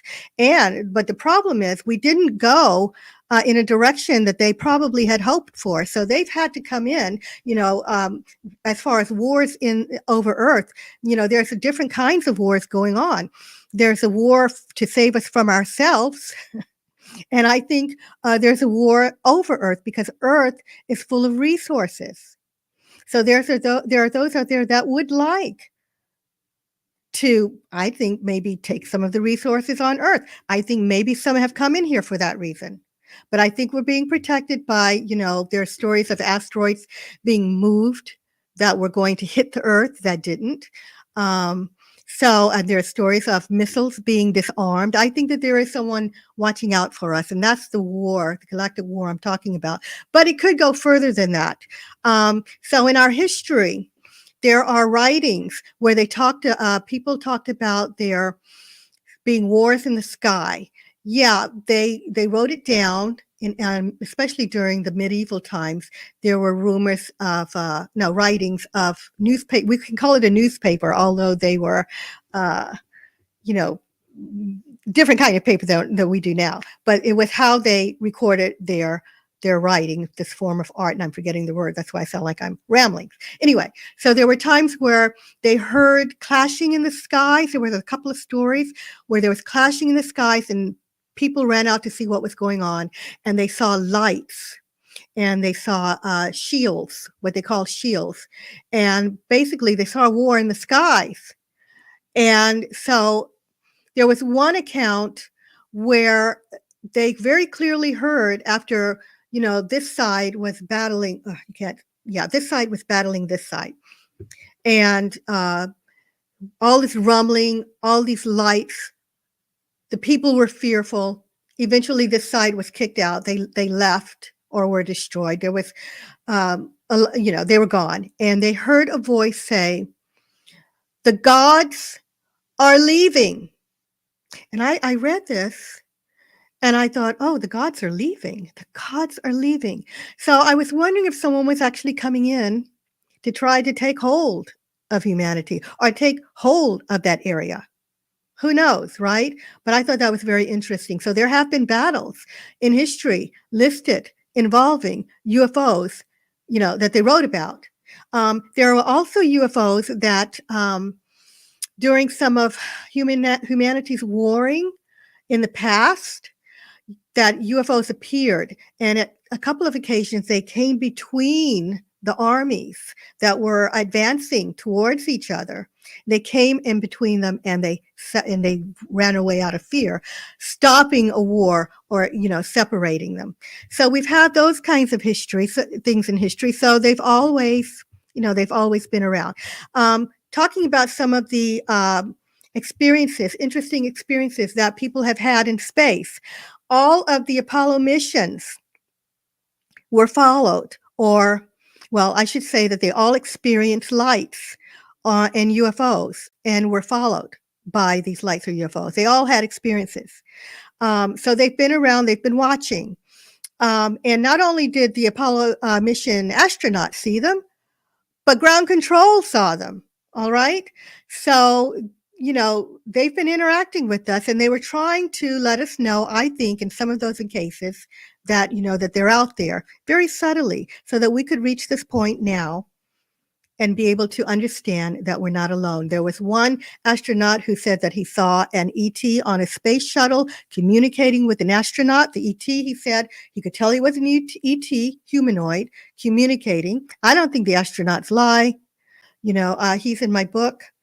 That I believe his name was Clark McKellen, and others. Story Musgrave saw something strange in space. He called them space worms or space tubes. These things were big, and something put them out there, right? He didn't know what it was, a biological entity or some kind of ship, but that was out there. So there have been interesting experiences. Again, I wrote them in my book. And So, see, what did I not cover? Galactic hierarchies. Here's a few names of them. The Galactic Federation has become a popular one in recent times, I think, due to a gentleman by the name, I believe it was Ishmael Esmed. I could be mistaken on that, but he was the Israeli gentleman who wrote a book a couple of years ago, who said that he could tell this stuff because he was old and he had, all, degrees he needed, education. He was retiring and all of this, words to that effect. And he was going to talk about it. And he said that the Galactic Federation is on Mars with some of humanity, some astronauts, and they told them not to tell humanity yet because we are not ready. So that's when the term Galactic Federation became popular. You may have heard it. There's a Council of Nine. Ashtar Command is a popular one. Alliance for Peace. And my last words, because I see Victor, is that, spread the word so that we can move up our first contact of mass humanity. They need to know. People need this information. you know, get the books. There's a lot of books on UFOs out there, extraterrestrials. Mine is a historical one where you can look it up, but let people know if you're interested and a believer. Constance, thank you for sharing this amalgam of fascinating information. Please give the viewers the names of your books, please. So, The Moon's Galactic History and its extraterrestrial, well, a look at the moon's extraterrestrial past and its connection to Earth. I am doing a program with Neil. I'm forgetting the date. I think it's April, doing a program with Neil. He has scheduled me to talk about that in the spring. You can just go to the portal of Ascension and look up Mars, Moon, and something event coming up.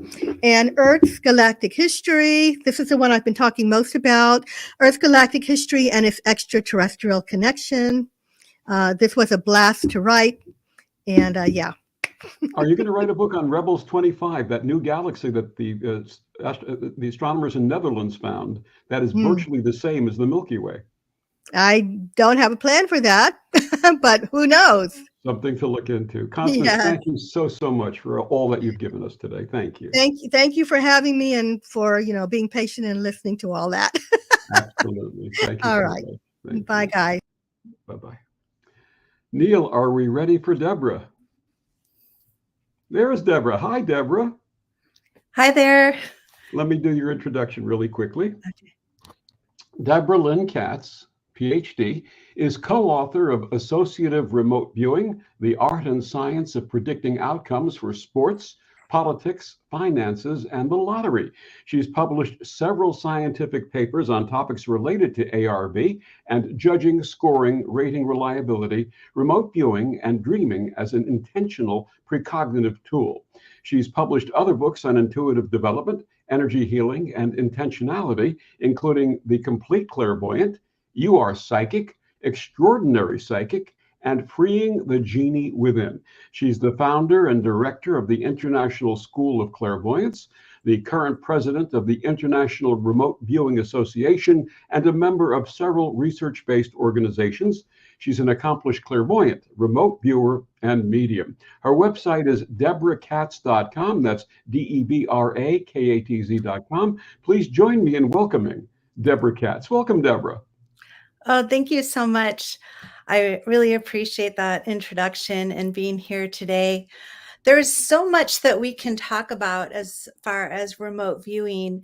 And my plan is to just give you a tiny bit of background so you understand the context in which I'm coming from. And then I'm going to really spend most of the time leading you through an exercise where you get to do remote viewing yourself. And I have a unique and original target for everyone to work today, which I've never given to anyone. So this is a little bit experimental, but it'll give you a little bit of a chance to use your intuitive and remote viewing abilities to tune in. And I just want to make sure you guys can see my screen. Not that my presentation is going to be, I have a few PowerPoint slides that are not all that thrilling, but Victor, okay, great. You can see it here. Okay. So when I speak about remote viewing, I'm really talking about a particular practice that came out of a particular historical context, which would be the US government programs, remote viewing programs that started in the early 70s and went through the mid 90s.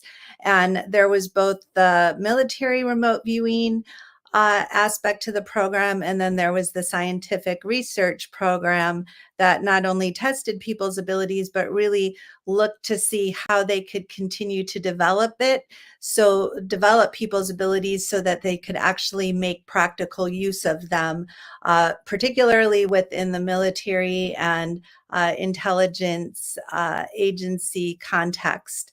And so once the programs were disbanded, then some of the military remote viewers and researchers, they did a few things. One is they founded the International Remote Viewing Association, and now we're in our 25th year anniversary, celebrating the existence of that. So both some organizations started to pop up, some social media groups started to pop up.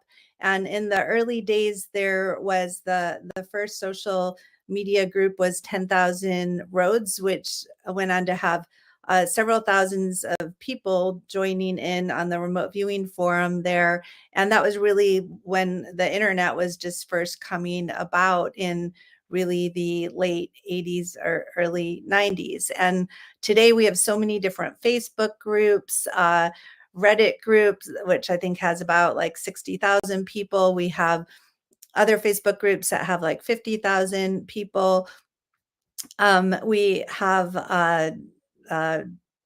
you name it, every social media platform. And those that are attending conferences like this or different UFO conferences, Irva just had a booth at Contact in the Desert.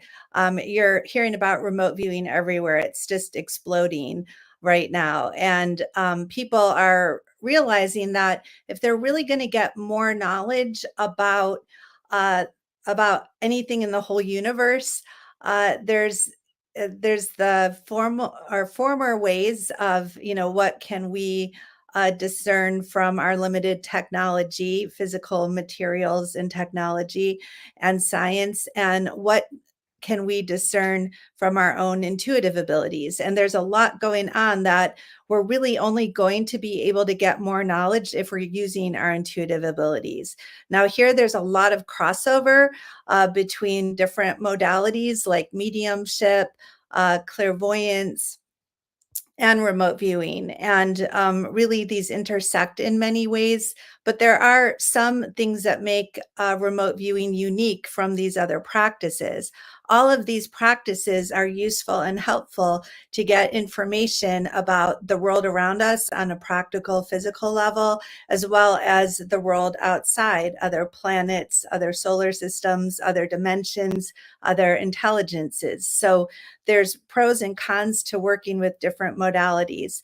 Remote viewing, because it comes from this particular historical context, does tend to be thought of as a bit more scientific. And the reason for that is because while there's a lot of submodalities within all of remote viewing historically was done in a way where people would receive a target number. Sometimes this number was initially they would use latitude, longitude coordinates.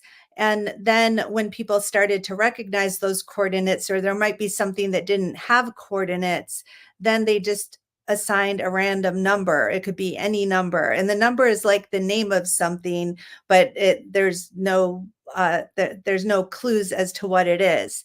And so a number can be assigned to any subject matter. So let's say, and I'll move on to my next slide here if I can. I'm not sure how this system works, but let's see if my next slide comes up here. Okay, so we have all these different topics that we can use remote viewing for. We can use it for crime solving, for finding things, for research, for future forecasting. And that would be like if we want to know who's going to be the next president, or when is there going to be a hurricane that devastates a particular area, or will the hurricane devastate a particular area? Irva just had a conference on a cruise during Hurricane Milton, and we knew that the hurricane was coming. And so I sent out an email to the people that were signed up for the cruise saying, hey, why don't you tune in advance and see what's going to happen to us when we're on the cruise? Will it happen? What's going to happen when we're on it? Will we be okay? And so these are just some things that we can use remote viewing for predicting the future, or for describing the past, for solving crimes, finding missing people, finding your missing wallet or your missing phone. I oftentimes use remote viewing for those things. We can also use it for medical applications and also for esoteric purposes. So getting back to the topic of, aliens, UFOs, anything we'd want to understand going on in the whole universe, we can use remote viewing for. We can set this up in a structured, more scientific way by not telling anyone what it is we're trying to describe, but just giving the intuitive practitioner that we'll call the remote viewer here, we give them the target number. We say, go do a session. Here's a target number, go do a session. That's all I'm telling you. So this means that the remote viewer is blind. And if the person who's assigning the target is also blind to it, maybe someone else gave it to them and they're just the middle person, tasker who's working with the viewer, they might be blind too. So no one will even know what the subject matter is. They'll get the target number, they'll use their intuitive abilities to tune in, and then they will not just like speak about what they're getting, but they'll record it on paper. And a lot of times they'll record words and sketches, because even if the words, sometimes the words may be somewhat off or very off, but a lot of times the sketches will be spot on to whatever it is they're describing. And if a lot of times viewers are just tuning into photographs or pictures or objects, so it's very easy. If it's a physical object and there's going to be feedback, it's very easy to tell, is this a good match or not? And that's another thing that sets this apart from maybe like reading people with clairvoyance or mediumship, is that it's not always so easy to, when you're reading people, there's a lot of concepts and there's definitely things that are verifiable, but not everything is verifiable. Like if I'm doing a reading for a person, which I'm using a totally different modality from remote viewing, I'm reading someone and it's like, oh, you're having a hard day. Well, they could verify that, but like an outside researcher might not be able to verify that. But an outside researcher could take what you put on your transcript, like, okay, there's a building with a red roof and a green door, and they can compare it to the picture, and any other rater looking at the two could say, yes, there's a definite match here. So remote viewing really lends itself to research as well. And there's some people in the remote viewing communities who feel that you should only use remote viewing if you have verifiable targets and if you're going to be able to get your feedback, because they want to keep this a scientific process. However, there's a whole other camp of people who feel like, you know what, we don't want to limit ourselves. Like, we don't want to be policed by someone telling us like what kinds of targets we could use our remote viewing skills on. And even if we're not going to get hard feedback, we're not going to know, like, we may never know for sure what that light was in the sky.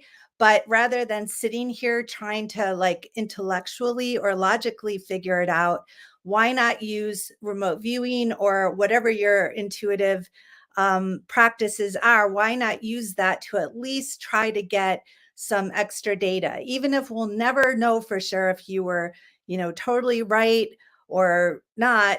At least I call this the intuitive advantage or the intuitive edge. And I know personally, I would much rather have additional tools open, even if they're not perfect. We know with the remote viewing from years, now 50 years, that remote viewing has been happening, and we have that research. We know that it's not 100% accurate for anyone, even the best remote viewers out there. Maybe the best remote viewers will have like 85% or 90% accuracy. So we have to be realistic. People can be off. They can be describing the wrong target. They can be, making things up. There's a lot of misinterpretation of data. All of that is present. And those that are involved in this field are very much working to see how can we improve that? How can we get percentage rates up for everyone and for the individuals that are really, training and working hard at this? But still, even with 70% accuracy, a 60% accuracy, we're going to be able to know more about things that we otherwise wouldn't. And that's definitely my perspective and why I'm here today, because we can use our remote viewing abilities on really anything. So that's what I just wanted to share what remote viewing is used for, because oftentimes that's a question. It is very practical, to have that advantage. So now what I would like to do is let's do a target. And I am going to lead you through a process. We have now maybe about, I think about 15 minutes. And so there are lots of different ways that we can do remote viewing. And I like to break down remote viewing, really all psychic practices, into 3 steps. No matter what modality you're doing, there's going to be the initial tuning in stage. So you have to make contact with the target. This is true whether your target's a location, an object, a photograph, or a person. And let's say, you're using clairvoyant techniques or mediumship, you still need to make contact, whether with the person or the spirit. So, it's just like in everyday life. You want to call your friend, you got to call the right number, right? You got to dial in, or you got to email them the right number. So that's the first step. And then the second step is getting the flow of information, like opening up to the information. And then the third step is once you have a bit of information, you don't end there. Now, a lot of psychic tests and psychic research will ask people to get impressions, but as soon as they get impressions, they're either ending it right there, or they're like, okay, we'll get more impressions. But they don't really know how to get the participant to get more and more details. And that's where training comes in. How do you get more details other than the initial impressions? I'll just say too that a lot of times people will have spontaneous experiences. I'm sure you've heard over the last several days, people describing all sorts of spontaneous exceptional experiences they've had. And a lot of these did involve telepathic communications or visions coming in. And that's, all terrific. But it's how do you get more understanding of what those visuals were, or that additional information? That's the third step, is being able to focus on what you already got, not have your logical mind get in the way or not get distracted, but stay focused on that information so you can extract more and more details about what you just got. That can be hard when you're having a spontaneous experience. It's not impossible, but it's hard when it came in and you weren't expecting it. It can also be a challenge when you're doing intentional work, sitting down for a session. But what I'd like to do is kind of it's an exercise that I made up, and you're not really going to find this anywhere else. I like to delineate where my approaches come from. A lot of my remote viewing approaches I learned from other remote viewers or former military remote viewers. But this approach that I'm going to teach here right now is one that I would say combines reality, what's it called? Shoot, I'm drawing a blank. Remote viewing and there's a word I'm trying to come up with. Anyway, I'll come up with it in a minute. But let's get started with this. What I want you to do is close your eyes. I want you to close your eyes and go within. And I'm going to think of this as just a guided meditation. And I'm going to give you a few steps to do. Now, in this meditation, I'm going to be leading you on a path, and I'm going to be leading you through a few doors.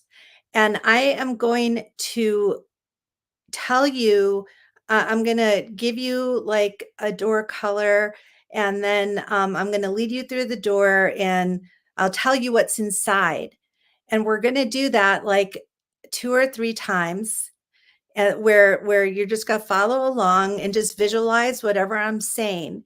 And then when we get to the last door, I'm going to help you to go through it, but I'm not going to tell you what's in there. The target is in there. So you will access the target for the final door. But the first few doors, just to get you in this, you could think of it like we're entering into this matrix. I'm going to lead you through and let you know what's in the door.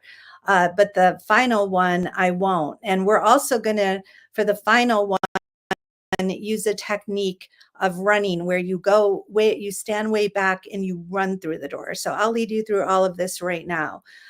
So just close your eyes. I'm going to close my eyes too. So, because I want to be right there with you visualizing. It's like when all of our consciousnesses are together, that's when we can do this the best.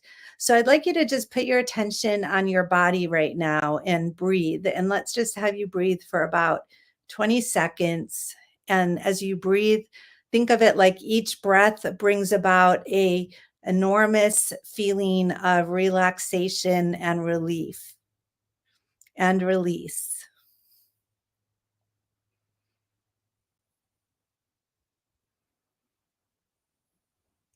And there's not going to be anything to look at on my screen until really the final, when I show you a door.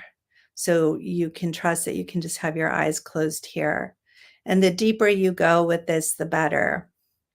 Now, I'd like you to now imagine that out in front of your third eye, and that's at your forehead area, and you could touch your forehead right at the third eye. Imagine that out in front of you, there is a path. And this path can look any way that you'd like it to, but you're going to just step out and you're going to step on the path and you're going to start to walk along the path. And as you walk along the path, look down at your feet and notice, what does this path look like? Notice if there's anything to the right or the left of the path. You might notice that the path is straight, or you might notice that it curves.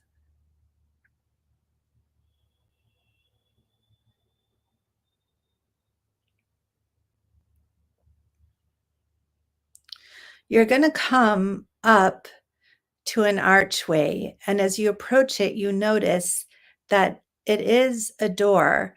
It's a little strange to have a door right there in the middle of your path, but in order to get to the other side of the door, you're going to open up the door. And as soon as you open up the door, you notice millions of beautiful butterflies. You can see them flying everywhere. And they have an intelligence about them, so they're not going to like hit you or touch you if you don't like butterflies touching you. But if you do, they'll land on your shoulder. And there are all these beautiful colors. And as you keep walking, a few continue to fly with you. And now you see that there's still more of the path to go. And so you're walking along again. And as you're walking down the path, you notice it starts to kind of turn into more of like yellow, like a yellow brick road. And you're going down these yellow bricks and you're noticing that everything is getting a little brighter around you. And you're noticing there's flowers, beautiful blooming flowers on either side of your path. And then you come to a house or a little cabin, and there is a red door on the cabin.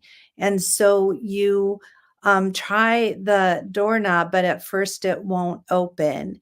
And when you do get the door to open up, you notice that there are many musicians sitting in the room, and they are playing the most beautiful music. They are playing violins and pianos, and there's the most beautiful music coming out of the room. And it's really, and there's even people dancing in the room. And so you see there's a door on the other side. You walk through, maybe wishing you could stay, but you still have more to do here. So you exit out that door, and now you're going down the path. And now you're coming along, and you see that the path is made up of just dirt. And you are walking along and you start to notice it gets a little colder. And now there is yet another door, and the door is attached just to what seems like a big rock. It's kind of weird, like there's a big rock in a door. You open up the door, and as you open up the door, a rush of water comes pouring out, and you realize that this room or realm is filled with water. So you swim through the water and then you come out the other side. And now you're walking along one more path. And this is where now it is time to go to the final door. And you can look very far down, like you can see about a half a mile down, and there's nothing. There's just this plain path. And you can see way down, like maybe about half a mile away, is a final door. This is the end of your destination. And there's something about this door. You can see that the door way far away is opening and closing, opening and closing. And you're going to have to time this perfectly. You're going to have to run as fast as you can. Now, if you want to, like, get on a skateboard or a bike or something like that to go really fast, you can.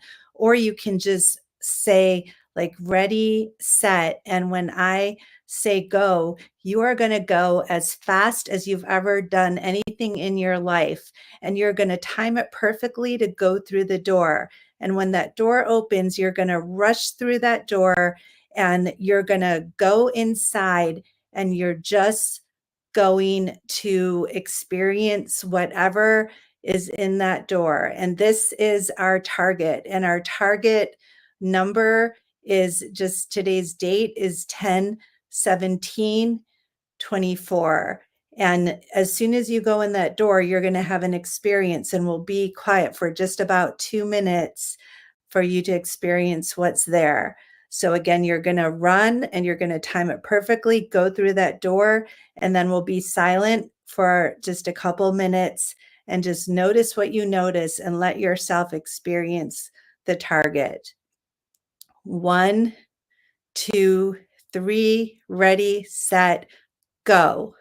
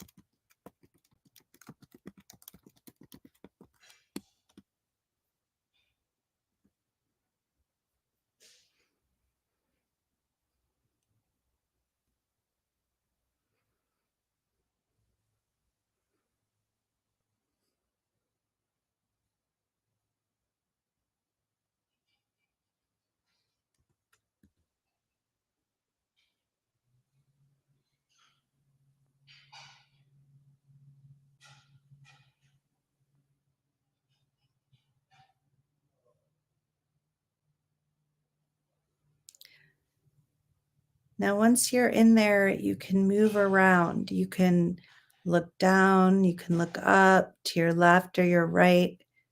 Every time you look in a new direction or move to a different place within there, you will have a new flow of information or experience.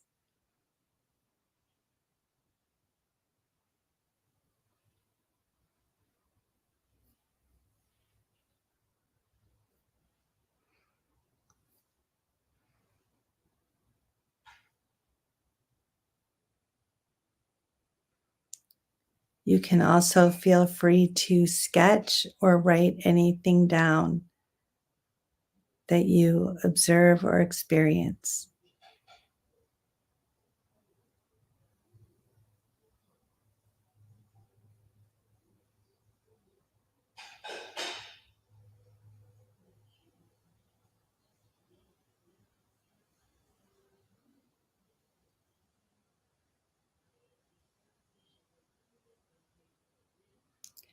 I do recommend writing down or sketching at least one thing, even if it's just an overall shape, and then touch that shape with your finger or your pen.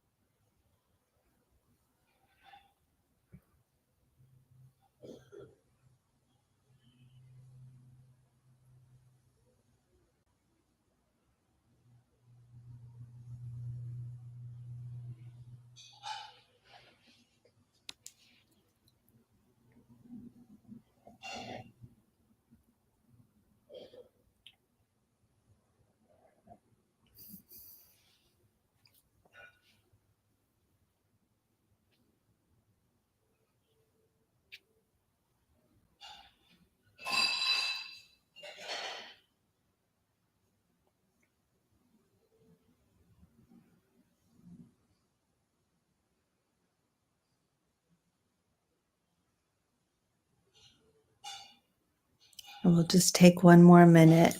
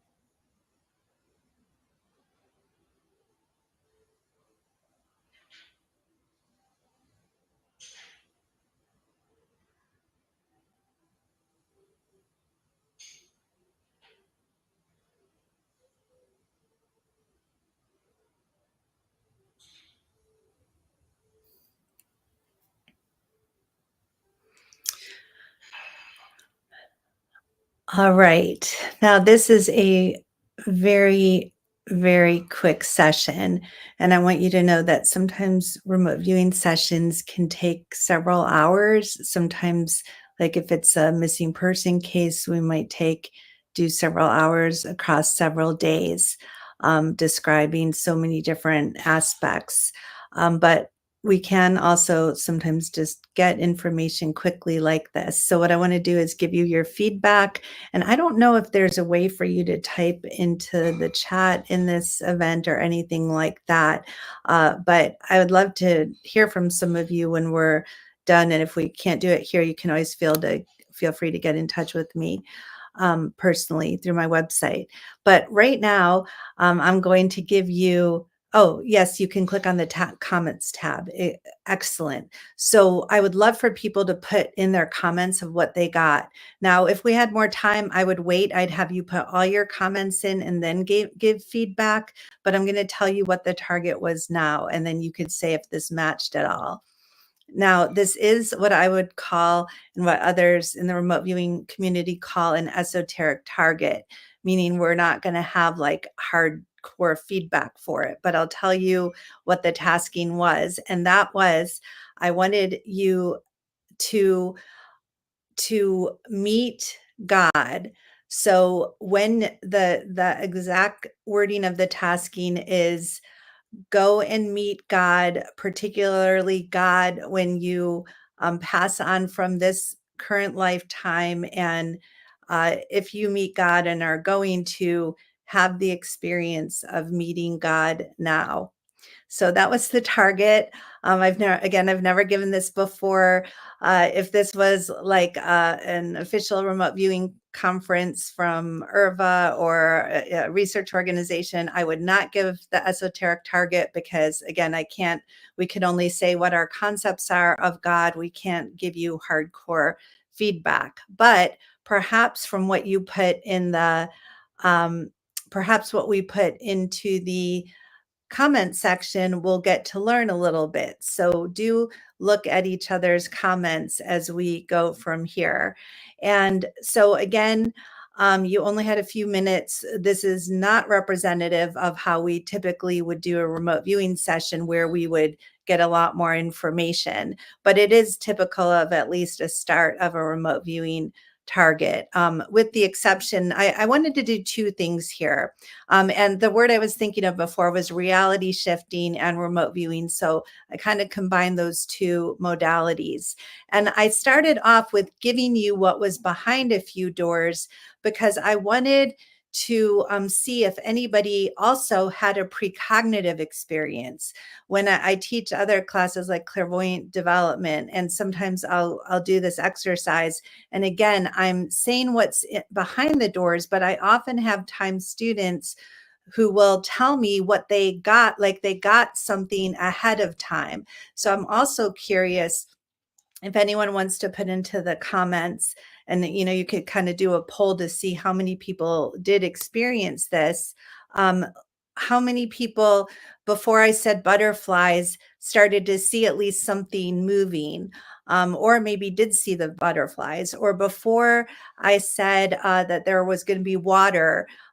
So sometimes when I do this exercise, people will see water even before they get to the door with the water. And I specifically don't know what I'm going to say in advance, because this way we can know for sure it's precognitive. If I already knew what I was going to say in advance, then you might just be reading my mind. But I actually came up with what was behind those doors, the butterflies and the water and the musicians in the room. I came up with that at the moment. So, of course, maybe you could say, well, was I reading one of your minds? Because I've never done the musicians in the room before. I have done the water and butterflies.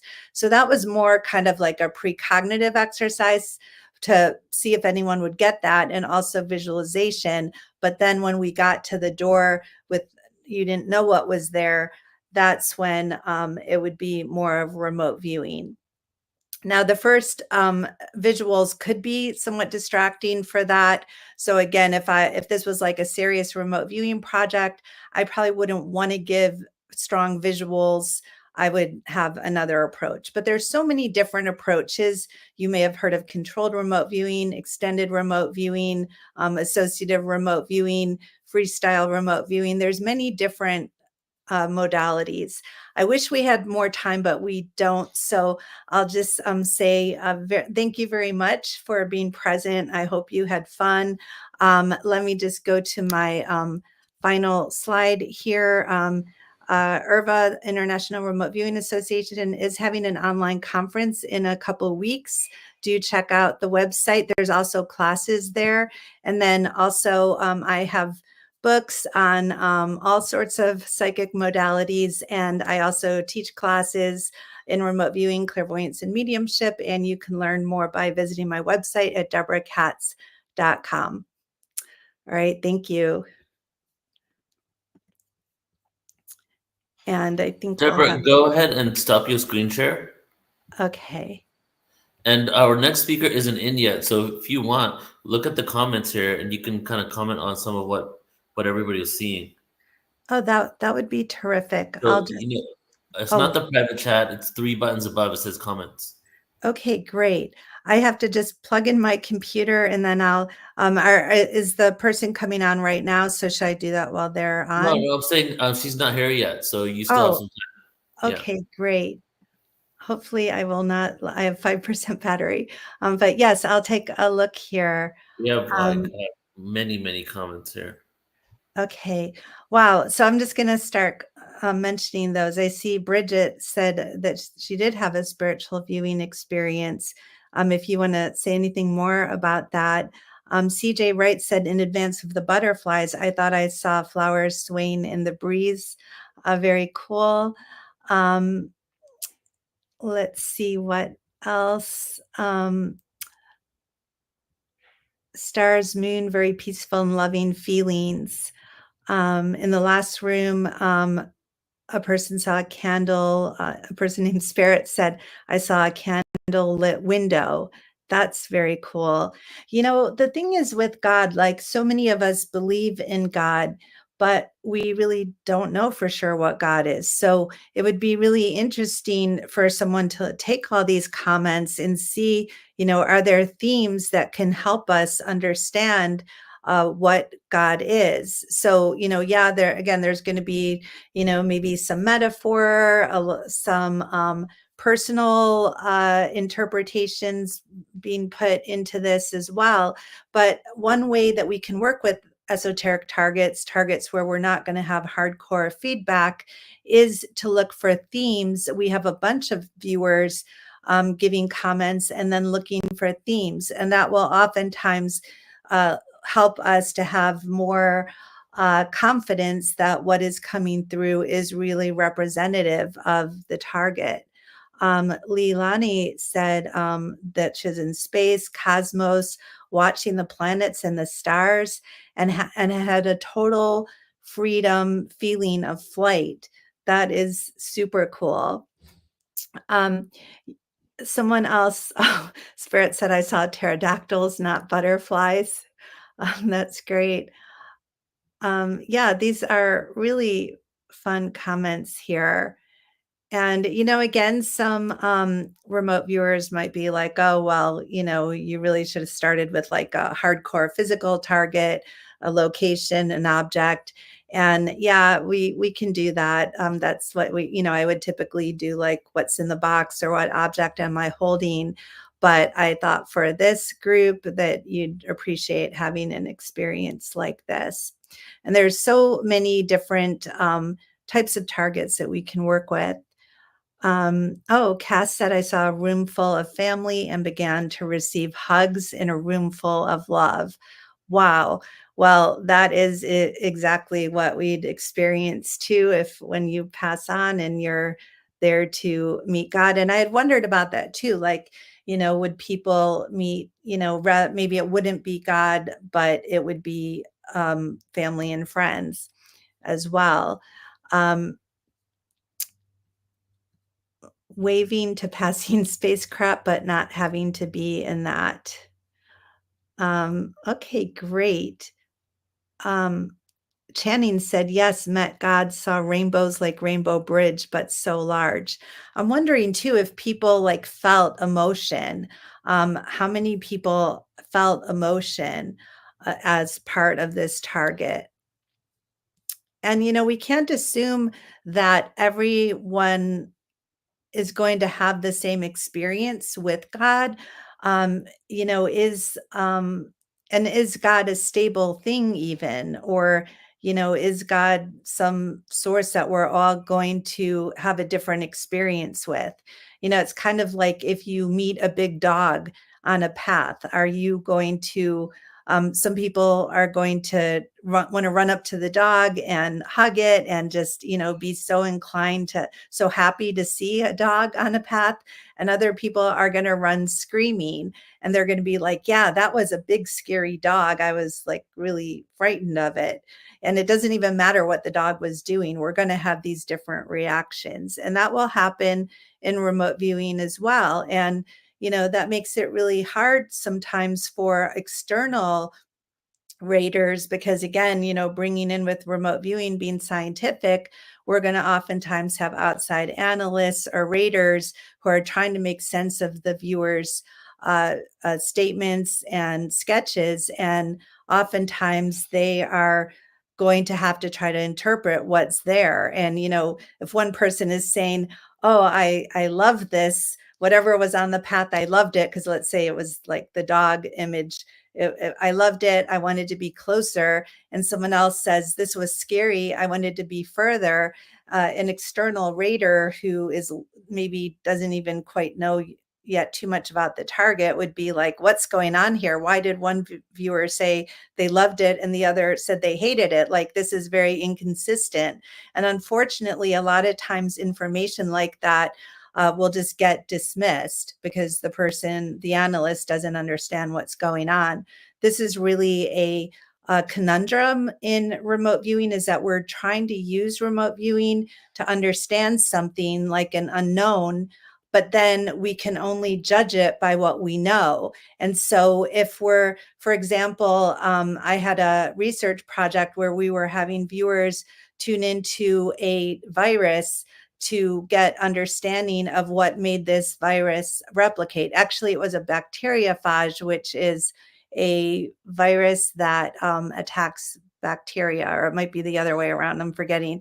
But we wanted viewers to describe an important question to biologists is what is the trigger for replication? What causes it to replicate? And a lot of viewers were getting, we found that the most top repeating word was heat. But there were other words that a lot of people came up with. But the raters, who were all biologists and one an expert in bacteriophages, they said, yes, like a lot of the data totally matched, but then there was data in there that they just couldn't verify. And so they had to just either say incorrect or unknown. But that unknown information may very well have been the most important information to help solve the problem. And that's what we're up against constantly in remote viewing, especially, research or analysis, is how can we make sense of data that we don't even know yet? It's teaching us something.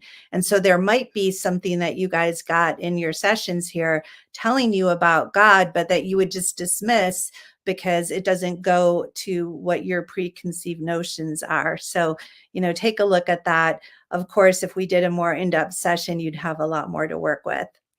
At this point, I could probably talk for hours, but my battery is now at 1%. So I'm going to sign off here. And again, if you guys want to get in touch, you can do so at deborahcatz.com.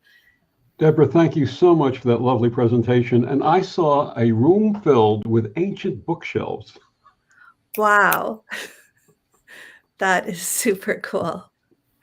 All right. You take care. Bye, Deborah. Bye. Always love having you on. Appreciate you so much. Oh, thank you. I really appreciate the invite. And explore those ancient books further. You could possibly go into each one and get more and more information about each one. There's a poem in there. Yes. There is. Awesome. Take care, Deborah. Okay, bye. Beautiful. That was a good little shift in the presentations, right? Absolutely. A little experiment with remote viewing. Absolutely. Yeah. Getting people who are attending to participate, I think, is something very special. Yeah, I love that. So everybody tuning in, Mary has not joined us, so I'm going to go ahead and do a presentation instead, and then we'll go into Nadia in a bit. So let's go ahead and do this. Victor, I appreciate you, brother. I love you so much, man. Thank you. Thank you. This is wonderful. And tomorrow, obviously, I won't be able to join you because I have to go through the treatments again tomorrow. Okay. So, We'll be in touch later. Thank you so well, much. then this is goodbye for now. I appreciate you very much, and we'll speak soon, okay? Absolutely. Take care. All right, take care. Bye-bye. All right, everybody. So what we're going to do, Mary Rodwell is normally good with showing up, but I think she might have got the timings wrong or something. So what we'll do is we'll do a separate Mary Rodwell presentation at a separate time, specific interview with her, and we'll launch it on our YouTube and put it on our website. But since we have like 25 minutes or so before the next speaker, I'm going to do a little presentation. But I want you guys to choose what to, since this is impromptu, let's take a vote here, okay? Do you want to have a mini presentation on what's outside the universe, philosophical presentation, or do you want a presentation of poetry on esoteric concepts, metaphysical, extraterrestrials, where we break down the poetry that I wrote, the spoken word? So number one will be, let's call it, number one is the universe. And then number 2 is the poetry. So let's go ahead and vote. Okay. I'll wait a good minute here. We got to get a good amount of votes in. There's a lot of us watching. So which one do you want? Poetry? Poetry. Okay, the other one's outside the universe. Poetry. Okay. All right, we have one outside the universe. Okay. Keep going. Oh, now we got a bunch of ones coming in. So funny. Oh, okay. The poetry's outdoing the first one. I need someone to keep count for me. Hold on. All right, let's see. 1, 2, 3, 4, 5, 6. Okay, so 6 and 1, 2, 3, 4, 5. It's a tie, guys. Come on. Oh, okay. Now it's the tiebreaker. The tiebreaker is poetry. But for fun, what I'll do is I'm going to do both of the presentations eventually. Okay, just because a lot of people want the other one too. Here we go. Okay, no more votes. The votes are in. We're going to do a little poetry.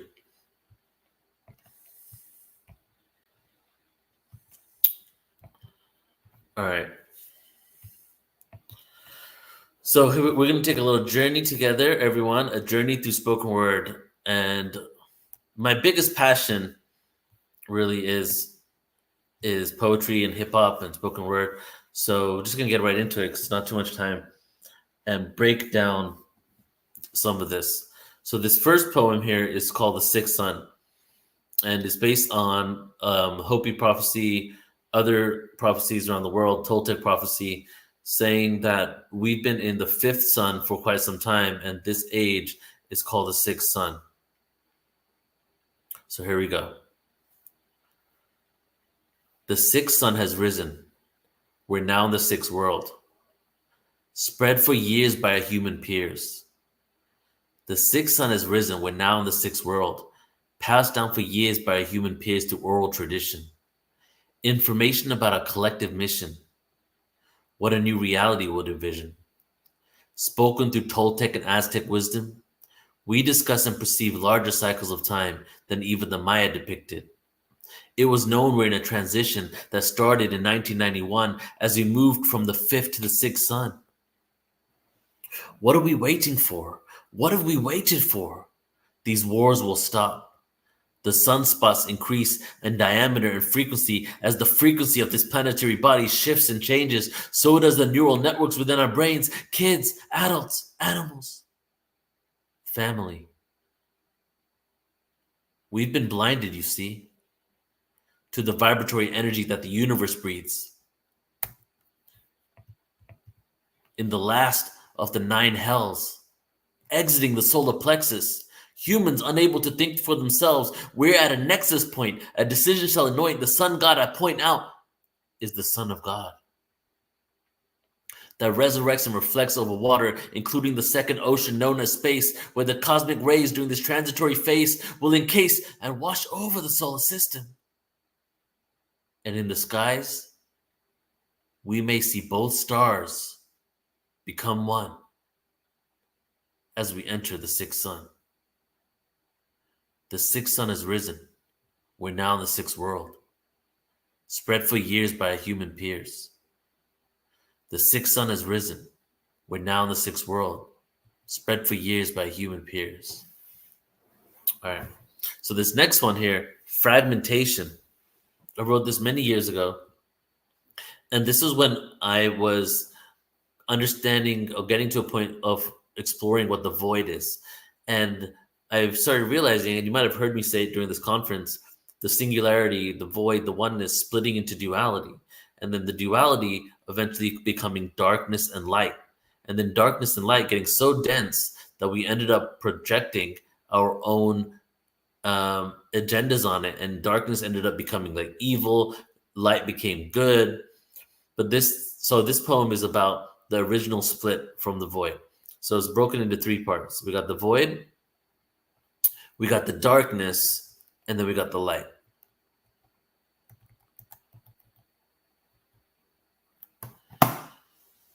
In the beginning, there were no words, no concept, no winning. No place, no time, no description, no label, and no finishing. Until awareness became conscious of itself. Separation from the source. No east, no west, no south or north. Not to mention, there never existed a dimension or ascension or physical essence, except for the 0 point. There was no Christ to anoint.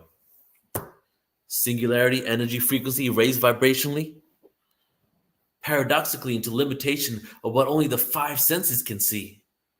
No linearity, no anarchy, no galaxies, no nebulae, no jobs, no nature, no materialism, no political lies, until darkness finally fragmented from the light, using free will to see through the night. The darkness.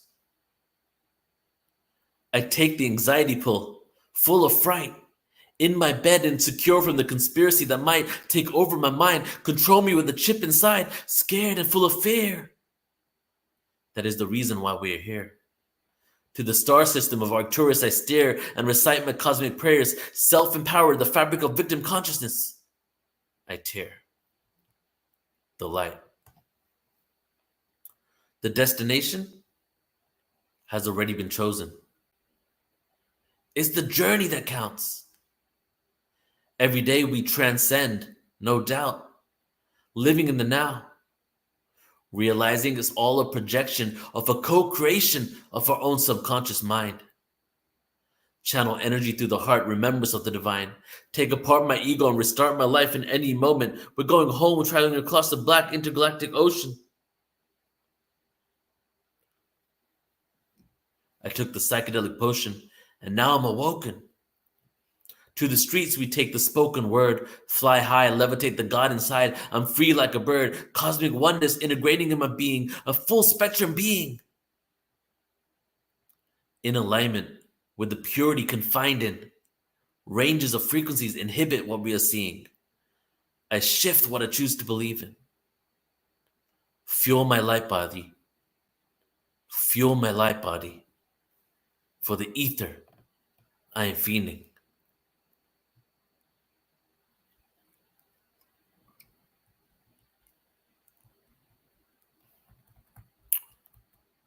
So this one here is called All I Want to Do Is Be. And this was at a time where, I was realizing we're human beings, yet we focus so much on human doings, being human doings, that quite often we forget the art of being. And I went on for one side of human, like from human doing to all the other side of human being, and realizing now it's really a balance of being the doers and also being able to be at the same time. So this is at a point where all I wanted to do was be, but there was just so many wounds, so many not thinking I'm good enough, not being seen, having to prove myself to my family. And it was just so overwhelming that all I ever wanted to do was be. And this was a spoken word piece that I wrote about it. I have the world at my fingertips, but I don't grasp. Infinite possibilities, asking the universe, what is the next task? All I want to do is be. All I want to do is breathe. Conceptual knowledge made manifest, take action to myself. I confess, I am all that is. I have moments of ecstatic bliss, and I thank the universe for this with utmost gratitude. Elude the confines of a cerebral, masculine energy that defines the path we are upon, moving into the feminine, the earth, the moon, the shone down upon, cast eclipse over the sun. A pathway to union when we all finally feel one. I have the world at my fingertips, but I don't grasp. Infinite possibilities accelerated. Time is moving fast. All I want to do is be. All I want to do is be free. from self-expectations, projections of false promises, achieving through external operation, hope is misplaced in changing the earth without doing the inner work. My soul will be gone soon, heading back to Saturn's moon, contractually living a lie, created a fragmented reality based on who, what, where, and why, so I fry my mind to numb out the fake. But it's all a game, and we're all playing a role in every moment. I know I'm an old soul, but it's not just about what I know. Orion War, karmic balancing on planet Earth, forgetting our simultaneous lives, universal worth, history repeats. Like when in Rome. All I wanted to do was go home to Arcturus. Density got me on my knees, was so furious, questioning my own creation. Who is this and who am I? An internal fight at the end of the Earth tunnel. There is something that shines bright. Embody the darkness, full spectrum being, so I can transcend and live in the light. Pretty cool that this poem actually happened to have Arcturus in it, and we're aligning with Arcturus today. So I'll do one more poem. Let's see which one we'll do here. Let's see. Ooh, let's do this one. The Traveler. The Resurrected One. Many times faced incarnation, simultaneously happening, the desolation, sun explosion, implosion, creating a rip in space-time. For me to travel with the universal mind, interplanetary systems faster than the galactic kind, where the laws of physics no longer apply, where the energetic beings reside. Going faster than the speed of light, mass increases to infinity, omnipresence of my energy, one with the celestial melody. Harmoniously find the frequencies that are hidden from sight. I left the density of struggle, resistance, and fight. The lessons have been learned, so it's time to climb up the dimensional ladder onto the next multiversal ride. As a quasi-physical being, half flesh and half light. The metaphysical, metaphorical, quantum theoretical truth of mankind, full disclosure of the cosmic kind. Resurrect the Christ consciousness. Let the bliss flow and undergo the transition into the fifth world. Prophesies to be the end of human karmic woe and the duality of friends and foes. Know this, we are about to shift the human consciousness to the dimension that is next. Allow the vortex to appear. When people start to disappear, melt and dissolve the fear, the time is near. The revolution of consciousness is here to steer us into the galactic arms of the Milky Way. Swim into the ether with abundance, to the universe we pray. Eradicating the lack mentality, creating technology holistically that has never been seen through alchemy. Order is the result of anarchy. Throwing off your center of gravity only temporarily during the ascension of our galaxy and all sentient beings. During the ascension of our galaxy and all sentient beings. So it is. All right. Oh, Mary came in. See you, Mary. All right. Sorry, Mary. I thought you weren't going to make it, but you're here, so it's perfect. Okay. All right. We are blessed because Mary made it, and so I'm going to do an intro for her now. Hope you guys enjoyed the poetry there. I just had to tap dance a little bit for a bit. Okay. So everybody, I'm extremely excited to bring on Mary Rodwell. Let me pull up her official bio here.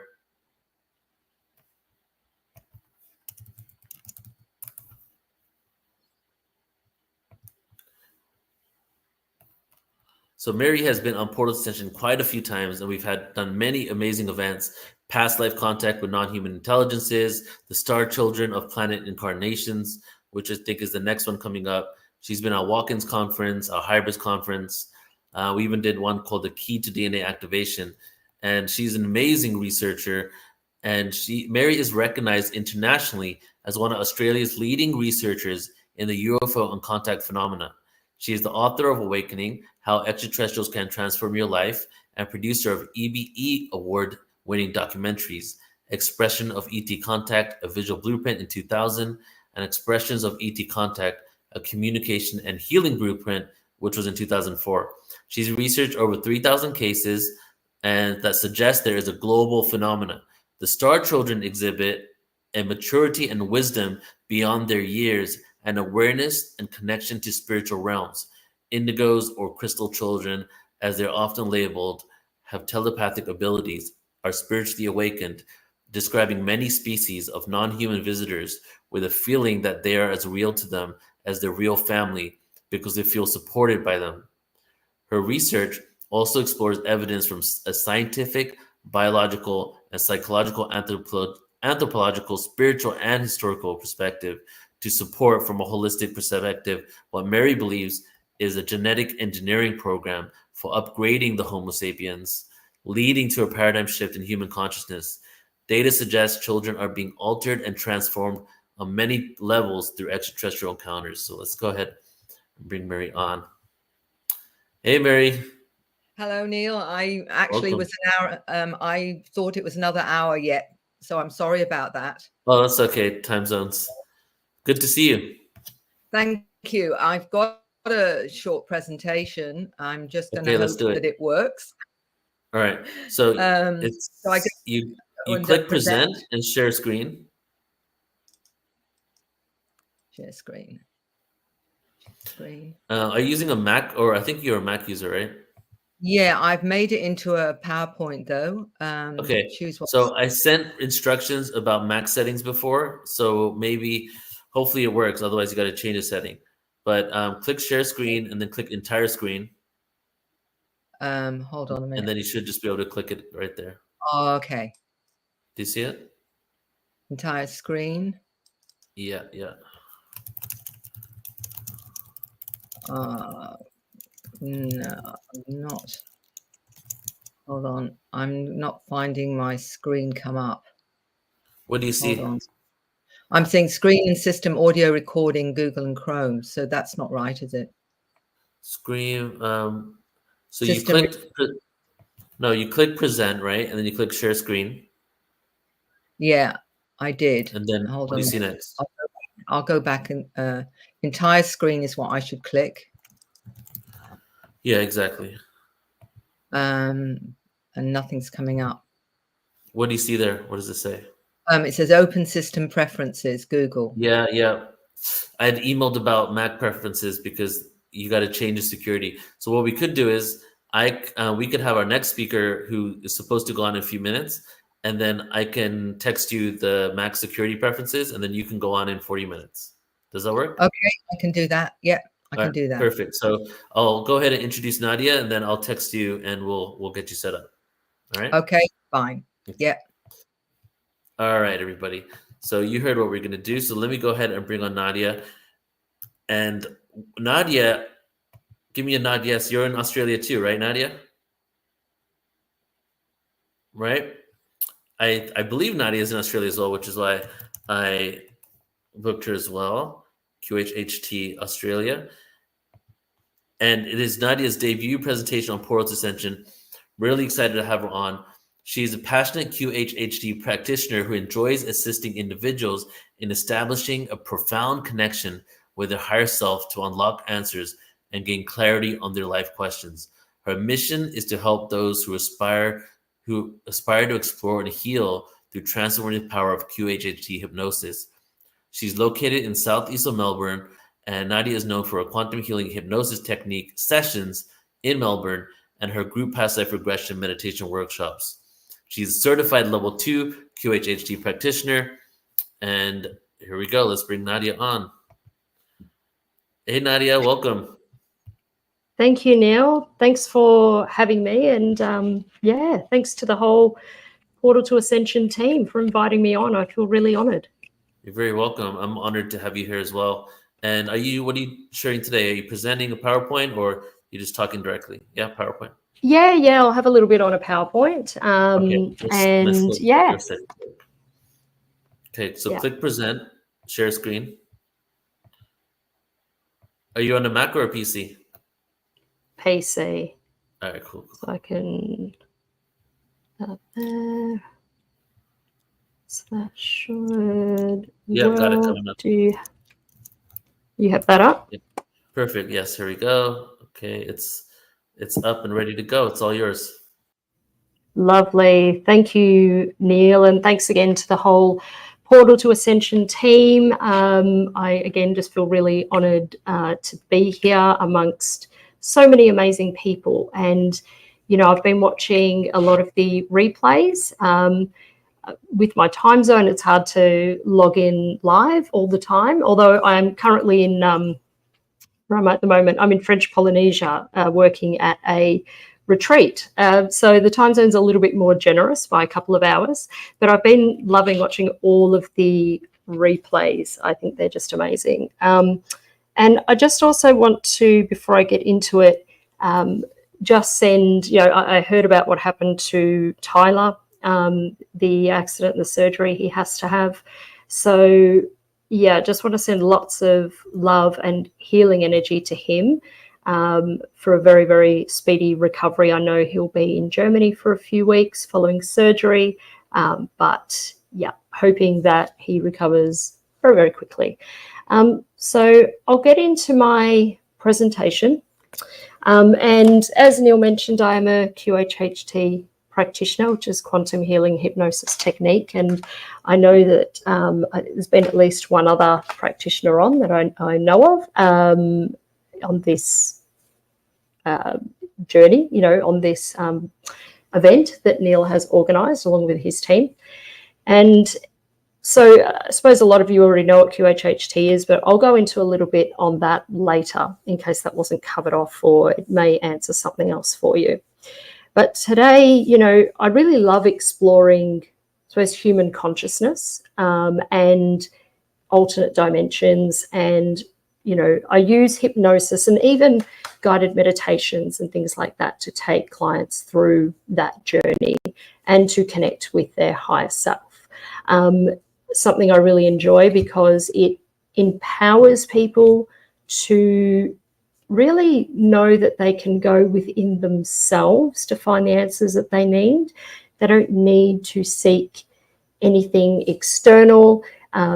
It's just really learning how to reconnect, and it's remembering how to reconnect with that all-knowing part, that all-knowing, part of ourselves that is connected really to that collective consciousness and holds all of that information.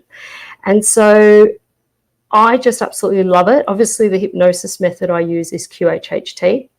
And for those who aren't aware, QHHT was developed by the late, great Dolores Cannon. In fact, I think tomorrow, if I don't have my dates mixed up, will be 10 years since she passed. So it's been a long time, and a lot has happened in that time, in that space as well.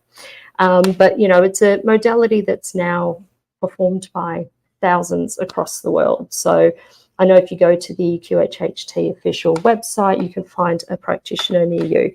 There are so many around.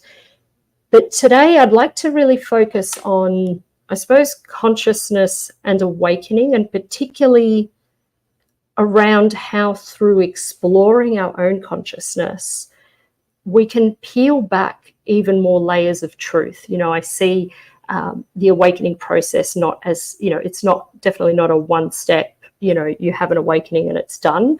In the words of Shrek, it's like an onion, you peel back the layers and it's layer by layer. And each time you come to a different realization, a different understanding, and you just go deeper and deeper into that. Or at least that's, my experience and everyone else that I know that I've spoken to. But there are many different truths. Oh, can you guys hear that beeping? Or is that just me? Yeah, I hear it. There's some sort of beeping there. I don't know. It's gone now. Okay. I don't know. That was weird. First time it's happened. I was actually going to say a lot of the time during, it's quite funny actually, because a lot of the time when I'm doing online things, weird electrical things happen. I didn't expect it to happen here. I thought it would stay at home because I'm currently in French Polynesia, as I said. So there you go. Something's followed me, but that's okay. But yeah, I think there are many different layers of truths, different realities, different possibilities. And really, you know, we have the ability to control our own realities as well, which, you know, is fascinating. And I believe it's one of the reasons we're here to learn. And it's one of the reasons we come to Earth and we reincarnate. But before I sort of get into even more of that, what I'd like to do is just talk a little bit about my awakening journey, because I feel that, you know, everyone's story is so different, but they do share some similarities with our own journeys. And in the process of awakening, you know, as I said, there's many different layers, and we all unpeel a different layer at different times and in different ways. You know, different things will present themselves to us to spark that awakening. But really, an awakening is what I like to say, like, it's any profound experience that raises your consciousness and shifts your understanding of reality. And as I said, that can present itself in many different ways, and it happens multiple times. So a little bit about me, you know, I was raised in I want to say a Catholic home. Wasn't overly, you know, strict or religious, but, you know, we had to attend religious classes and go through all of those sacraments, etc. And, you know, unfortunately, I also inherited the guilt that can come with that. So we also, you know, I also felt very uncomfortable, I suppose, going to church when I was a child. So ever since I was a child, I felt like something wasn't right. I wasn't getting the whole truth. But, you know, at the time I thought something's wrong with me, because why don't I like going to church? I must be a bad person. But that's probably that guilt coming through, to be honest. But I always knew there was more to what I was being told, always very curious, always felt the stories I was told weren't true, or, I mean, they do have some elements of truth, but manipulated somewhat. I would question everything that didn't make sense to me. I even remember, you know, being kicked out of religious class on a few times because I would ask questions to try and understand what they were teaching, and it just didn't. Yeah, I think looking back, they were very frustrated. They couldn't answer, and they would just kick me out. So, you know, I also took that on board. Always a keen interest in metaphysics, things beyond what is perceivable to our 3D senses or our human senses. And even in, you know, extraterrestrial life, you know, that's something I've always done. My childhood was spent reading, you know, books, because, you know, before the internet, you know, books on, you know, unexplained phenomena and, you know, psychic things, UFOs. Yeah, so there weren't many other kids that would that would share that experience with me. But, you know, my father at the time, not at the time, I mean, he's still my father, but my father at the time would nurture that. I didn't realize it at the time, you know, the benefit of hindsight. He was the one who had a lot of those books and would talk to me about a lot of those things, and we'd spend, you know, nights out with a telescope, looking out at the stars and the planets and talking about what could possibly be out there and how everything is connected. And it was quite actually profound, now that I think about it, just to have that experience at such a young age. But I wouldn't even say that was really part of the awakening, you know. But, you know, I was very always in tune with my intuition, and I would follow it. And even if things didn't make sense, I would do them anyway. And they always worked out in my favor. And then, you know, as they usually do, but we don't always listen to that, do we? So when I got probably, you know, late teens, early 20s, I threw that out the window a little bit. I suppose you could say I was sucked into the vacuum of modern society. You know, you think, you know, you've got to fall in line. You have to you know, have a good job, get married, have nice things, tick all of those boxes. And you know, I did all of that, but I also then became very depressed. I realized, you know, eventually realized, it takes a long time sometimes, but realized I wasn't living authentically. And that was, you know, contributing to my depression.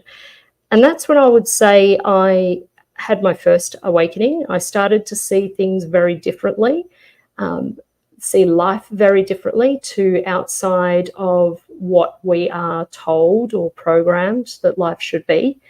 And so I left my marriage, my home, I left everything behind. Like, I think I took my clothes and that was pretty much it, and a couple of belongings, but left everything behind. And to be honest, it was terrifying and liberating, but it was the best thing I did at the time. You know, that would be my first little shove. But, you know, as the story goes, you meet someone else, you fall in love, you get married, you have a good job again, everything's perfect. Still living more authentically to myself though. But in around 2011 or 2012, things started really falling down around me. I had some very close friends that betrayed me, and it broke my heart. And at the time, I didn't see it. I thought, you know, I was blaming myself. What have I done, etc., as you tend to do. But really again, in hindsight, you look back and realize that, you know, these people were being removed from my life. They no longer really resonated with where I was at. And so, you know, whilst the relationships were good at the time, they had no purpose in my future. So that they were removed. And, you know, during that time, I was very stressed at work as well. I was blaming work for everything. But I still loved my job. I think I knew deep down that I loved what I was doing, but I blamed it for a lot of my, I suppose, stress and anxiety and depression. And it was a stressful job, really, I made it that way. But my second real awakening was one day I had a massive breakdown in front of my boss, embarrassingly, and told him I can't do it anymore. I'm stressed. And he actually, a couple of you said this, and I feel like he almost channeled this because it's not normally something he would say. He actually said, you know what? He said, the problem's not the job, it's you. And I was a bit taken aback. And he went on to explain to me that we need to be doing things that bring us joy and that make us feel good. And, you know, at the time I knew that it was essentially, you know, when you do things with joy and make you feel good, it lifts your vibration. You know, he didn't use those words, but for me, that's what it meant. And I knew he was right. You know, so that was really my second awakening. You know, I was blaming things around me again, but it wasn't them. They were a reflection of me and my inner reality, or what was going on with me. And so, you know, stayed in that job. Actually still there today doing things for him. So I've been there a long time, and he supports, you know, me running away like now to French Polynesia to run retreats and things like that. And it's good. It's really good. He was right. I was the problem. But then a few years later, 2016, my dad passed away. And although I knew it was coming, my whole world fell apart. So I was, you know, he was my rock. He was the one from when I was a child would, you know, entertain my curious nature, didn't, you know, think I was weird for asking certain questions or looking into certain things.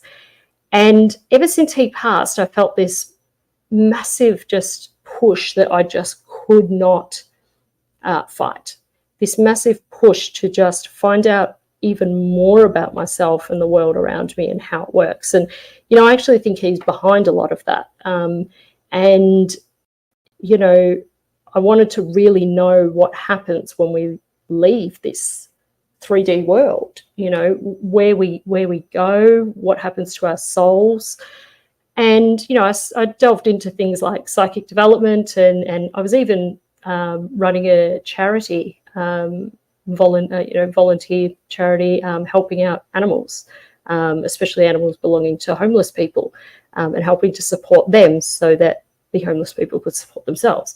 And that was just one of the things I tried to do, I suppose, to channel or find out where my passions were.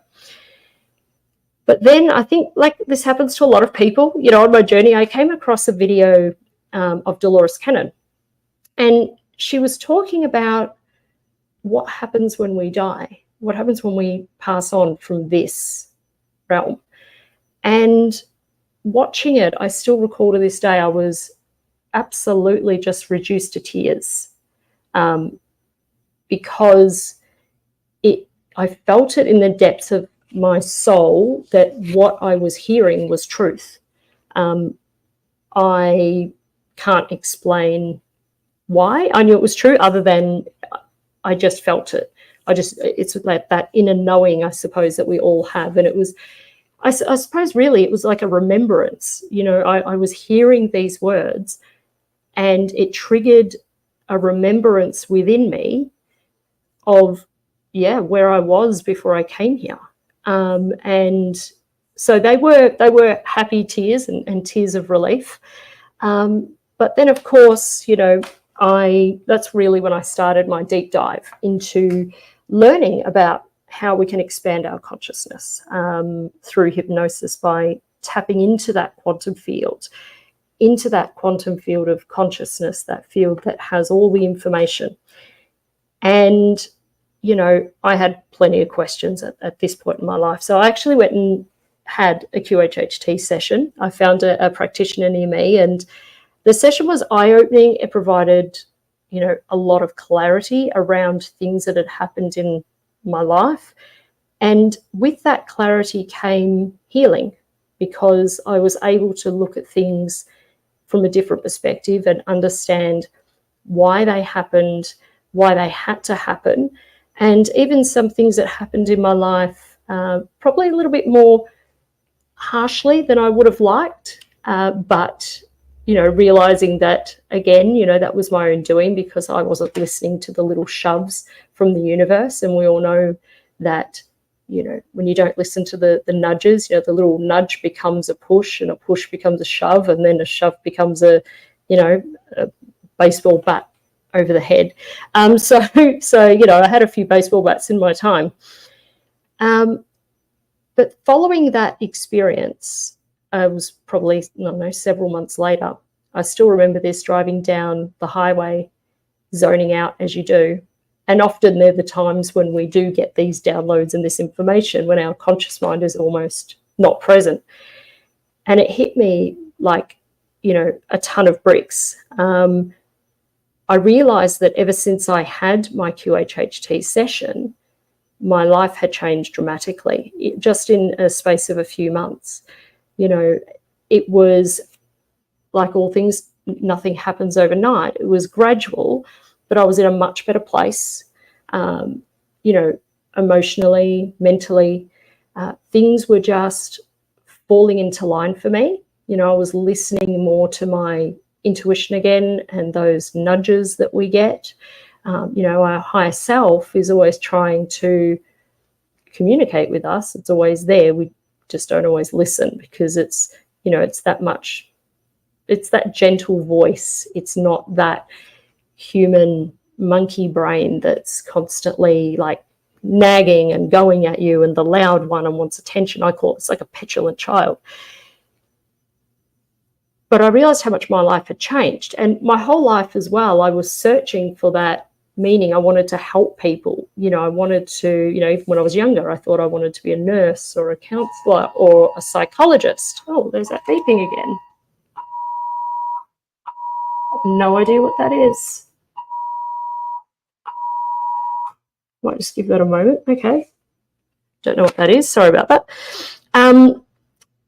But yeah, and it really hit me like a sledgehammer, like one after the other, driving along, realizing, my life had changed, and then smacked me over the head with, oh my gosh, this is what I need to be doing. This is how I can help people, because I thought if it can help me, it can help anyone. And Of course, it helps everyone in a different way. Everyone gets what they need, but that's what I decided I wanted to do. So then, of course, you go down the path of then facilitating sessions. But I'll go into a little bit about what is QHHT. And so QHHT, it stands for Quantum Healing Hypnosis Technique. It's a form of hypnosis. It's similar to past life regression in that it can incorporate past life regression, but it does delve a lot deeper than that. The client would come to a session with a list of questions that they want answers to. And really there are no questions, off limits. So usually, questions would revolve around, relationships, family, work, life purpose, spiritual growth, anything at all. It could even include, I've had clients who have had what they would deem at the time suspected ET experiences, and they want to explore that even further. So we can, ask the higher self about those occasions, or even take them back to that time to play out and see what happened, to bring those memories forward into their conscious mind. So it does incorporate some past life regression, but as I said, it goes a lot deeper. A session would last anywhere from usually 4 to 7 hours on average. I'd say 6 or 7 is the average, but the client's not regressed that whole time. So we spend the first little while having a chat, working out, why they're coming in for a session, what they want to get out of it. And also I find out all about their lives. And I love that part because everyone has such an amazing story.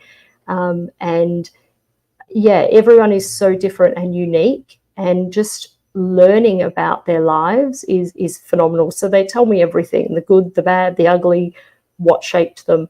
And it's funny, I always say to people, and this is very true, I have the memory of a sieve. So they could tell me something and I'd forget it a week. I've even bumped into clients, I think it was 1 or 2 months after their session, and I don't even recognize their face. I'm like, who are you? And they know me. So it's quite embarrassing, but we do joke about it because I do. And, and in the beginning that used to frustrate me. I used to think, why don't I remember?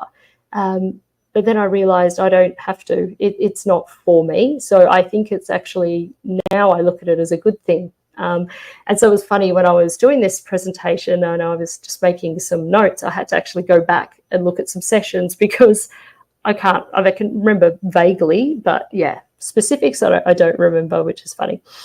But we get to the regression part, and that's just a beautiful, really beautiful light state of relaxation that the client gets into. It's, the client really goes as far deep into the experience as they want. The client and the client's higher self is always in control. So it's not like hypnosis you see on TV where someone takes control and next minute you're clucking like a chicken. That doesn't happen. You're always in control. It's not falling asleep or anything like that. But it is that deep state of relaxation where they do have access to that all-knowing part of themselves and connecting also to that collective consciousness.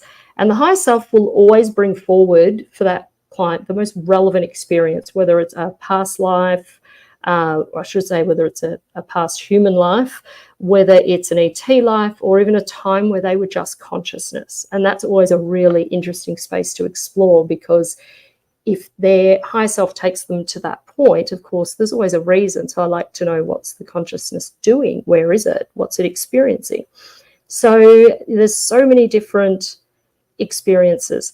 And when we do get to that state, we actually enter the theta brainwave state, which I find this fascinating. It makes me look at it a little bit differently, is that, children spend the majority of their lives, or up till about the age of 6 or 7, give or take, predominantly in the theta state. And so that really explains why young children really more often easily remember their past lives, and they have these recollections coming through because they do spend a lot of their time in that theta state. And makes me also think that, you know, we say children are very, you know, they have great imagination, you know, and we tend to lose that as an adult, but it makes me wonder whether it's their imagination at all, or whether they're having recollections or even pulling on information and knowledge from previous incarnations and using that in this reality. So I find that very, very fascinating. I know of a lot of people as well who have children who have randomly come out with strange things like, you know, when I was your mum, we went to this place, or, you know, they would have these little remembrances. But we often think of past lives, you know, as something that happened many years ago, you know, on this planet, the 1800s or something like that. But, you know, what is a past life? Well, I always explain to people that a past life really goes beyond the human body. So, yes, people can go to a past life as a human in the 1800s, for example, or back to the time of Egypt or the pyramids.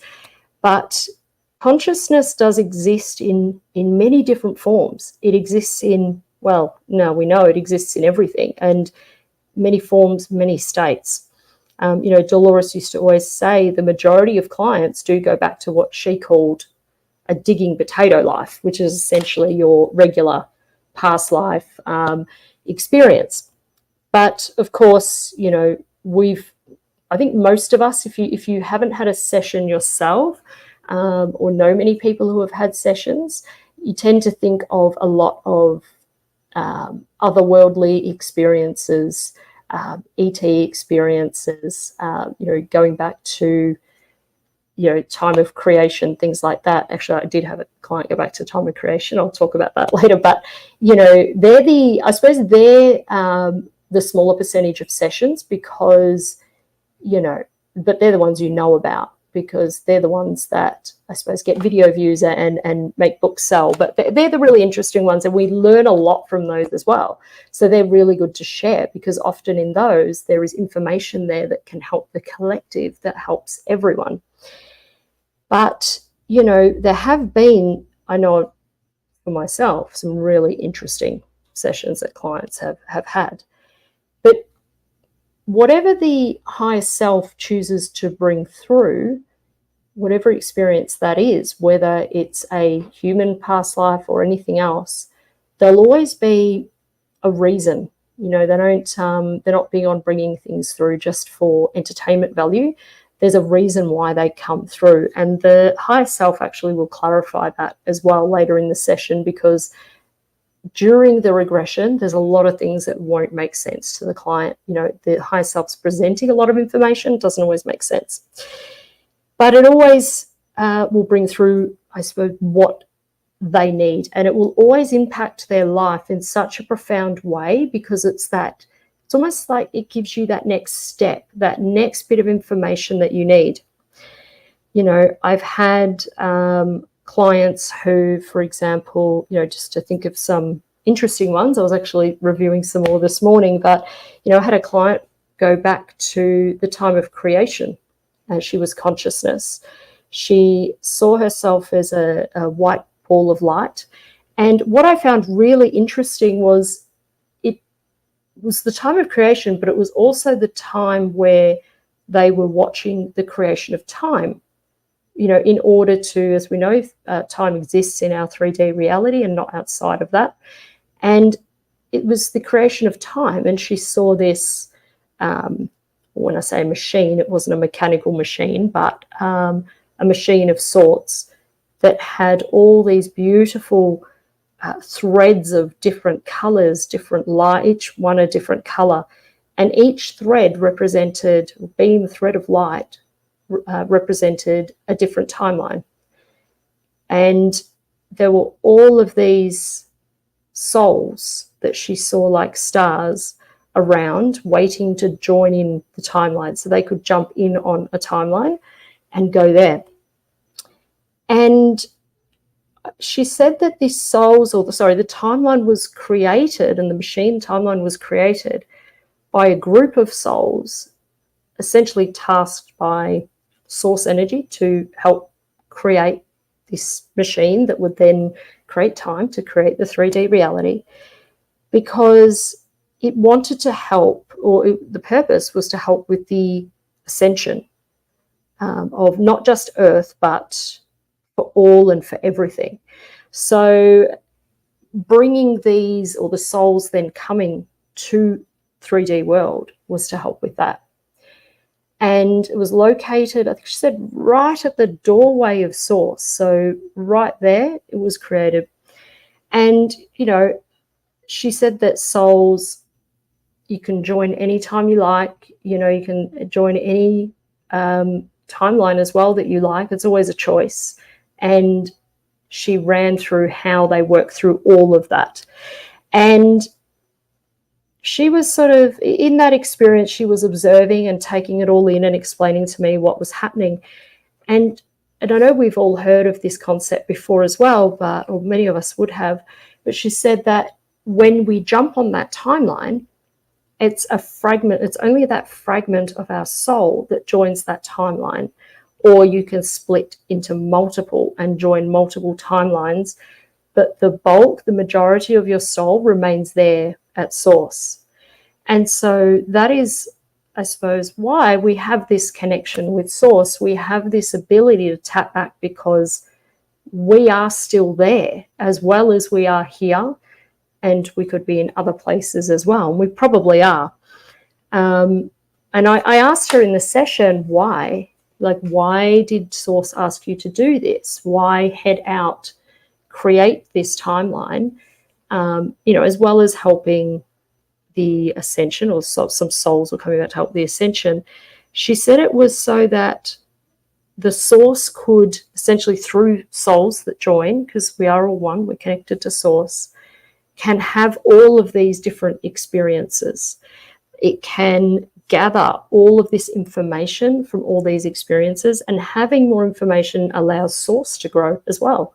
And so it's this, although we are also growing and expanding, it was really, I suppose, fascinating to, I never thought of it prior to this, that, well, Source as well can grow and expand and become, I suppose, a better version, if that's even possible. It's hard to sort of wrap your head around that. And these threads of light that we jump on and we're still connected to are, well, they send information back as well. So not just when we pass, we take the information back, but it happens straight away.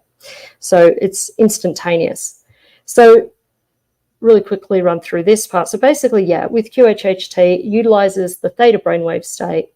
It explores past lives and other dimensions as well, but as well as connects at the end of the regression with the higher self to get that clarity, that healing, which is also possible. You know, I had a client once as well who had, I can never pronounce this, fibromyalgia. And I do recall this one. She was a he in a past life, human life, who had a very hard life, had to fight for everything, work hard for everything. And towards the end, his body was so tired and so exhausted, essentially died from exhaustion. And that energy actually carried through to this life, which caused her fibromyalgia. And now the high self clarified that it actually was like a remnant of that energy. And now that she can see, and there were some lessons involved in that for her as well, to learn about how she applies herself in this lifetime. And now that she had received that message, it was able to remove that from her. And it was quite, it was fascinating to watch, because she came in hobbling a little bit, a bit uncomfortable. Her legs were swollen. By the time she left, she was, she was sitting there bending her legs, touching her legs, saying, oh my gosh, it's gone. She had never felt so good in her life. So, you know, that's one of the reasons as well people can have sessions, is to see whether any physical ailments are attached to past lives or something else, and it's come through. But, you know, we always say, people probably hear the term, you know, higher self, subconscious, oversoul, source. There's so many, not source, but so many different things. Collective consciousness, subconscious. Dolores calls it the subconscious a lot. And so I'll just go to this next slide. There's a video here of Dolores talking about the subconscious, and that's, you know, what she called it and how they sort of described it. So I'll play that now for you. So this is the part that I work with. And I didn't know what to call it. I began calling it the subconscious because I didn't have a name for it. And they said, we don't care what you call us. We don't have a name anyway. We'll work with you. But some people say we are communicating with the higher self, the oversoul, the higher consciousness. Some people call it the universal consciousness. But all of those names mean something big and huge. And that's what we found a way to communicate with that. So I call it the subconscious. And what's really interesting as well is that, you know, there are so many different names for it, but it's essentially the same thing. I know a lot of people these days, myself included, I use terms interchangeably. So often if you hear those terms being spoken within that community, they're referring to the same thing. It's just same, but different. But in terms of, even with QHHT, a lot's changed, you know, even since Dolores passed 10 years ago now. We look at the evolution, especially as a collective, you know, it's evolved so much. So in the beginning, when Dolores was doing this work, she would have clients who had zero recollection of their sessions. You know, they had what we called, you know, sort of the amnesia that would come from it. And towards the end of her career, she was noticing less and less people were experiencing this amnesia in sessions. And, you know, it's actually a good thing, because it shows that people, you know, our frequency is rising. We don't need that amnesia anymore. We are closer, you know, in alignment, closer in frequency to our higher self. So you don't, it's not such a jump. You don't need that amnesia anymore. And also, you know, in the beginning, people would almost need that amnesia, because without it, they would wonder if they were making it up. And, you know, now though, people are a lot more aware of these other realms, these other dimensions. And so it's not needed anymore. You know, although people do sometimes, you know, remember only snippets or bits and pieces, and that's normal. You know, you're very relaxed. I'm sure if, you know, you've done a guided meditation and, you know, you or even a dream, you know, you wake up and you think, oh, that was cool, I'll remember that. And 2 hours later, you've forgotten. So it can be very much like that still, but they're a lot more conscious currently. And I think that's really is a representation of the collective. You know, we're really noticing that. And I think in, you know, roughly, you know, 2012, we had that other little catapult where I think that collective awakening really began on a much bigger scale. And especially, I would say, in 2020, where it was, you know, put in a cannon and shot out. And what I find really fascinating about the more recent collective awakening in 2020 is that it really allowed people to become much more aware of all of the multiple realities going on around them.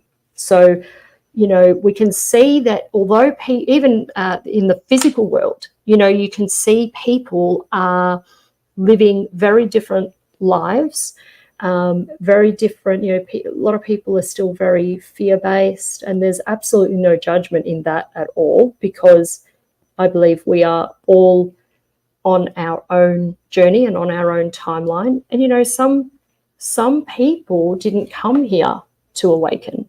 You know, my work has taught me that some people are here, or or chose to come and have a purely 3D experience to see what that's like, to see and experience what not having a connection is like. And so we can't judge those people. You know, they're on their own journey. But it's certainly gone through a lot of different phases over time. You know, we even know now about parallel lives. You know, and I believe all of us really are living parallel lives without the existence of time outside of our 3D space. You know, our past lives, future lives, extraterrestrial lives, the consciousness, it's all happening at once, and we're all just fragments out experiencing our own thing. And in this reality, this is the one that we are aware of. But as we know, there's lots of different realities, and I think of it like a TV, you know, or TV and TV stations. There are so many images and audio being sent through the air from radio networks, but which channel or which station are you tuned into? Because that is the experience you're going to have, is what you're tuned into. And that's the thing with QHHT. It allows you to tune in to a different station for that short period of time to get information. But, you know, how can you yourself expand your consciousness to help tune into these stations? You know, definitely meditation. You know, it does heighten our awareness to perceive and connect with these unseen realities. And the more you do it, the more you will experience. And I'm sure for anyone who meditates on a, you know, regularly, or even every now and again, you may sometimes have little things come through. I've heard of people have these remembrances from past lives, or Lemuria, or, you know, Atlantis, just through a meditation. So definitely that can be a way to connect. Of course, hypnosis, which we've covered off on, and with hypnosis, obviously the benefit there is also connecting to the higher self, to speak to it directly and to get that channel directly, to really uncover the answers that they need as well. And I'm a big fan of energy work too, you know, things like Reiki and things like that. It really does help to balance and attune our energy fields, chakra work, things like that. Getting our, you know, we have our energy bodies as well as our physical bodies, and getting that all cleaned up and in line, I suppose, so you can connect much more clearly. And I just love this. I just want to play this quick clip from Dolores where she's talking about, you know, the fact we aren't our bodies. You know, a lot of people, you know, I wouldn't even say our soul is in our body is in our soul. You know, it's like a projection, a puppet, essentially. So I'll just quickly play this one. You are not a body. You have a body. This is just a suit of clothes, a costume you're wearing right now to play this part, this role in this stage play that you're involved in. Everything is an illusion. Nothing is real. I've had people go through the death experiences, and after they've died and they're on the spirit side, they look back at the life and they'll say, it was just a play. I can see all the actors on stage getting ready to come out and play their parts. I can see the actors in the wings getting ready to come on. And they said, but when I was there, it was so hard and so difficult. But now that I'm on the other side, it was like a blink of an eye. We get caught up in the illusion. So you are the producer, director, and actor in your own play. And that's very, very true. It, you know, I know when, even if people go through traumatic experiences in past lives, they tend to see it from a very neutral place. There's no emotion attached. There's nothing going on there. When you get to the other side, it's a case of, oh, well, it is what it is. And I was just there to fulfill, you know, a mission or to learn a lesson. And, you know, did I do good? Did I not do so good? And how do I improve next time?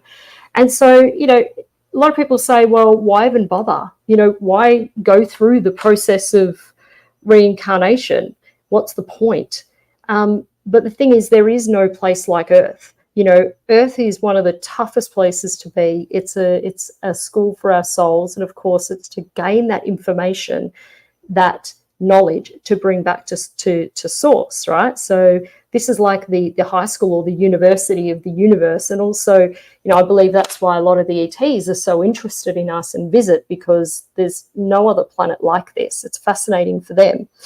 And, you know, a lot of people will also say, well, why come in with amnesia? Why make it hard? Well, you know, I always say to people, well, why play a game if you get all the cheat codes and you have all the answers, or you get to just finish the game real easy? There's no challenge involved. So, you know, you don't learn without challenges. And, you know, Earth is a school. You go through yeah. I'll just rewind that. I'll let this video explain a little bit of that. Earth is nothing but a school.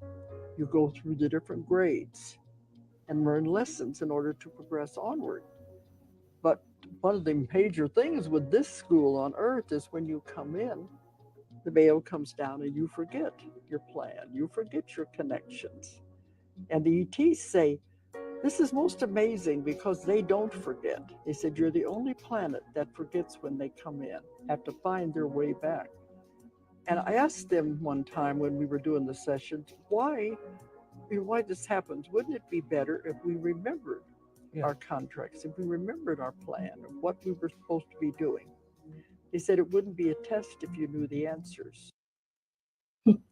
So it's put quite simply, but it's very true. You know, it wouldn't be a test, but, you know, it's, you know, yeah, it's like I said, it's like playing a game and having all the answers. It's what's the point, you know? I'm sure there's some people who probably would like that, but, you know, and how QHHT supports people on their awakening journey. Well, obviously it helps to access memories of past lives and other lives that they may have lived that, you know, will have information they need to help in their present life. It connects them to their higher self, to that collective consciousness. It uncovers the lessons that we're here to learn. You know, often the higher self will make it very obvious to people whether, you know, and we see it in our lives. We could have repeating patterns in our lives. We're always attracting the same person. We're always finding ourselves in the same situations. You know, one of my examples was I was always blaming everything for my problems and what was going on with me, but I had to learn, that was my big lesson in, well, the outside is a mirror of the inside, and I had to learn that. So once you learn the lesson, it never has to repeat again. So it makes life easier. And throughout all of those and throughout the experience, it really does enhance that sense of connection that we have with everything and everyone, and that knowing that we are all connected. So, you know, for me, it's a very fascinating topic. I love exploring consciousness and how we are all connected, what our souls do, the adventures that they go on.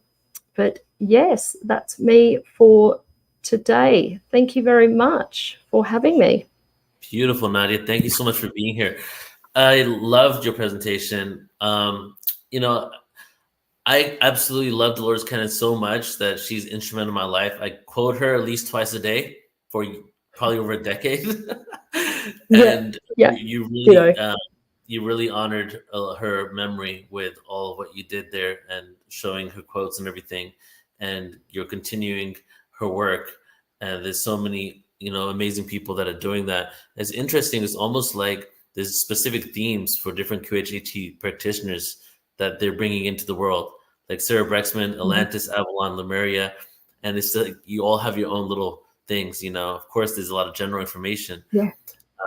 I loved what you shared about the amnesia and how people used to forget, and now they're starting to remember. And that just goes into, like, if there's one thing that we're doing, I feel like the bottom line is we're healing amnesia.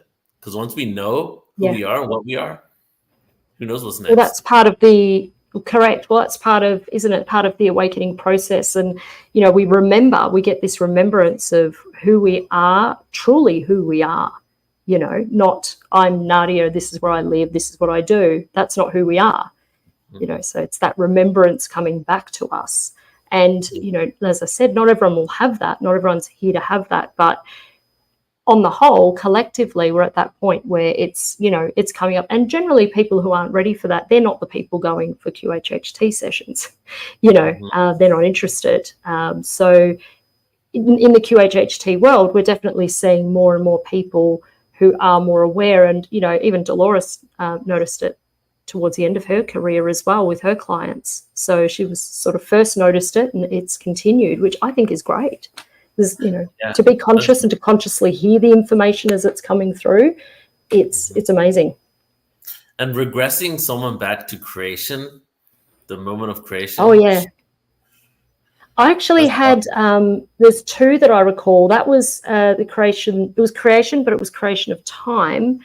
Whereas I also had someone once go back to the creation of energy, which was quite fascinating because they were generating energy to be used on behalf of everyone in the universe, every dimension. And the idea was that, or what he explained, was that we as humans, we don't actually create energy. We may think we do at times, but we don't. We're just drawing upon energy that they have created for us. We're able to manipulate that energy to our advantage or to how we need it. When I say to our advantage, we could also do it to our disadvantage. We have the power to go either way, but we can manipulate it, but we can't create it. It gets created there for all of us to use. So that was interesting. I had those two different aspects of the creation, the timeline and the energy. Yeah, the two different clients. Cool. Any books coming from you anytime soon? No, maybe I should. I have a lot of interesting information. Putting out this information in these ways, or at least creating presentations on like all the stories on creation, all the stories of this, there's so much that we can get from it, no pressure. Yeah, but of course. awesome. Yeah, no, I probably need a ghostwriter, but it's interesting you said that people, everyone has their own sort of little niche, I suppose. And it's not, you don't choose it, it chooses you. And the clients actually come to you and they almost create it because, we don't obviously choose what experience they have. It's be interesting. It's an energetic thing. To have all the QHHT practitioners regress through QHHT to want to find out why they're attracting specific themes. Yes. So the practitioner have the regression to find out, that's a good one. Because I work with Paul Williams, now you, Sarah Brexman Cosme, Bridget Rennie Holiday, all some of the best QHHT practitioners in the world, I would say. And they all have the niches. Like, it's just crazy. Yeah. It's like they're being chosen for specific things to be disclosed. Yeah, and we don't do it intentionally. Well, I know I certainly don't. It just comes to you. Yeah. Yeah. Nadia, thank you so much. Before you leave, I'd love for you to share anything else you'd like to share. And are you taking clients still? How can they get in hold of you? How can they work with you? Yeah. So definitely taking clients. I'm booked up for this year, but I do have availability in January and February. I've just recently opened those dates. And they can reach me through my Instagram, which is qhht.australia, or my website, which is qhhtaustralia.com.au. And reach out to me. I love having chats with people. Beautiful. Nadia, thank you so much. I appreciate you being here, and thank you so much for everything you're doing. Thank you, Neil. Appreciate it. Talk soon. Bye. All right, everybody. It's been a big day. It's almost midnight here in Central Europe, and so we're going to get into our grand finale for the day. Mary Rodwell already did the introduction, so I will be bringing her on in a second, but I'm thinking it's a good moment to reset. We've been nonstop for quite a few presentations. So let's just take a moment here, and I invite you just to kind of stretch maybe roll your neck a little bit. Let's go, everybody. Come on. Roll your neck. And then raise your shoulders. Drop them down. Raise them up again. Drop them down. Now let's take a deep reset breath in, just an integrative breath of all we've experienced as we get ready for the final transmission for today. Let's take a deep breath in.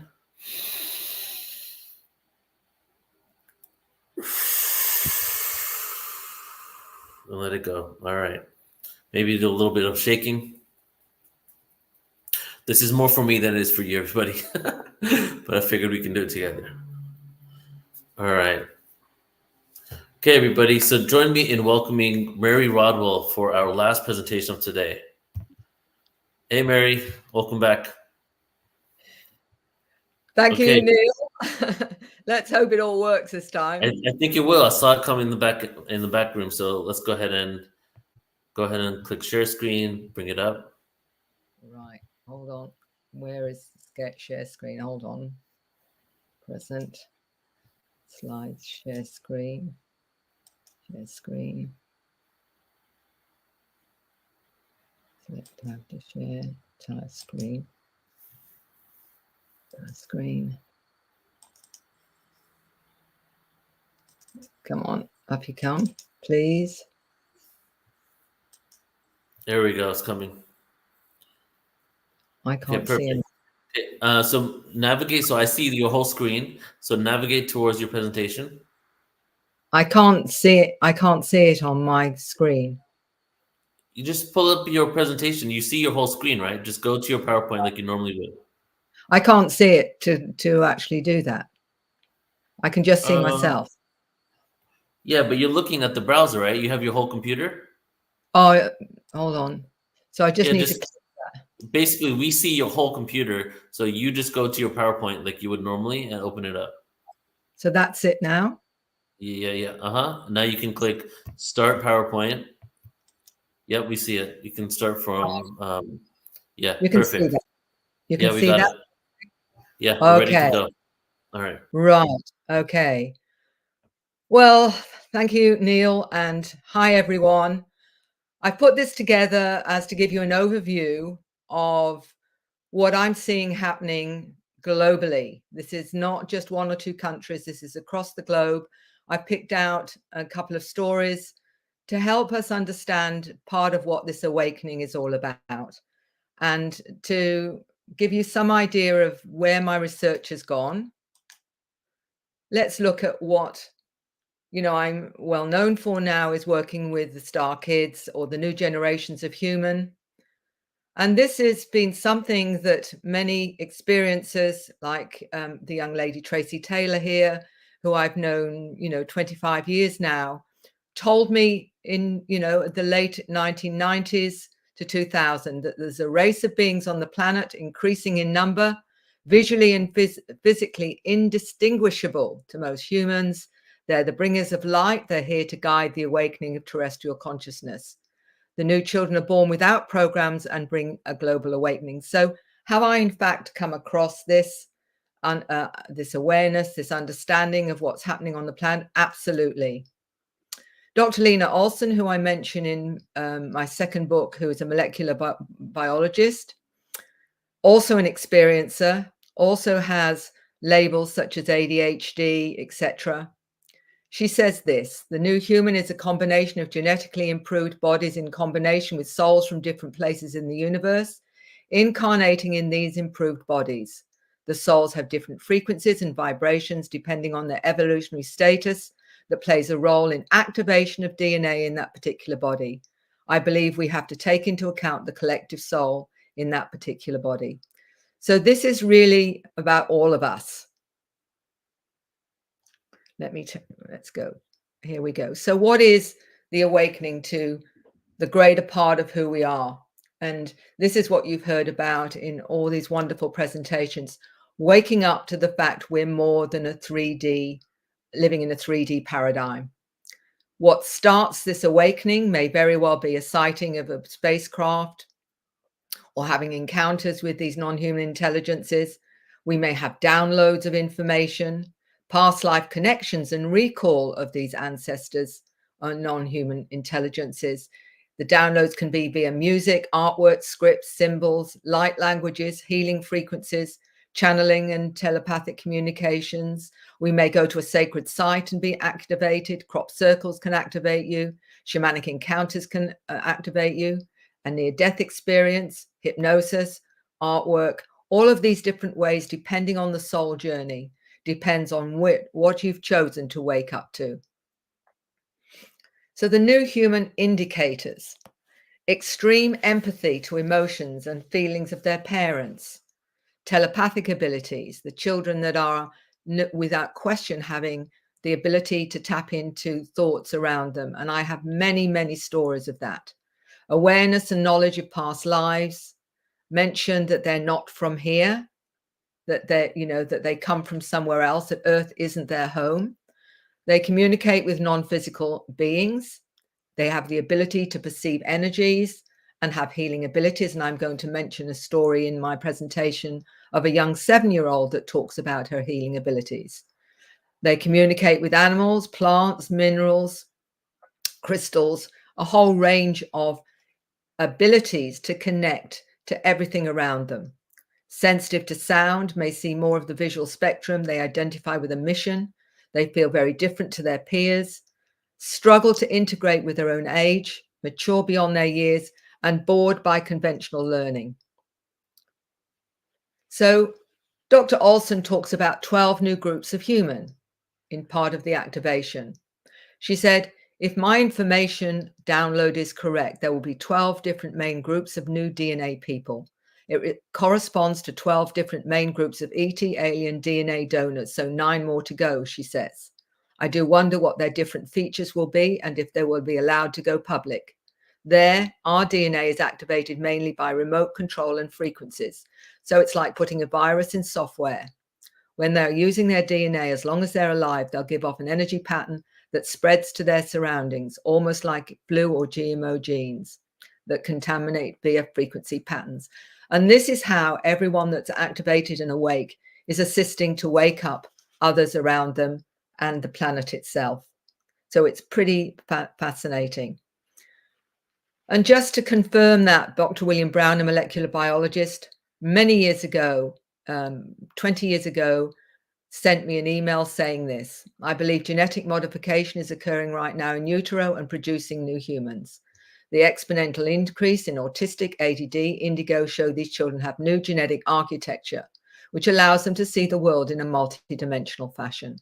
I believe research would show dormant genetic regions are being reintegrated into the biological systems and occurring in all of us to produce expanded awareness. Their brains work faster. They have access to more information in the beginning. In the classroom, learning is much faster than normal. I believe they know what is being taught. And this is exactly the case. How do they know what's being taught? Because in their experience, many of them go off planet or in craft. They have multi-dimensional education taught, which both adults and children are taught on board craft.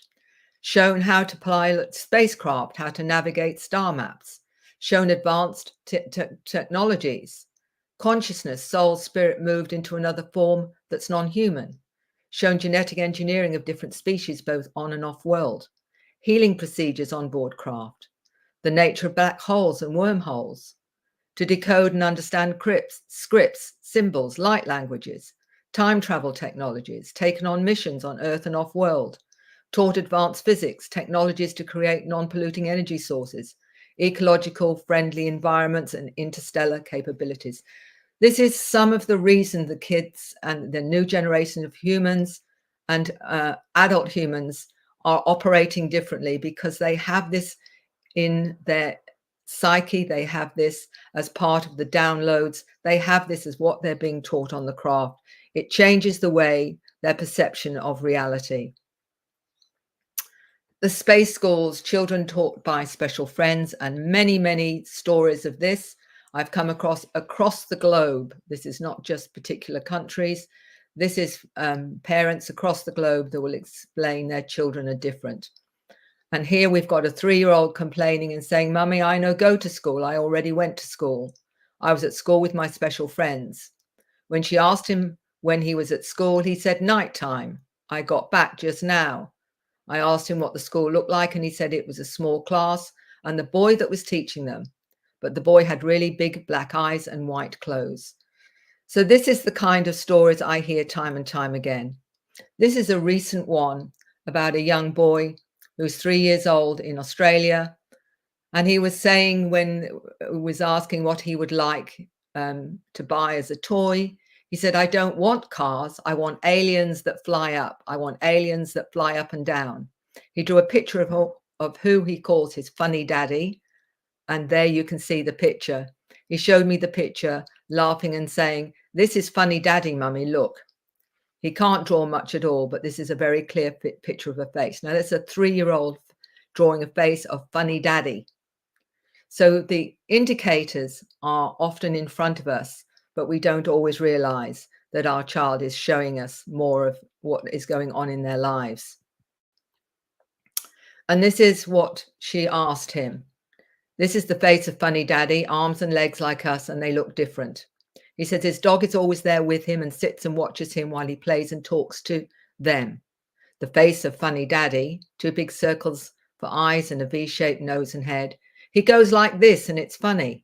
He puts his hand to his mouth and pretends he's eating something like an insect or talking perhaps.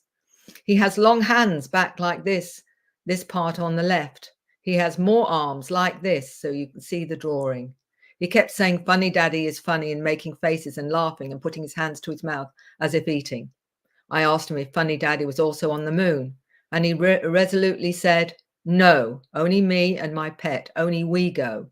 When I asked him where funny daddy lives, I could not understand him properly.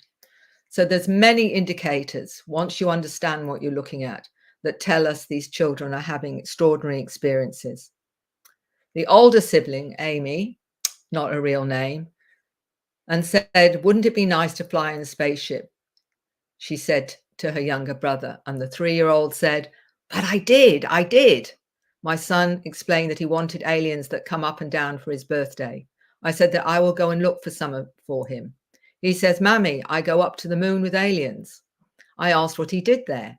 And he said, I go there and sleep there, and I talk and I play with aliens. I go with our dog, also with 2 of my friends, but I always come back to you and give you a hug. I love you, Mummy. I always come back to you. What about the rest of the family? She says. They go later. 2 aliens come and get me and we fly up and up and up all the way to the moon. What do they look like? And he points to a deep aqua color. So there's a great deal of detail there that also gives you a certain credibility to everything the child is saying. And that for me is very important. I'm now going to talk about a young 7-year-old. And I'm going to explain a little bit. It came to my awareness, another little girl who talks about the fact she's a hybrid and has healing abilities. And I'm going to hope that this plays. I'll be doing a healing activation for nerve pain. One of our beautiful, amazing fans requested this, so we're going to do this.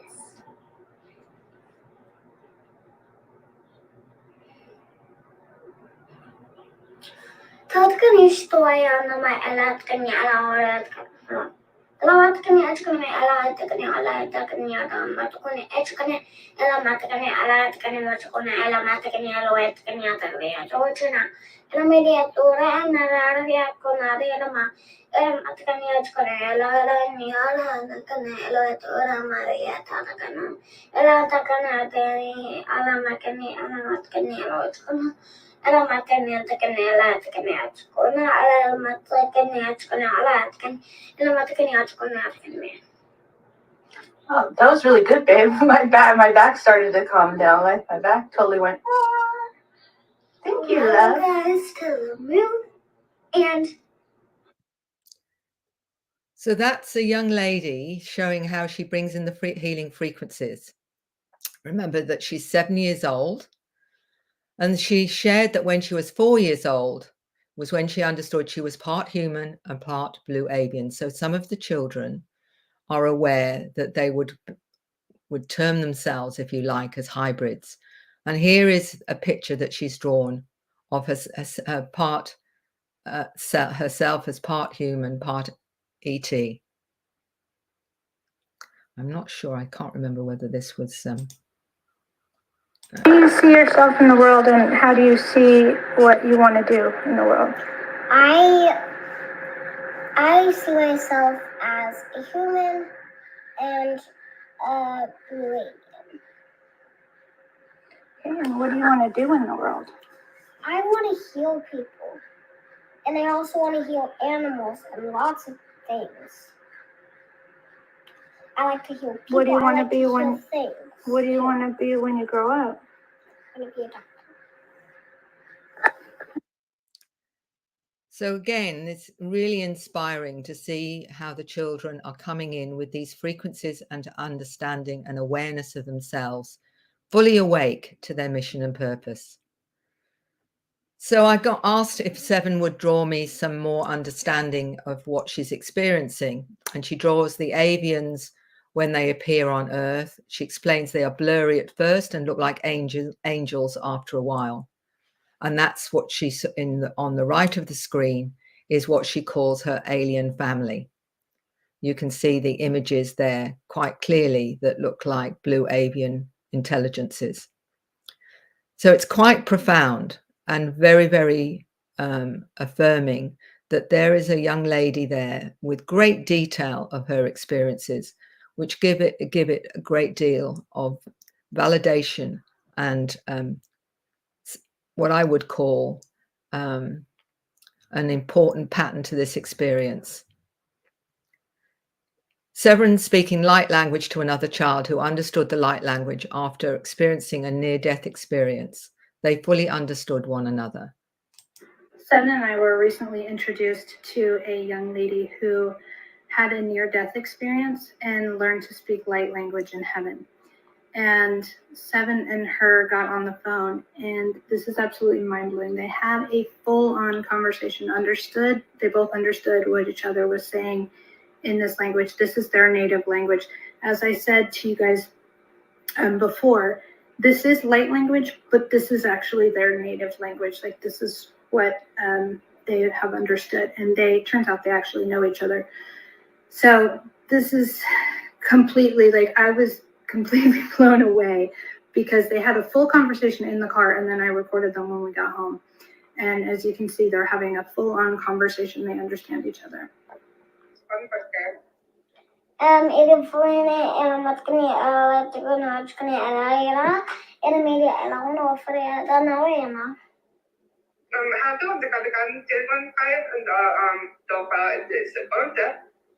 La fida è l'amore irania.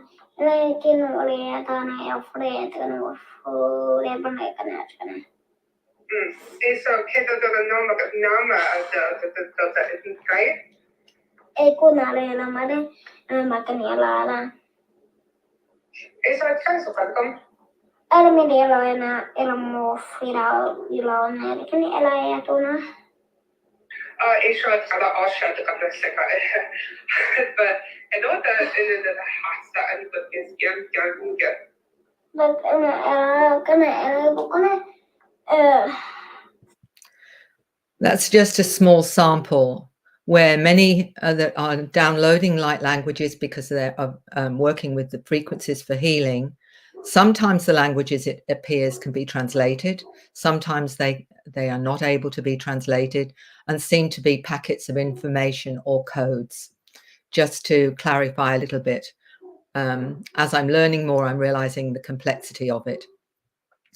But here's some more compelling information about the reality of the child's experiences. And that's really one of the questions so many ask. Are you sure that it's not their imagination? Has the parent said anything? And I can categorically say that many parents have no idea that their children are having these experiences. And often it's only until they come out with certain things that they start to highlight the fact that something extraordinary is going on here. As you see from these images, the first picture, she worked on this one for a long time. Her mother said, it's the technology they use to heal humans and other beings that are not in alignment. So as you can see there, that's that particular image, the first image from left to right. The next one is what it looks like when they come to visit her in the middle of the night. They're coming through what appears to be a portal in the room. And the third one from the right is her avian form healing blackness from humans and waking them up from being dead, as she says. These are different beings that she loves. So in other words, she's helping those that are unwell to bring in their own healing abilities, which is really fascinating. And the final one is beings that are very different that she loves. So very fascinating, detailed images that are very hard to dismiss and just call imagination. And now she's going to explain how she heals. What I will do is I take a tiny piece of white light. I take the white light, throw it into the tiny, well, not like throw, but like put it into their body. Mm-hmm. After I do that, I pull it out, and there's something. Once I pull out the white light, there's something that's stuck to it. Why I put in the white light is because it will stick to the bad stuff that's in your body. And once I pull it out, the bad stuff comes out. I throw the bad stuff out of it. I wash the white. I look at the white light and make sure there's none more left. I wash it, kind of like. Do you know what I mean by wash? Mm-hmm. I don't wash it, but I wash it. Do you know what I mean? I do, baby. I don't wash it with water. So with white light, yeah, I understand. Okay. So then I wash it. I put it back out there, and I add some more energy. I fill more out of it. I add some more energy, and after I add more energy, I just I lift up the badness that I washed. I lift up the badness, and I talk to it and say like something, I usually like say like something like this, like something like something that it needs to do better. It needs the badness that was in the body. It needs to do way better and turn into white light so I can put it back up there. After I turn it better and it be clean. So she's explaining the process, which to me is extremely fascinating, given how it's very similar to what many healers will talk about when they're working in this way energetically. And I think that again gives it a great deal of credibility in terms of how she understands it, and quite fascinating. Now she's talking about the blue avian teacher on the spacecraft. Yeah, when you first arrive on the ship, who comes and greets you? Actually, first the blue avian teacher comes, and he walks. Just pretend I'm the blue avian teacher, and he's like this. Once I come, he walks very sweetly, and he bows to me in a very kind way, and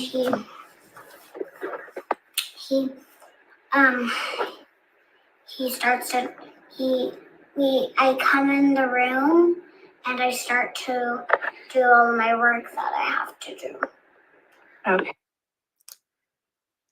Once again, when you're looking at the credibility there, what is fascinating for me is the understanding that she has and the detail that she comes out with. So some more of her drawings here, which I think are really wonderful. This is everyone living together very soon, happily, she's saying. She talks about leaving the earth with the beings of light that are going to be coming either in 2025 to 2026. She says her body won't stay here on earth, that she will leave. And I don't quite understand what she means, says her mother. This was a little book that she sent me that she'd put together. I am a blue avian. We're a species of interdimensional beings. When I was 2, I was visited by my family and they showed me who I was. We are a race, very loving, very kind and helpful beings. You can't always see us while you're on the earth. But if you open your heart and ask us to come and visit you, sometimes we will. You're all special aliens in your own way. And if you read this book, it might help you remember where you are from. She explains in these wonderful drawings. On the left, she's saying, just like an ice cream cone has many layers and flavors, we have many layers and flavors. The ice cream cone has different flavors stacked up on it, just like Earth has other dimensions stacked on it too, that you can't always see. Just because you can't see it doesn't mean it's not there. She talks about her family. This is my family on my planet, just like I have a human mum and dad. We also have a mum and a dad and a brother on my planet. In my dimension, my dad is a dad to all of the kids, so it's different than here on Earth. If you look out into the stars at night, you might remember where you're from. My other body, she talks about. If you see me on my planet, this is what I sometimes look like. This is the image on the left. I have wings, 4 fingers and feathers that look like fur on a cat. Sometimes I look like a pure blue light too. I can take on many forms. I love to visit other kids on the earth to remind them how special they are and that they are never alone. You can call on me in your dreams to come and visit you, and we can go on adventures. I love making new friends with all the beautiful kids on earth, and I'd love to be friends with you. At night, in the other picture, my family comes through my window while I'm in bed, and they take me on journeys all around the galaxy. I love it when they come to take me. I get to see so many amazing things. You can do this too. Dimensions and space travel. Again, on the left, this is what my home looks like on my dimension. It's really beautiful. And then the second picture to the right, this is what it looks like when my spaceship picks me up. It looks really small, but then it becomes really big once you're inside. It's almost like magic, but it's real magic. The healing room that she talks about here on the left, this is one of my healing rooms we have on my planet in my dimension. We can help people to learn how to heal themselves, and we can do this here. The second picture to the right, when I travel through the stars, I see many different types of beings that look very different from us. They are all beautiful. Her planet, she talks about, this is what her planet looks like when you land on it. It's one of the buildings that she works in and where we do really important things, she says. I love the flowers outside of this building because it reminds me that I'm home. The second picture, this is what my planet looks like from far away. You see how it looks like a box. It's really a special box that has a whole world inside it, and you can't see it until you get inside the box. And this is Earth. This is what Earth looks like from where I live, she says. We think Mother Earth is a superhero. When I'm from, because people don't always treat her the way they should, we know she's alive and feels everything. Try talking to her and you will see. So, me, here is a young well, boy. I'm back, and I'm going to actually show you that rocks seem like they're actually living. This little meteor, it is a meteor, told me, because here are the things that they have. One, they can actually communicate. They're not like actually like living like we are, like breathing or sneezing or coughing. They communicate through your mind. So if you find like the key, this one, it is right here. And so you can put a finger on it, and then you can actually hear it talking in your head. It sounds like your own voice, but it's really the rock. 2, they have feelings. This rock told me when I was crashing down to earth and people were scared, it made it feel sad. And it got happy when I was in the water rolling from it for an adventure. And it was also, and now I'm getting ahead of myself. So number 3 is to actually have friends. The meteor told me it made friends with a pufferfish and a shark. Why don't you tell them where we found that meteor? So that's giving you a very brief overview of some of the awareness of the new generations of human that I write about in my book, The New Human. The awareness and abilities are extraordinary, and only now I think we're coming to understand more of how these children operate multidimensionally and often given labels because they're not understood, such as ADHD, Asperger's, some forms of autism, dyslexia, and maybe even bipolar. It's coming to my awareness that what these are considered so-called conditions are may very well be the manifestation of a new multi-dimensional aware human. But I'm going to briefly go into the codes and frequencies for the short time I have left in this awakening presentation, just to give you an idea of how the adults are now operating as they wake up and are activated. Hypercommunication, it should be borne in mind the nature of extraterrestrial communication, that in a majority of instances, star visitors communicate with humans by telepathic transfer of mental images, concepts, rather than words and speech. Everything is made up of the same matter, resonating at different harmonics. So the ETs are able to communicate with us, directing thought on subatomic levels, and so activate the subconscious. The symbols are meant to communicate the nature of the macrocosm. That's Tracy Taylor's, in fact. So scripts and codes designed as access tools.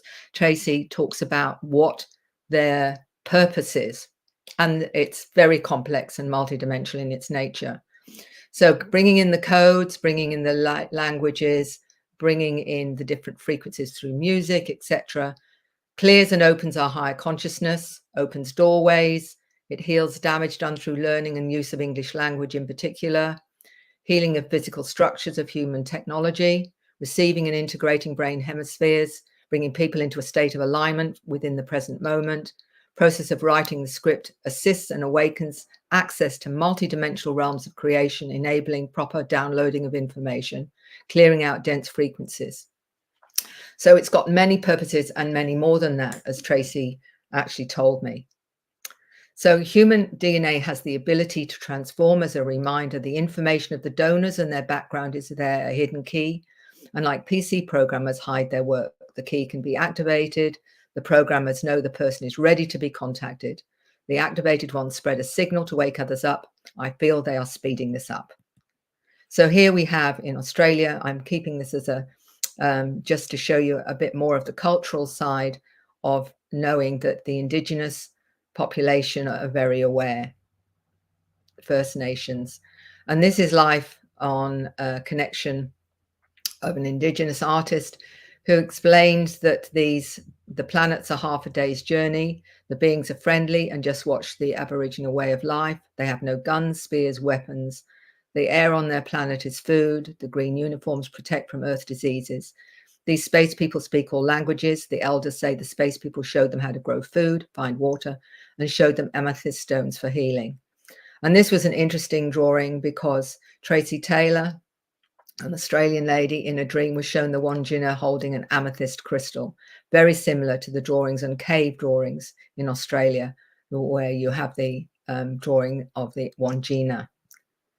So I'm now mentioning an Indigenous grandmother who told me that the star people have always been here before dream time.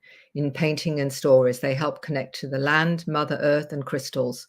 Connection through music, art, plant essences, nature, crystals, and healing, helping to recharge the land and the portals at energy points. The drawing on the right with codes was something I noticed that she'd been doing so much of this in a book, where she was downloading all these images and she had absolutely no idea what they were or why she was driven almost to produce them, until I told her that they were the codes she was bringing in from these intelligences. And this is what she told me, that she also was speaking the language as a small child, these star languages. And she said, I saw them. Some were blue, some tall and green, different shapes, and some very alien looking ones. Saw the greens and the blues most. I was closed down for a while due to other cultures with religions that impacted on me. It blocked me and I couldn't get home. It began again when I started soul healing, meditation, crystal bowl frequencies, crystals. Told to put pen to paper and get my head out of the way. It came in up and down, across, around the page. It came in fast. I felt I needed more hands to keep up. I didn't know what I was doing until I spoke to you, which was meaning myself. When I actually saw what she was doing, I explained to her that I'd seen many, many, many pages of such downloads. These were the drawings that she is an artist, and these are some of her incredibly beautiful drawings, and, or should I say paintings. And fascinating, after she brings in the codes, she then adds the codes to the paintings. She found herself adding codes to these wonderful paintings that she had created. And she was just drawn to doing it a little bit later once she started drawing the codes. These are more of her different codes. I've seen these examples and some similar to it time and time and time again. It's happening globally and tells me far more about the awakening by those that are producing them. Here's some more of what she was doing. Again, very similar to so many I've seen. And the personal song lines, in 2008, she created the painting you see to the right. She believes that this seems to be more personal to her on one level. She's now identified many more. It may be these lines of energy power, maybe as we understand them to be ley lines or power points across the globe. But what's fascinating is that when we were talking about this, she suddenly was drawn to create more of those song lines in the present, including the strange drawing you see to the right, which she put in the center of the drawing, which we'd call Central Australia. And we believe it's Uluru.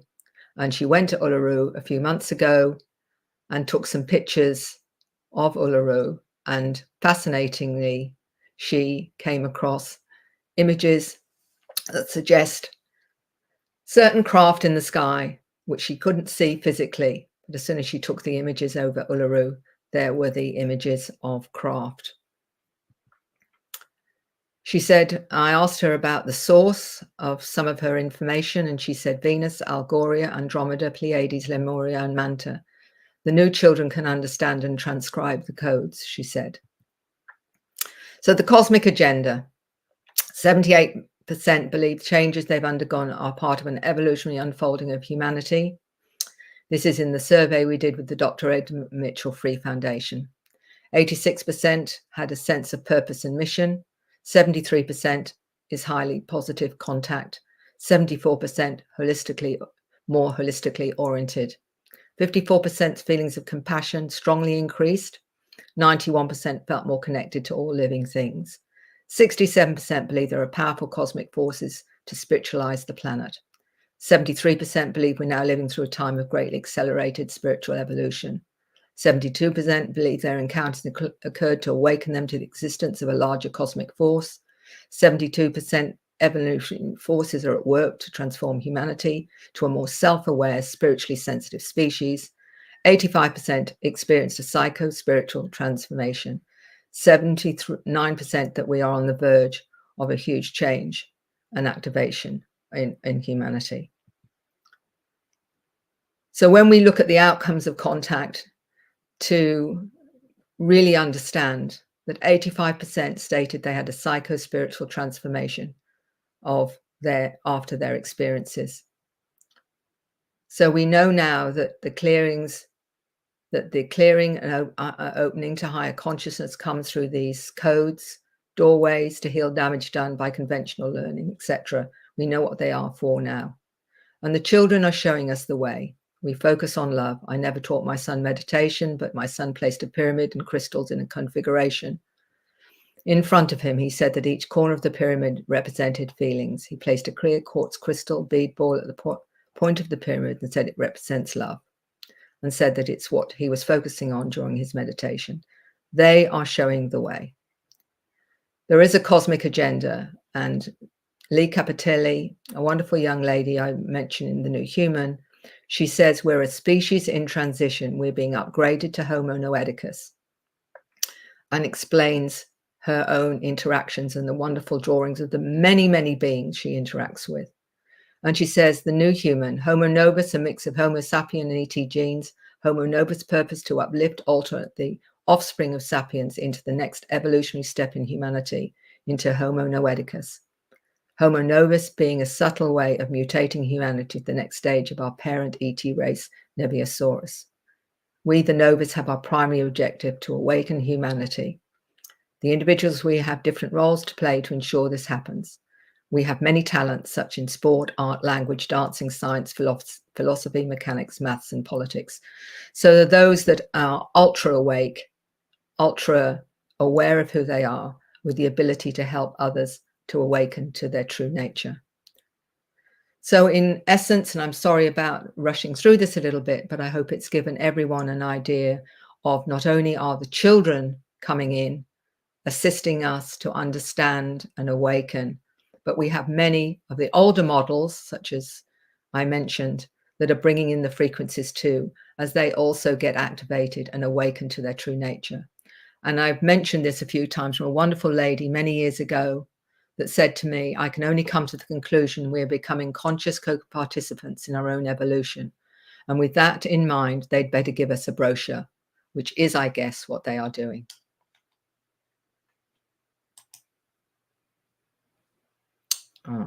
Now. Beautiful, Mary. You can click stop share right there at the bottom. See that stop share? Yeah, see it. There we go. Amazing, Mary. Wow, that story with Seven is incredible. Is she the daughter of Kristen from the Psychic Babes? Because I saw the business card. She got into she got in touch with me, and what was interesting is I was able to get a lot more information, which I think is really important, because it gives you a real sense of that young girl and her awareness and her understanding. And the detail is very, very compelling. When people say, oh, well, you know, it's just a child imagining things, you can't dismiss the amount of detail this young lady is talking about when she talks about her abilities, her awareness, and her connection as a hybrid. And that's what I wanted to highlight. Right. Well, if there's one or two things, maybe you can have some doubts, but there's so many different things that were going on with her, the conversation, and then she wrote that book with all that information. It's like, it gets to a point where you just can't deny it.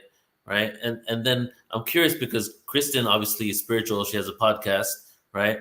So do you notice that most of these kids that are awake are from parents that are already in this world, and they kind of cultivate that curiosity from an early age?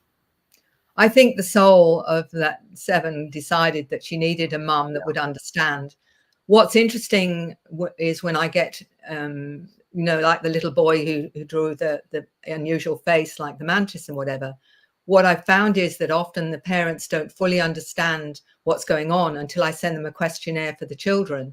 And then the child says, yes, I experienced this. Yes, I experienced, because the parents haven't known what questions to ask, but Kristen does. So she's, you know, she picked well to have a mum that was tuned in enough to help her grow and expand with her awareness. Do you have, so do you have parents that aren't in our world? If, you know, that's a broad term, but in this world, but they're just curious about what's going on with their daughter, and they find you, and then, you know, they start discovering things afterwards?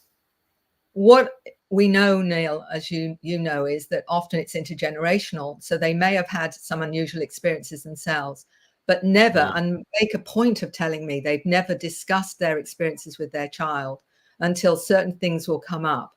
And then it's, why does my child talk about this? Why are they saying it this way? Just like the first story about the little 3-year-old that's talking about his new daddy, his funny daddy and whatever. And it's only recently the mother realized that she was having experiences, and her daughter also then starts coming out, but him saying, no, I want spaceships. I don't want cars and whatever. And it's those things that intrigue them. And they write to me and say, this is what my child's saying. And then I'll send the questionnaire, and then we find out all sorts of things that are going on with that child that their parents hadn't even realized. Do they find you by just Googling like someone that can help them? Yeah, sometimes it's that, or they're chatting to somebody, or they come across, as I say, a podcast. I do so many interviews of all different kinds, and I just think, people are helped, or the soul helps them find the connection when the time is right. Right. How many children on the level where you're like convinced, like 7, have you had the opportunity to connect with?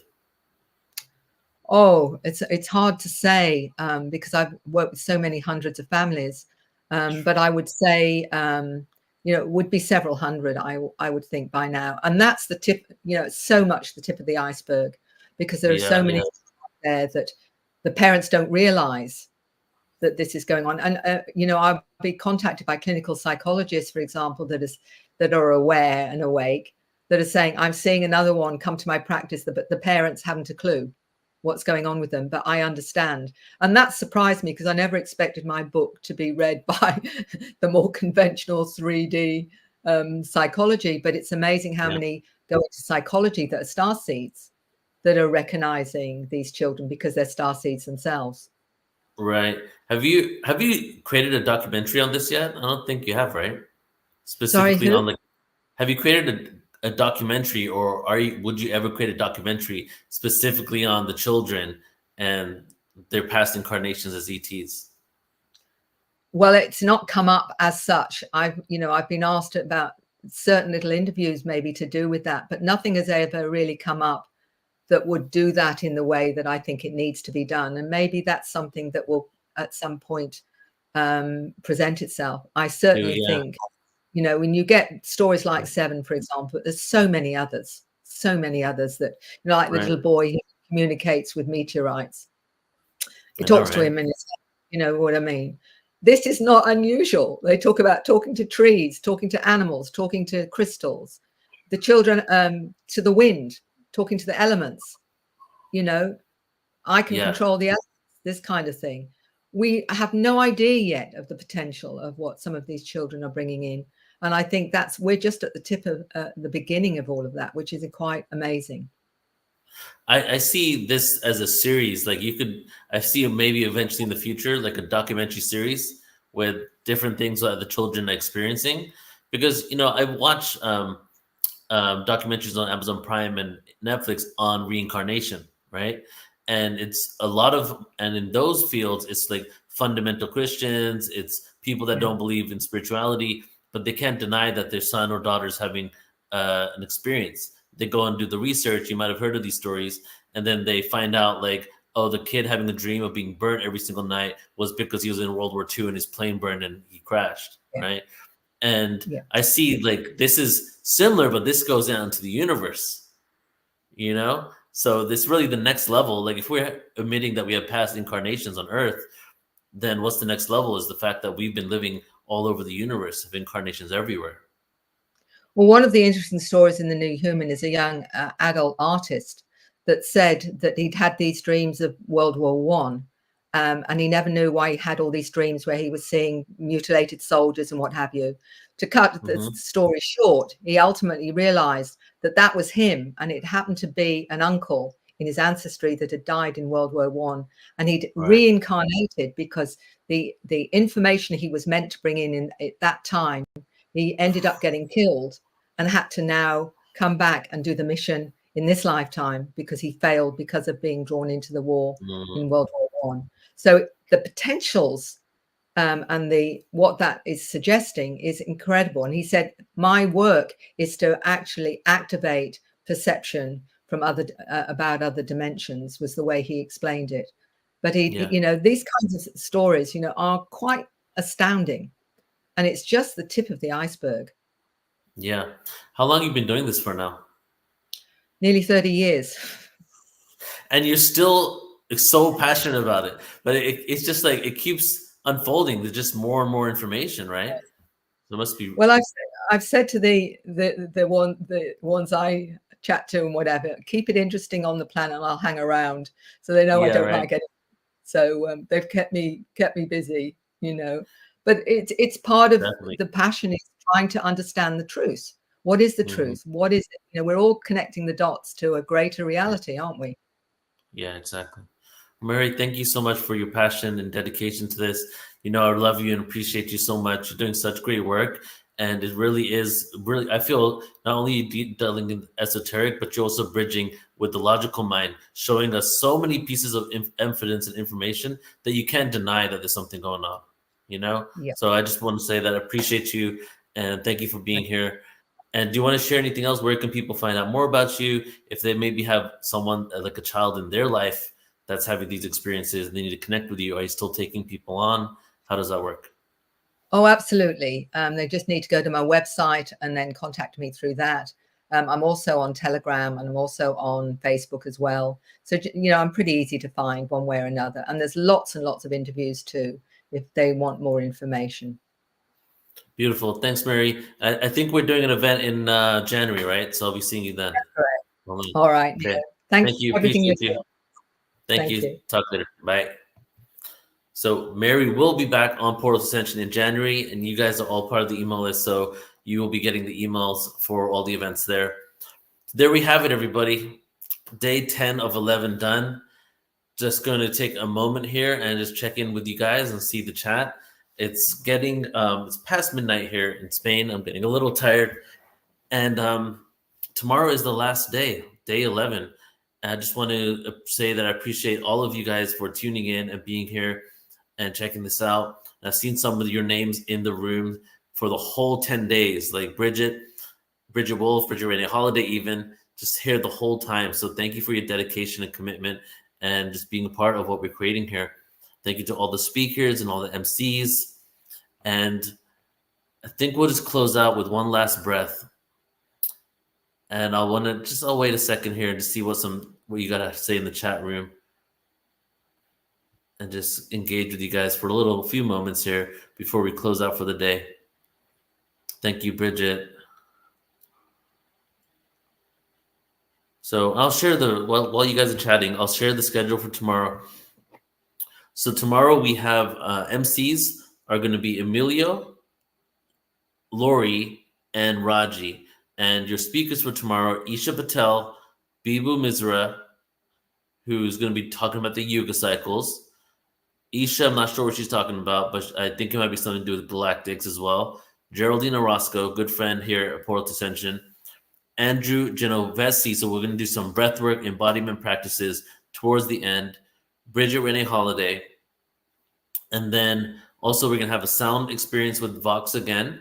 And then I'm going to close out the day with the dragons presentation of my regression with the dragons. And that will be it. That will be day 11. So let's check in here. Thank you guys. Throw some of your comments on air here.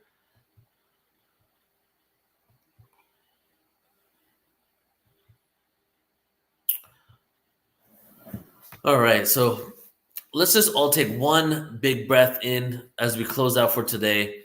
Everybody, I'll give you a second to get ready for this breath. This is the breath of the day. Let's take a deep inhale.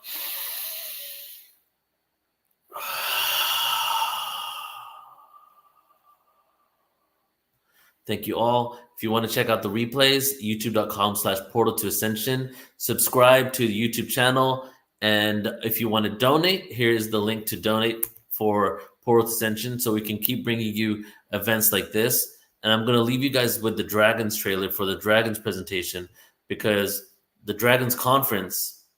Oh, by the way, happy Arcturian Day. Today's the day we align with Arcturus. Happy Arcturian Day. In 2 days, we have the Dragons conference, the trailer I'm going to show you at portal-to-ascension.org. You can go and sign up there. The day after that, the Arcturians conference is being released. Same page that you're watching this on if you're on our website, same YouTube channel if you're on YouTube. Then it's 3 days of True World History. So come back, check it all out, and enjoy everything that's about to happen. So here we go with the Dragons trailer.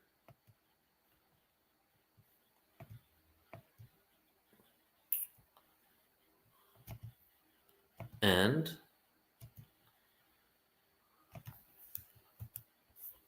we'll see you tomorrow. Love you all. Appreciate every single one of you. Years across continents and cultures, one presence has been with us, silently guiding, protecting, and revealing the way.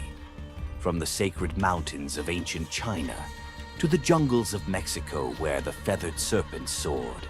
In every corner of the earth, they have been with us. The dragons are not mere myth. They are the wisdom keepers. In East Asia, they symbolized power, strength, and the flow of life itself. In the ancient empires of Mesoamerica, the serpent god Quetzalcoatl embodied the essence of knowledge and renewal. Their energy flows throughout time, weaving humanity's fate with the divine realms. And now, In this pivotal moment of human history, they seek to reconnect back to humanity. But who exactly are they? And why have they never left the ancient seers, the shamans and mystics of every culture who knew their power? Join us on this sacred journey to the dragons with star codes and portal to Ascension as we uncover the truth of the dragons with channelers, historians and mystics in this one-day conference on October 19th. From light language to celestial guidance to the wisdom of ages past, this is your time to activate with the dragons.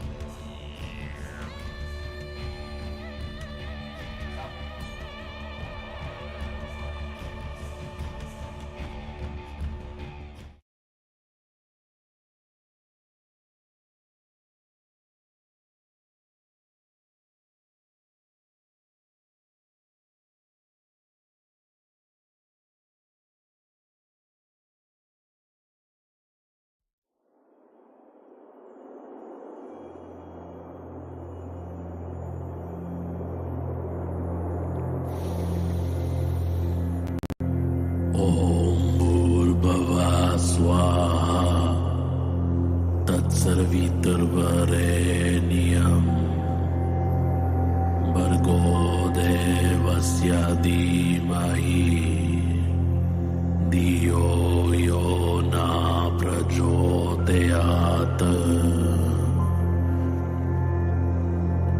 Intavoakatianoa Yamuna Watina Kiamupa Ufania Katianoantina O Kampala Kia Kampalaya Inamuatina Kaniam Watatao Yakatuatiana Yamakatu Inze Awakala Kumpali Atara Kumpala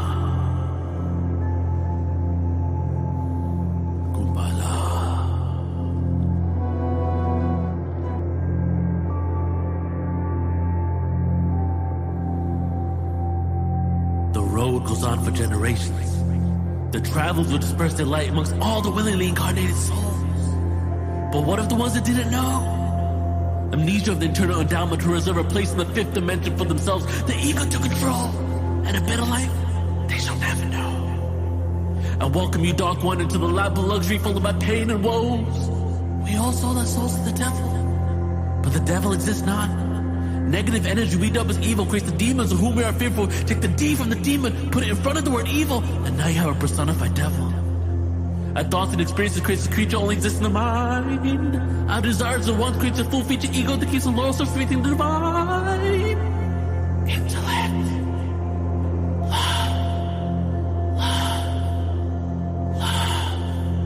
On the perfect understanding we will have of one another, I welcome you, my brother, my sister, my lover, to become one, to help me become one, before reality tears you from duality back in ether's imagination. I'm the ghost of lives past. Generations have descended just to gain these experiences. And I pray the human situation is critical, mind analytical, won't let me forget the fall of angels and demons into this third dimensional world. Is this planet yours? May I hide amongst the lost souls? Hide out for a bit, drink some liquor, smoke some weed, and step outside for a cigarette? Yeah, sure. Here's a social security card, you may live. Reincarnated to a kid and live, give it back to the society. When I'm locked in borders, I smolder through the ashes comes a horde of abstract thought. Who is not a ghost, a spirit, but just is. An enlightened individual, equality minus elitist political goals, the cynical flow, and pain and woes of shamanistic pagan rituals. We will resurrect the Messiah in all of us. It's time to trust our brothers and sisters. Unity of mind, consciousness, awareness on the rise. The yin-yang intertwined, masculine, feminine lovers intertwined. Spit worse than the chocolate points in my spine. Relentless but still find inner peace, so down the pace of my corrupted mind. Chemtrails, aspartame, fluoride, getting drunk and high. About the consequence, know why am I really here? But now I know is to help humanity steer into the right direction. For every single one of you, I feel affection. We're in the same situation, so erase the awkward moments, trying to walk around and get that bonus. You remember the Arcturians will be one of the group of interdimensional beings in the near future. The mass landings will help us souls really breathe. raise your frequency if this is what you want to see. And don't try to break free from the shackles of captivity that we formed in our own mentality, because you and I, we are, we've always been. Ya kuande aniate. Ya muakine azinawa.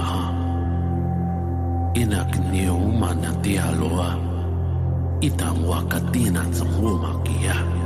Ufana ianiaka. Inza uakni ansia. Uma fire niaka. Ualeando ande kia. Uanamia niatano. Iakawa. Uantia. Oh.